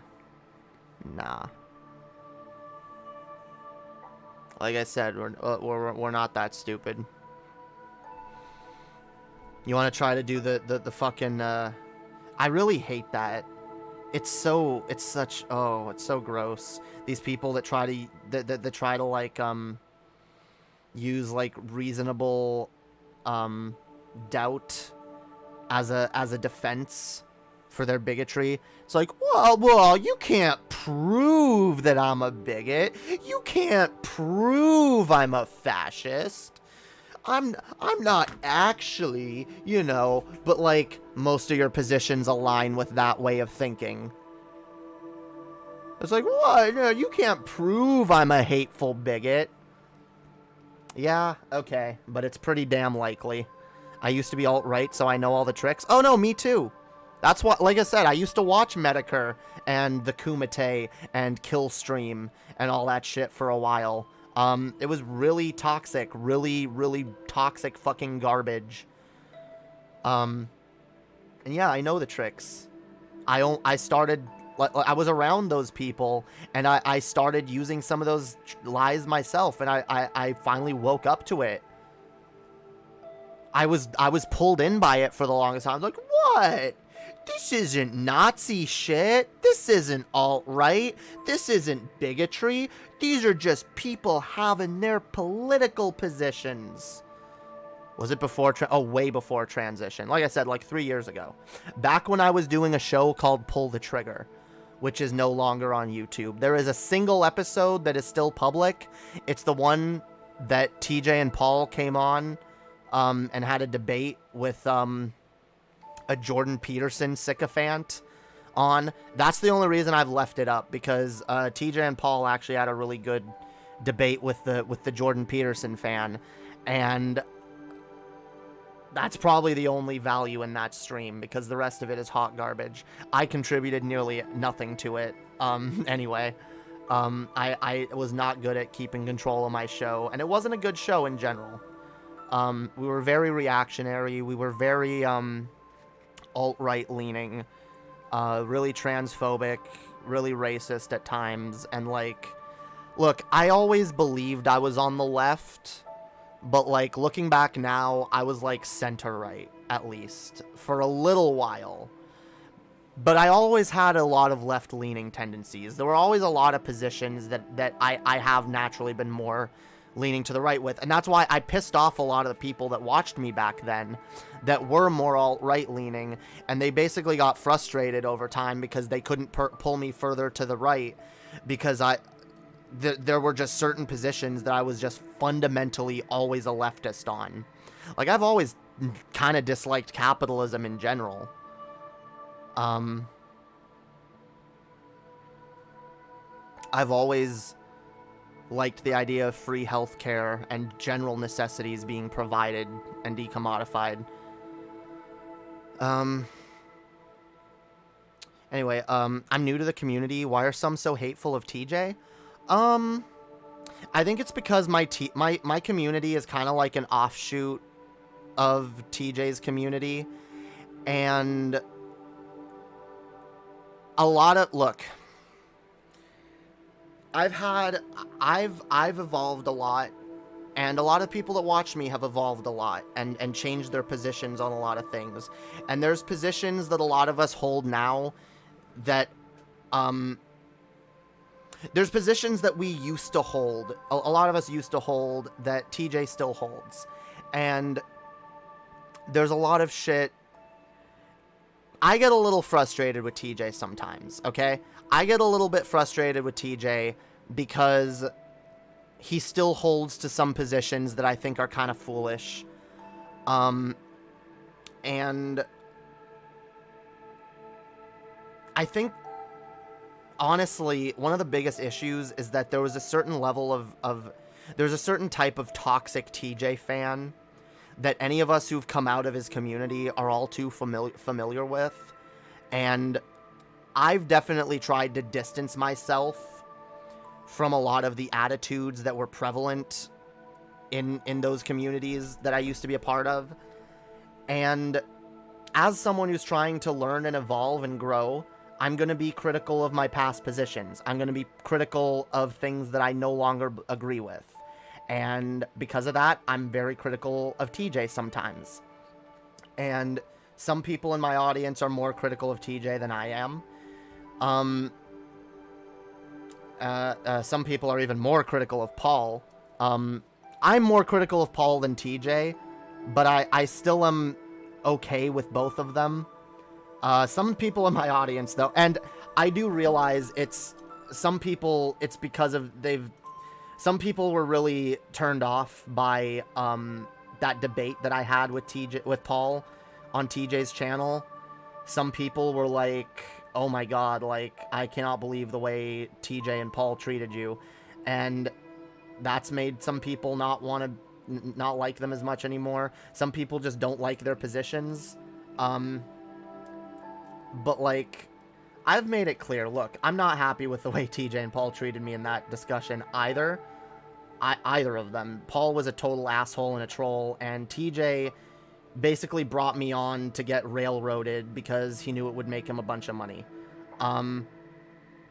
It was not a good situation overall, but I'm forgiving, alright? I can move past it. I still think TJ means well, and I like him. I think he's a good dude for the most part. He's just got some blind spots, like we all do. That's normal. Part of evolving as we grow and learn. I have a lot of different views of things now at age 46 than I did at 20.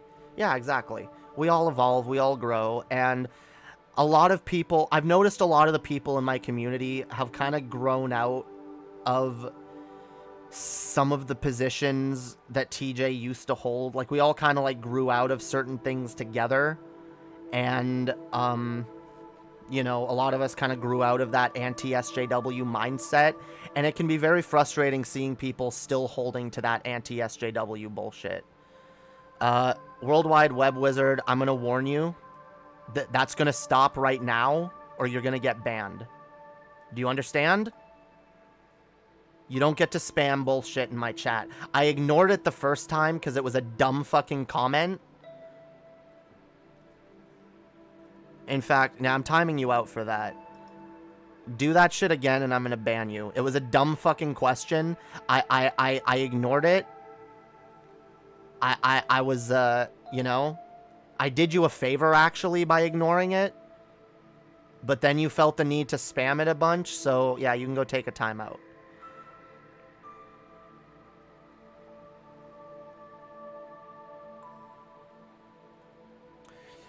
See, I'm sorry, I did feel bad about that situation, but I like blood.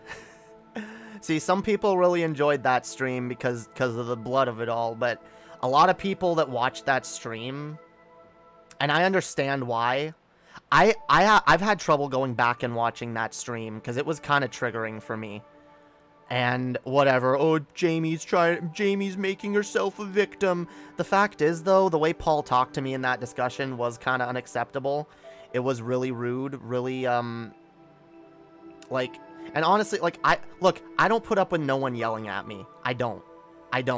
Every once in a while, in the moment, when I'm getting yelled at, I go into a kind of fight or flight mode, and I don't really know how to react. But that shit takes a toll on me later. It does. I don't like being yelled at. Nobody has the right to yell at me like that. And so I know a lot of people got triggered on that front, where they just saw Paul being really abusive, and they were like, I can't watch this. And I completely empathize with that. I get it, because it wasn't fun to go through, and I get why some people don't even want to watch that.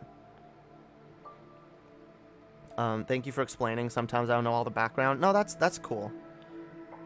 Not everyone's caught up on the lore. So yeah, I don't know. Just some people, TJ and Paul rub some people worse than others. I know there are some people that watch me that are like, I don't even care about TJ and Paul anymore. I just watch you. And there's other people that watch me that still watch TJ and Paul. You know, I've watched them for many years. Like I said, I think they both mean well. I think TJ and Paul, they both, and Scotty, all three of them, they're good dudes. They all have a good heart. And you know, I try to be friendly with them, you know. But that doesn't mean I'm not gonna disagree. You know, I'm friends with TJ, but I criticize my friends. I will call out my friends on their bullshit, because I think that's important. I think that's something that we all need. We all need to be called out on our fucking bullshit. And if I'm full of shit, I hope TJ calls me out too. All right?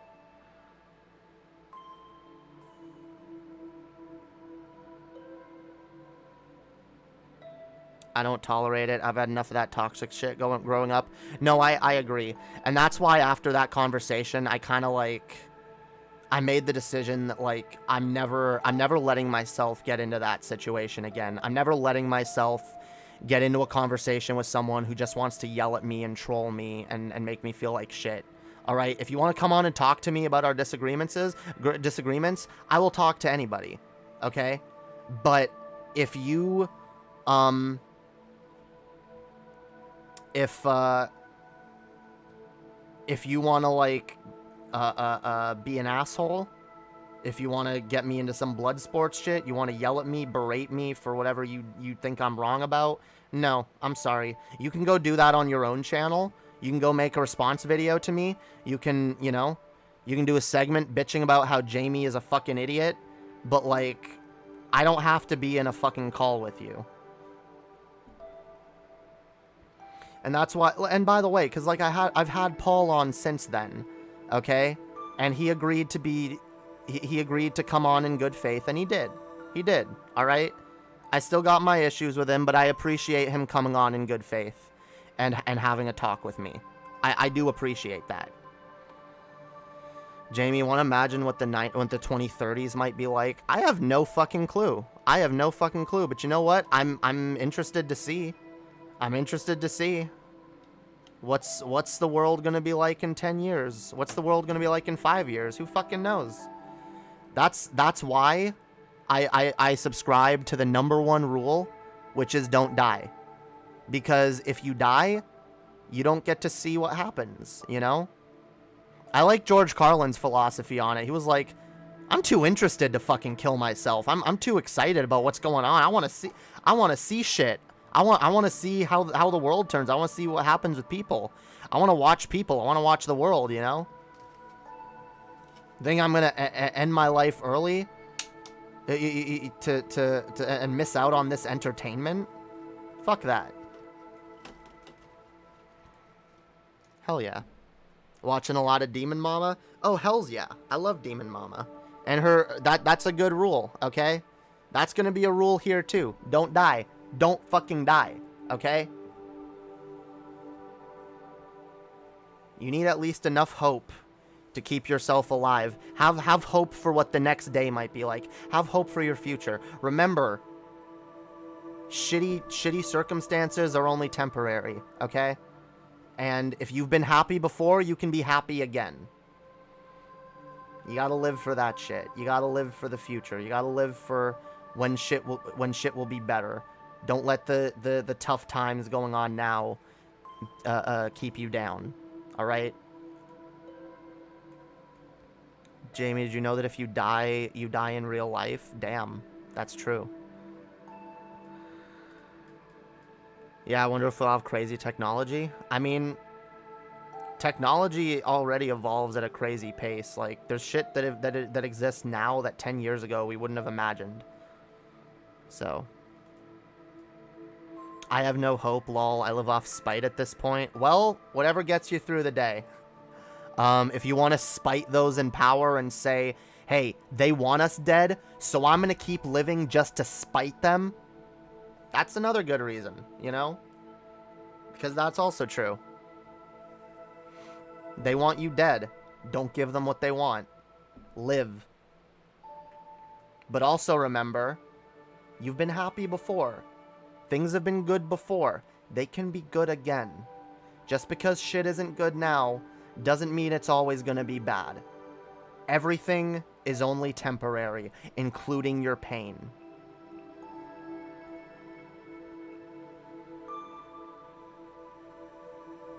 It's true. It's amazing how much computers have changed in my life. Yeah, technology grows. It's insane. I can't wait to see where technology goes, what we could possibly do.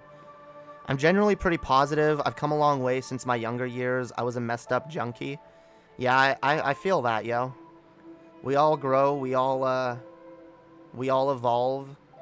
And I do think it's a sign of growth to be able to retain some positivity in the face of adversity, you know? I'm exaggerating a bit, but I have some hope. I have some hope for my personal future, but not for the world. For a while anyway.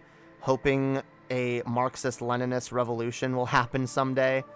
Look, you don't even necessarily have to have hope for the world at large. That is the first step, is finding hope for you personally. What do you hope to achieve in the next 5 to 10 years? Where do you want to be? Because you can do better for yourself. Work towards that. Put yourself first in that area. Be like, look, I need to find hope for myself. I gotta find a reason for myself to want to continue surviving before I can, you know, have any hope for the broader society, you know? So yeah, that's definitely the first step. Jamie, the future is uncertain, but it's fun to imagine. What would you like to see in the 1930s? I don't know. I don't fucking know. Maybe we can finally get hover cars. Maybe we'll come up with some amazing technology that'll be really good at combating climate change. Who knows? Who fucking knows? I do admit I have a sarcastic sense of humor, but I still tear up watching kitten videos on YouTube. Bitch, I tear up watching everything. I tear up watching, like, most shows that I watch. In fact, if it doesn't make me tear up a little bit, it's not a good show. At least if it's a drama. Yeah, I've been watching, like... But the last 2 shows I've been watching, BoJack Horseman and Orange is the New Black, have both, like, had me bawling my eyes out at certain episodes. That's how you know it's good entertainment, if it can actually make you feel in that way. Jamie, why are you streaming in a bathtub? I am streaming in Vampire Lake. I am a pouty goth 90s vampire, okay? I'm like... It's awesome. It's right in the title. What I'm doing. I can't watch the animal rescue commercials or the kids with cancer ones. Yeah, I've tried to avoid those for many years. Toss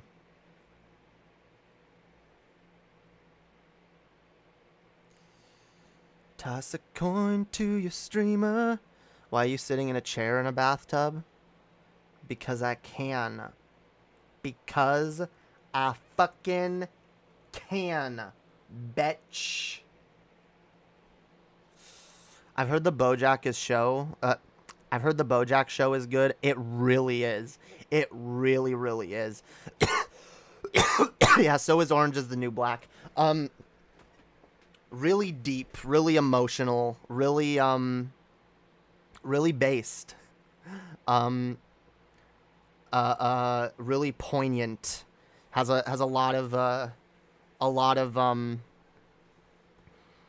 yeah, really poignant, emotional, deep moments. I fucking love it. It is a really good show. There's one episode that, like, the entire episode is BoJack giving a eulogy at his mother's funeral.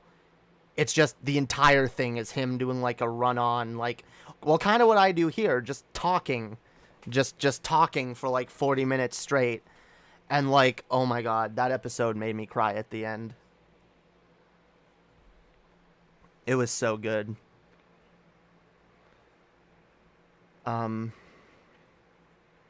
Doesn't everyone sit in a chair in the tub? Yeah, what are you talking about? What are you fucking talking about? I also cry at a lot of Doctor Who episodes. Like, the Vincent Van Gogh episode, I can't watch that without crying. I can't watch the Rosa Parks episode without crying. I don't think I can't watch any of the episodes where the Doctor regenerates without crying. You know what I hate?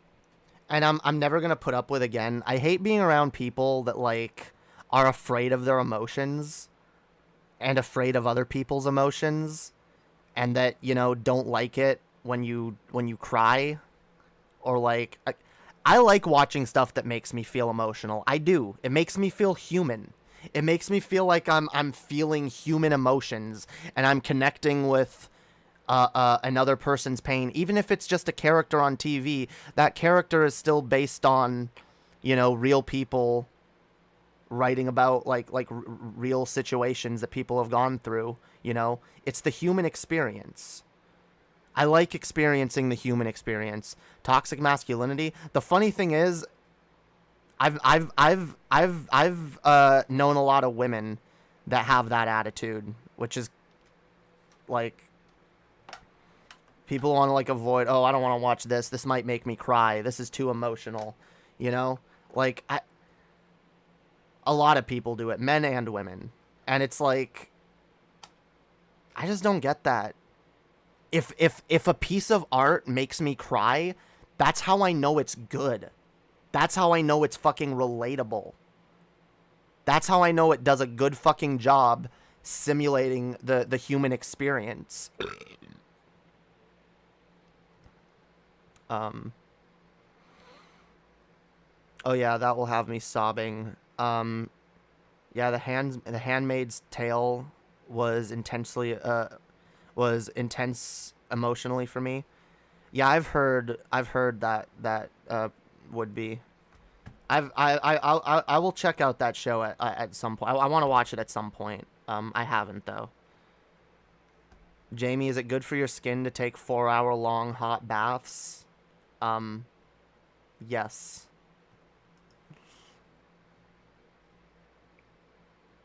I hope y'all don't think I'm actually like in water.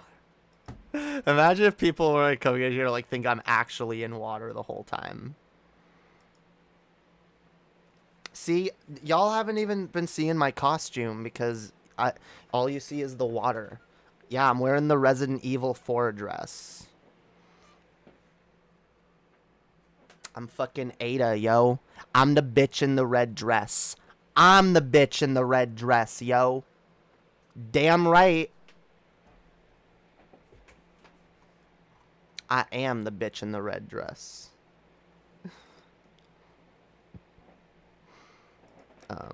Have I been streaming for 4 hours? Holy fuck.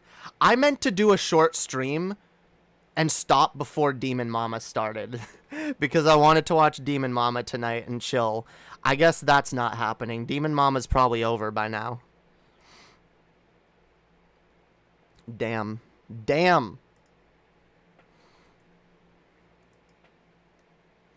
Toss a coin to your streamer.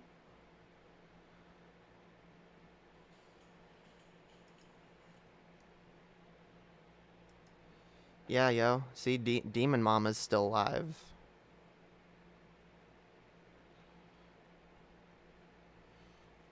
I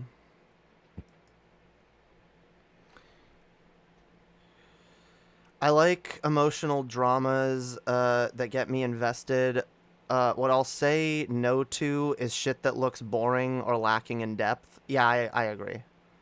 Or just anything super gory or painful. I don't mind gore, but there has to be a point to the gore. I don't like gore for the sake of gore. Okay? I don't like movies that are just gory to be shocking. Like, there has to be... Like, for example, Mother. Mother is a movie that was very gory, especially at the end. Had a lot of shocking moments, but like it was all part of the overall narrative. Saw is another series where I think the gore is kind of defensible up to a certain point. I think the last few movies got really bad until Spiral. Spiral is good. Demon Mama, is she good? Oh, Demon Mama is fucking amazing. She is my favorite streamer right now. 100%. I love Demon Mama. I watch her whenever I fucking can. Because she is fucking based. Yeah, she does good shit. She has really good takes. Her community is really good. It's a really kind, really nice community to be in.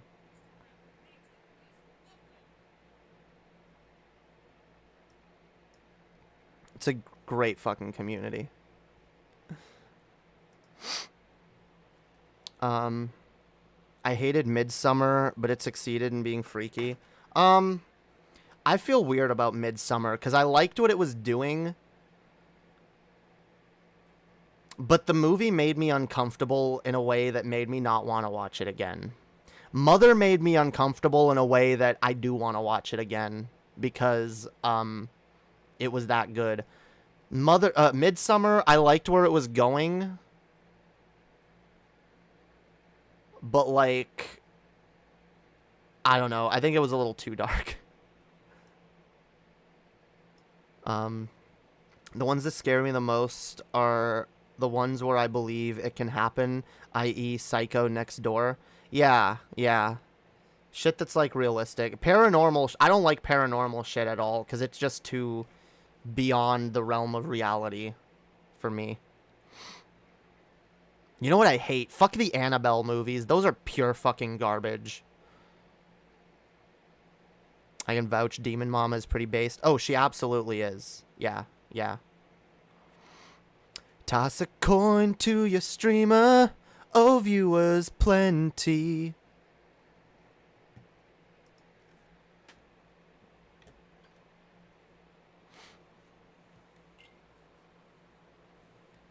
Damn, yo. I can't play Resident Evil 8 yet. It's fine. We're going to do a stream later this week where we're going to play it. It's going to be fun. It's going to be fun, yo. The only movie to ever scare me as an adult wasn't even a horror movie. I had a panic attack watching Joker. Damn, literally the whole movie? Really? That's weird. Joker, I could actually see why, maybe. Because Joker, it's very relatable in some very dark ways for a lot of people. The movie that made me generally uncomfortable to the point where I couldn't keep watching it recently was Music. Yeah. Sia's god-awful self-indulgent pile of crap. Watching Music have like a mental breakdown and have like, you know, her autistic moments and then be tackled and shit, that I couldn't keep watching. I could not keep watching that. That, like, triggered the fuck out of me. So I could see why maybe Joker might trigger people in a similar way.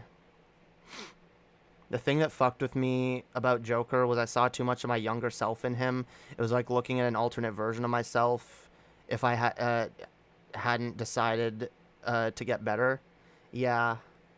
I can see that. But I do like Joker because I do definitely believe it's a story that needs to be told, and I think they did a good job. The reason I had such a problem with Music was because it was not a story that needed to be told, and they didn't do a good job. They didn't do the autistic community justice with that movie at all. Autistic people were pretty pissed about it. No, I understand why they were pissed about it. I've been tackled and pinned down and held down while having mental breakdowns before. That's not okay. And it is a nightmare when you're going through it. It is an absolute... It's not fun, guys. It is not fun when, like, you yourself are terrified and you're barely in control of your own faculties, and someone thinks that it's that the way to calm you down is to make you more scared by restricting you physically. It's literally, it's torture. It is torture.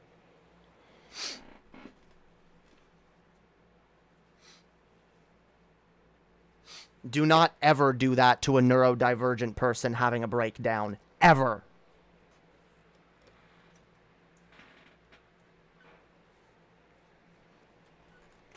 Yeah, it absolutely does make it worse.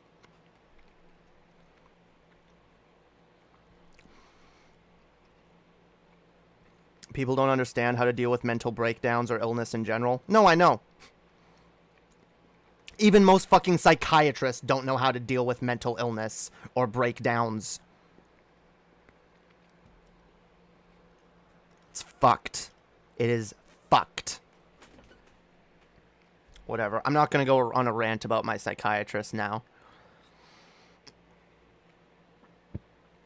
Needless to say, I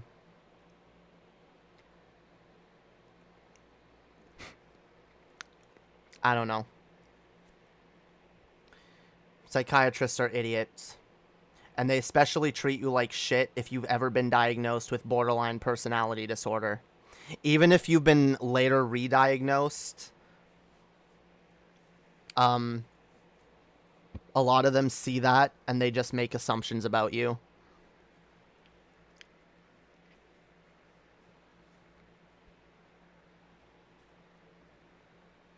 Then they just start like treating you like an addict or whatever. We need so much work on holy shit. We need a lot of change when it comes to the mental illness community, the way we handle mental illness in our society.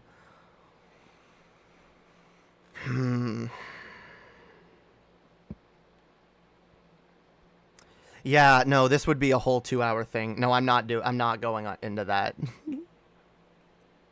Jamie Singh toss a coin to pastrami? Pastrami?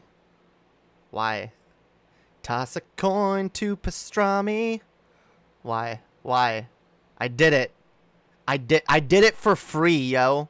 You didn't even give me a dono to do that.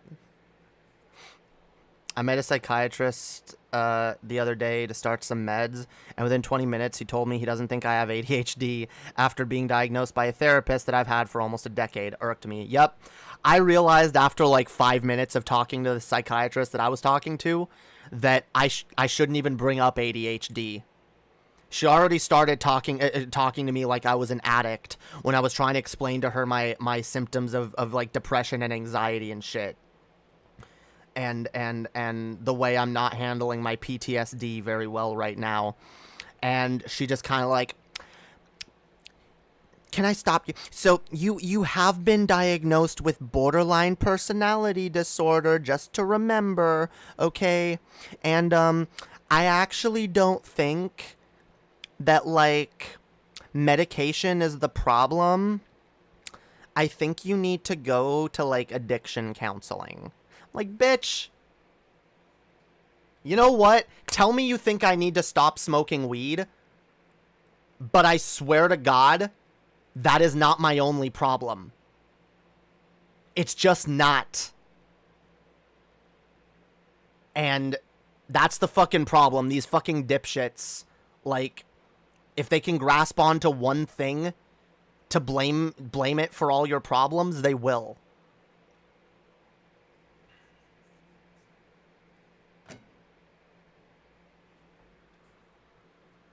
Again, especially if you have BPD. They want to just, like, they want to get rid of you.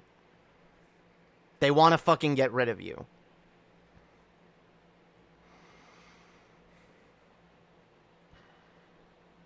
I'm still going to see him because I think he was right that ADHD meds aren't right for me. Otherwise, he was good.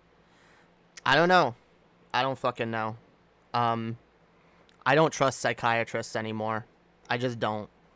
I've been burned by too many of them. I had one good psychiatrist, and he fucking left me. He got transferred or whatever. And then the one after that was a cunt. And then she got transferred, and I was happy. But then I came back, and she's here again. But I'm going to tell my doctor I'm not seeing her again. I tried explaining to her the symptoms I'm going through right now and what I'm dealing with. And she was like, well, do you have depression? And I was like, yes. And right now, the symptoms of my depression are especially fucking bad and especially hard to deal with because I've gone through a lot of changes in my life. I'm going through a breakup and all of this other shit, and it's hard to deal with. And she just cut me off and was like, we don't treat breakups. We treat depression. Bitch, I fucking know that. I didn't come to you and say, oh, what's my symptom? It's a broken heart. I'm sad. Make me feel better. No, bitch. I know the difference between depression and just being sad. I've had depression for the last 10 fucking years of my life. All right? I just happen to know when certain things exacerbate my depression and make it worse. But whatever. The worst thing about psychiatrists is they don't listen. They do not fucking listen. They don't listen. At least this one didn't. And yeah. Just reminded me of like how much I hated her 3 years ago when she was my psychiatrist. She never listened to me. And she said that exact line to me actually 3 years ago. Because I was going through a breakup back then too. And I was trying to talk to her about like getting my medication changed. Because I didn't think the medication I was on at the time was helping me. And she was like, well, what's the problem? And I'm like, I'm going through a lot of shit and I can't handle it right now. I'm going through a breakup and shit and it's hard. Life is hard. It's extra, the depression is extra hard to deal with when you're going through shit in your life that makes you more depressed. I'm not blaming the thing that's making me more depressed. I'm blaming the depression and saying I can't just go without treatment for it anymore. Like I have been when it wasn't as much of a problem. Because now it's so much of a problem that I can't cope. But they don't hear you when you say that. They treat you like you're a fucking toddler. We don't treat breakups, we treat depression. You fucking dumb fucking cunt. You think I don't know that? Do you think I'm 6? Do you think I'm a brainless fucking idiot? I've had depression my entire fucking life. I absolutely know what my triggers are. I absolutely know what things in my life make my depression harder to deal with than fucking others. Maybe I know myself better than you do, bitch. And maybe you should goddamn listen to your fucking patients.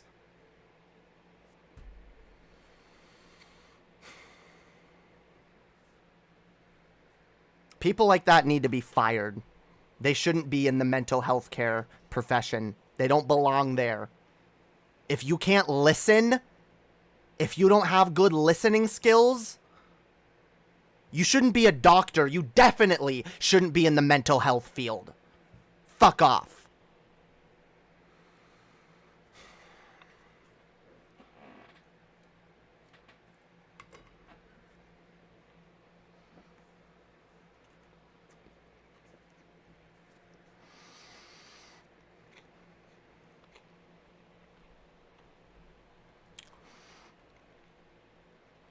Why the fuck? What the fuck does she think? What the fuck does she think most people get depressed by? Relationships, money loss, etc. Yeah. But she she treated it as if, well, oh, you don't have depression. What you actually, you're just sad because of this stuff in your life. No, I have depression.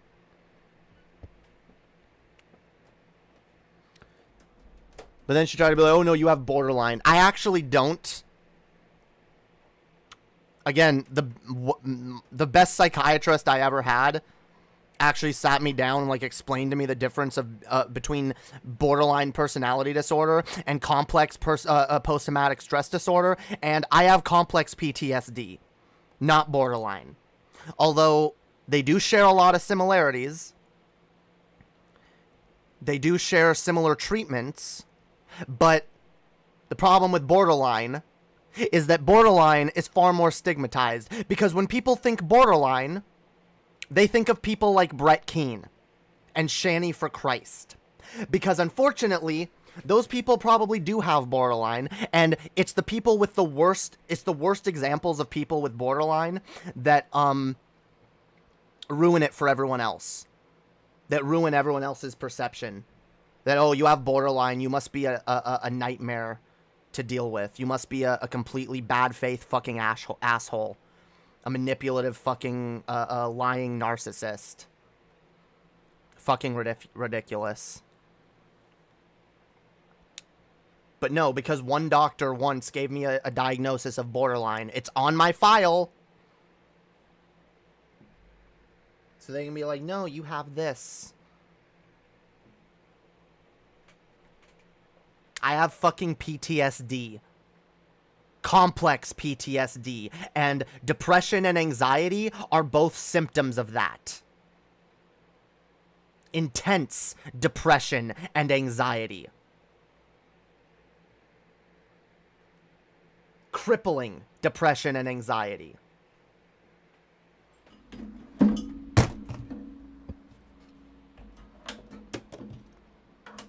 no. Fuck psychiatrists. Dismissive fucking assholes.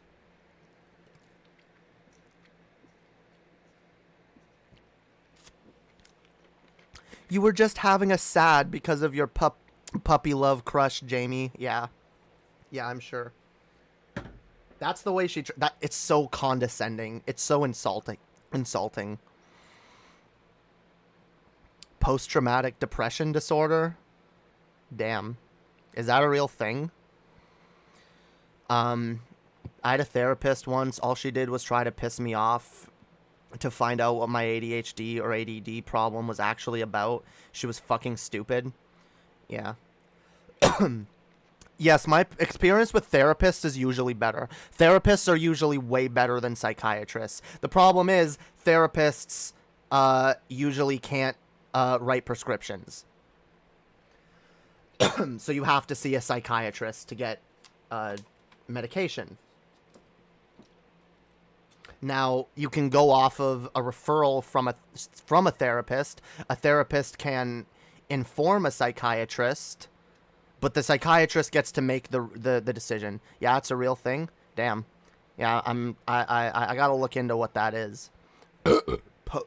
Post-traumatic depression disorder. Interesting. Mentally ill people who are assholes still deserve empathy. Well, true. That's why I don't like the lolcow shit in general. Especially when it comes to the people who are legally and ethically required to help them. Yeah, true.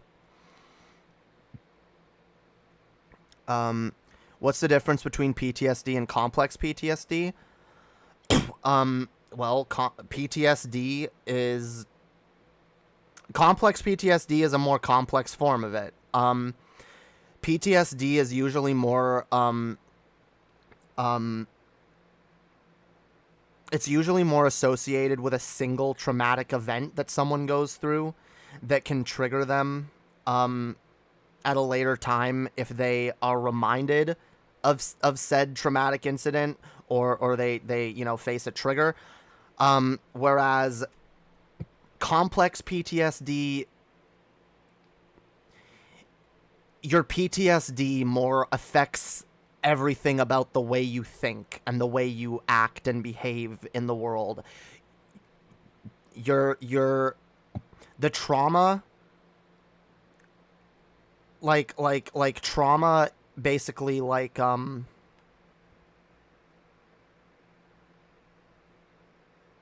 yeah, trauma influences a lot more than just, like, a specific trigger. It can influence, like, how you behave, how you think about certain things. Yeah, it's a lot more involved. Same about the lolcow stuff. Even good people fall into the lolcow stuff. No, I agree with that. I'll see some of the nicest people I know bullying these very ill people. It's just shitty to me. They're good people, but I really wish they'd look at the situation from a different perspective. I mean, what good comes from lolcow culture? Yeah, I do agree with that. I do agree with that. I liked your whole outfit earlier, by the way, Jamie. The teeth and everything. Thank you. Yeah, it's my it was a filter. Look, see here.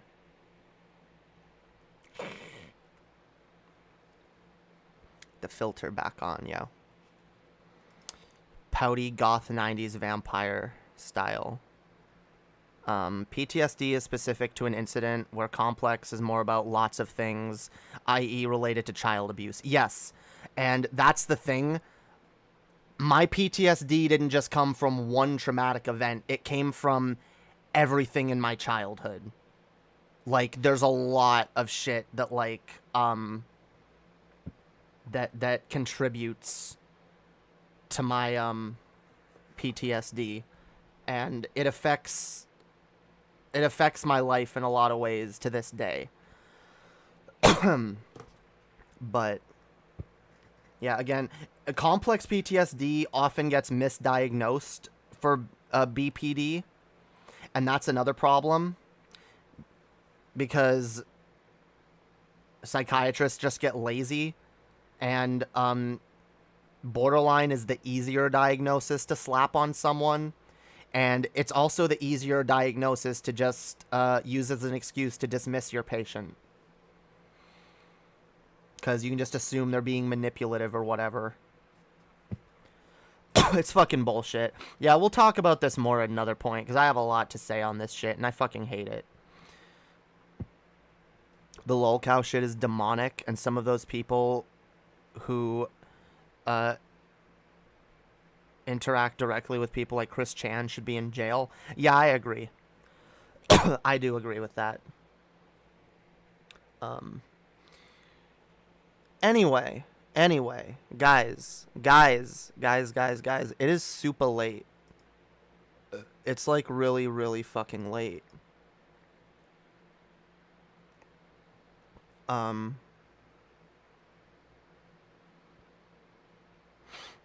Yeah.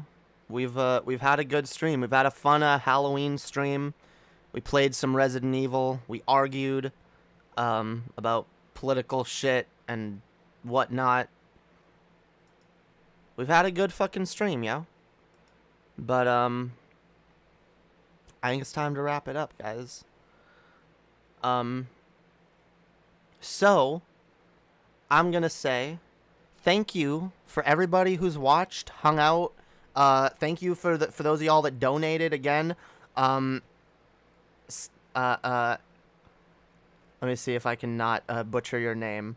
Svetlana God damn it. You know what? I'm just going to say Svetlana. I can't pronounce your last name. But thank you for your donation, for helping me buy Resident Evil 8. I really fucking appreciate that. Oh, thank you for the follow. Fuck yeah. I appreciate that. We're going to do a stream later this week. We're going to play some Resident Evil 8. It's going to be fucking dope, all right? It's going to be fucking dope. Thank you for all of y'all for watching. Make sure to like, share, subscribe. Follow me on Twitch and YouTube.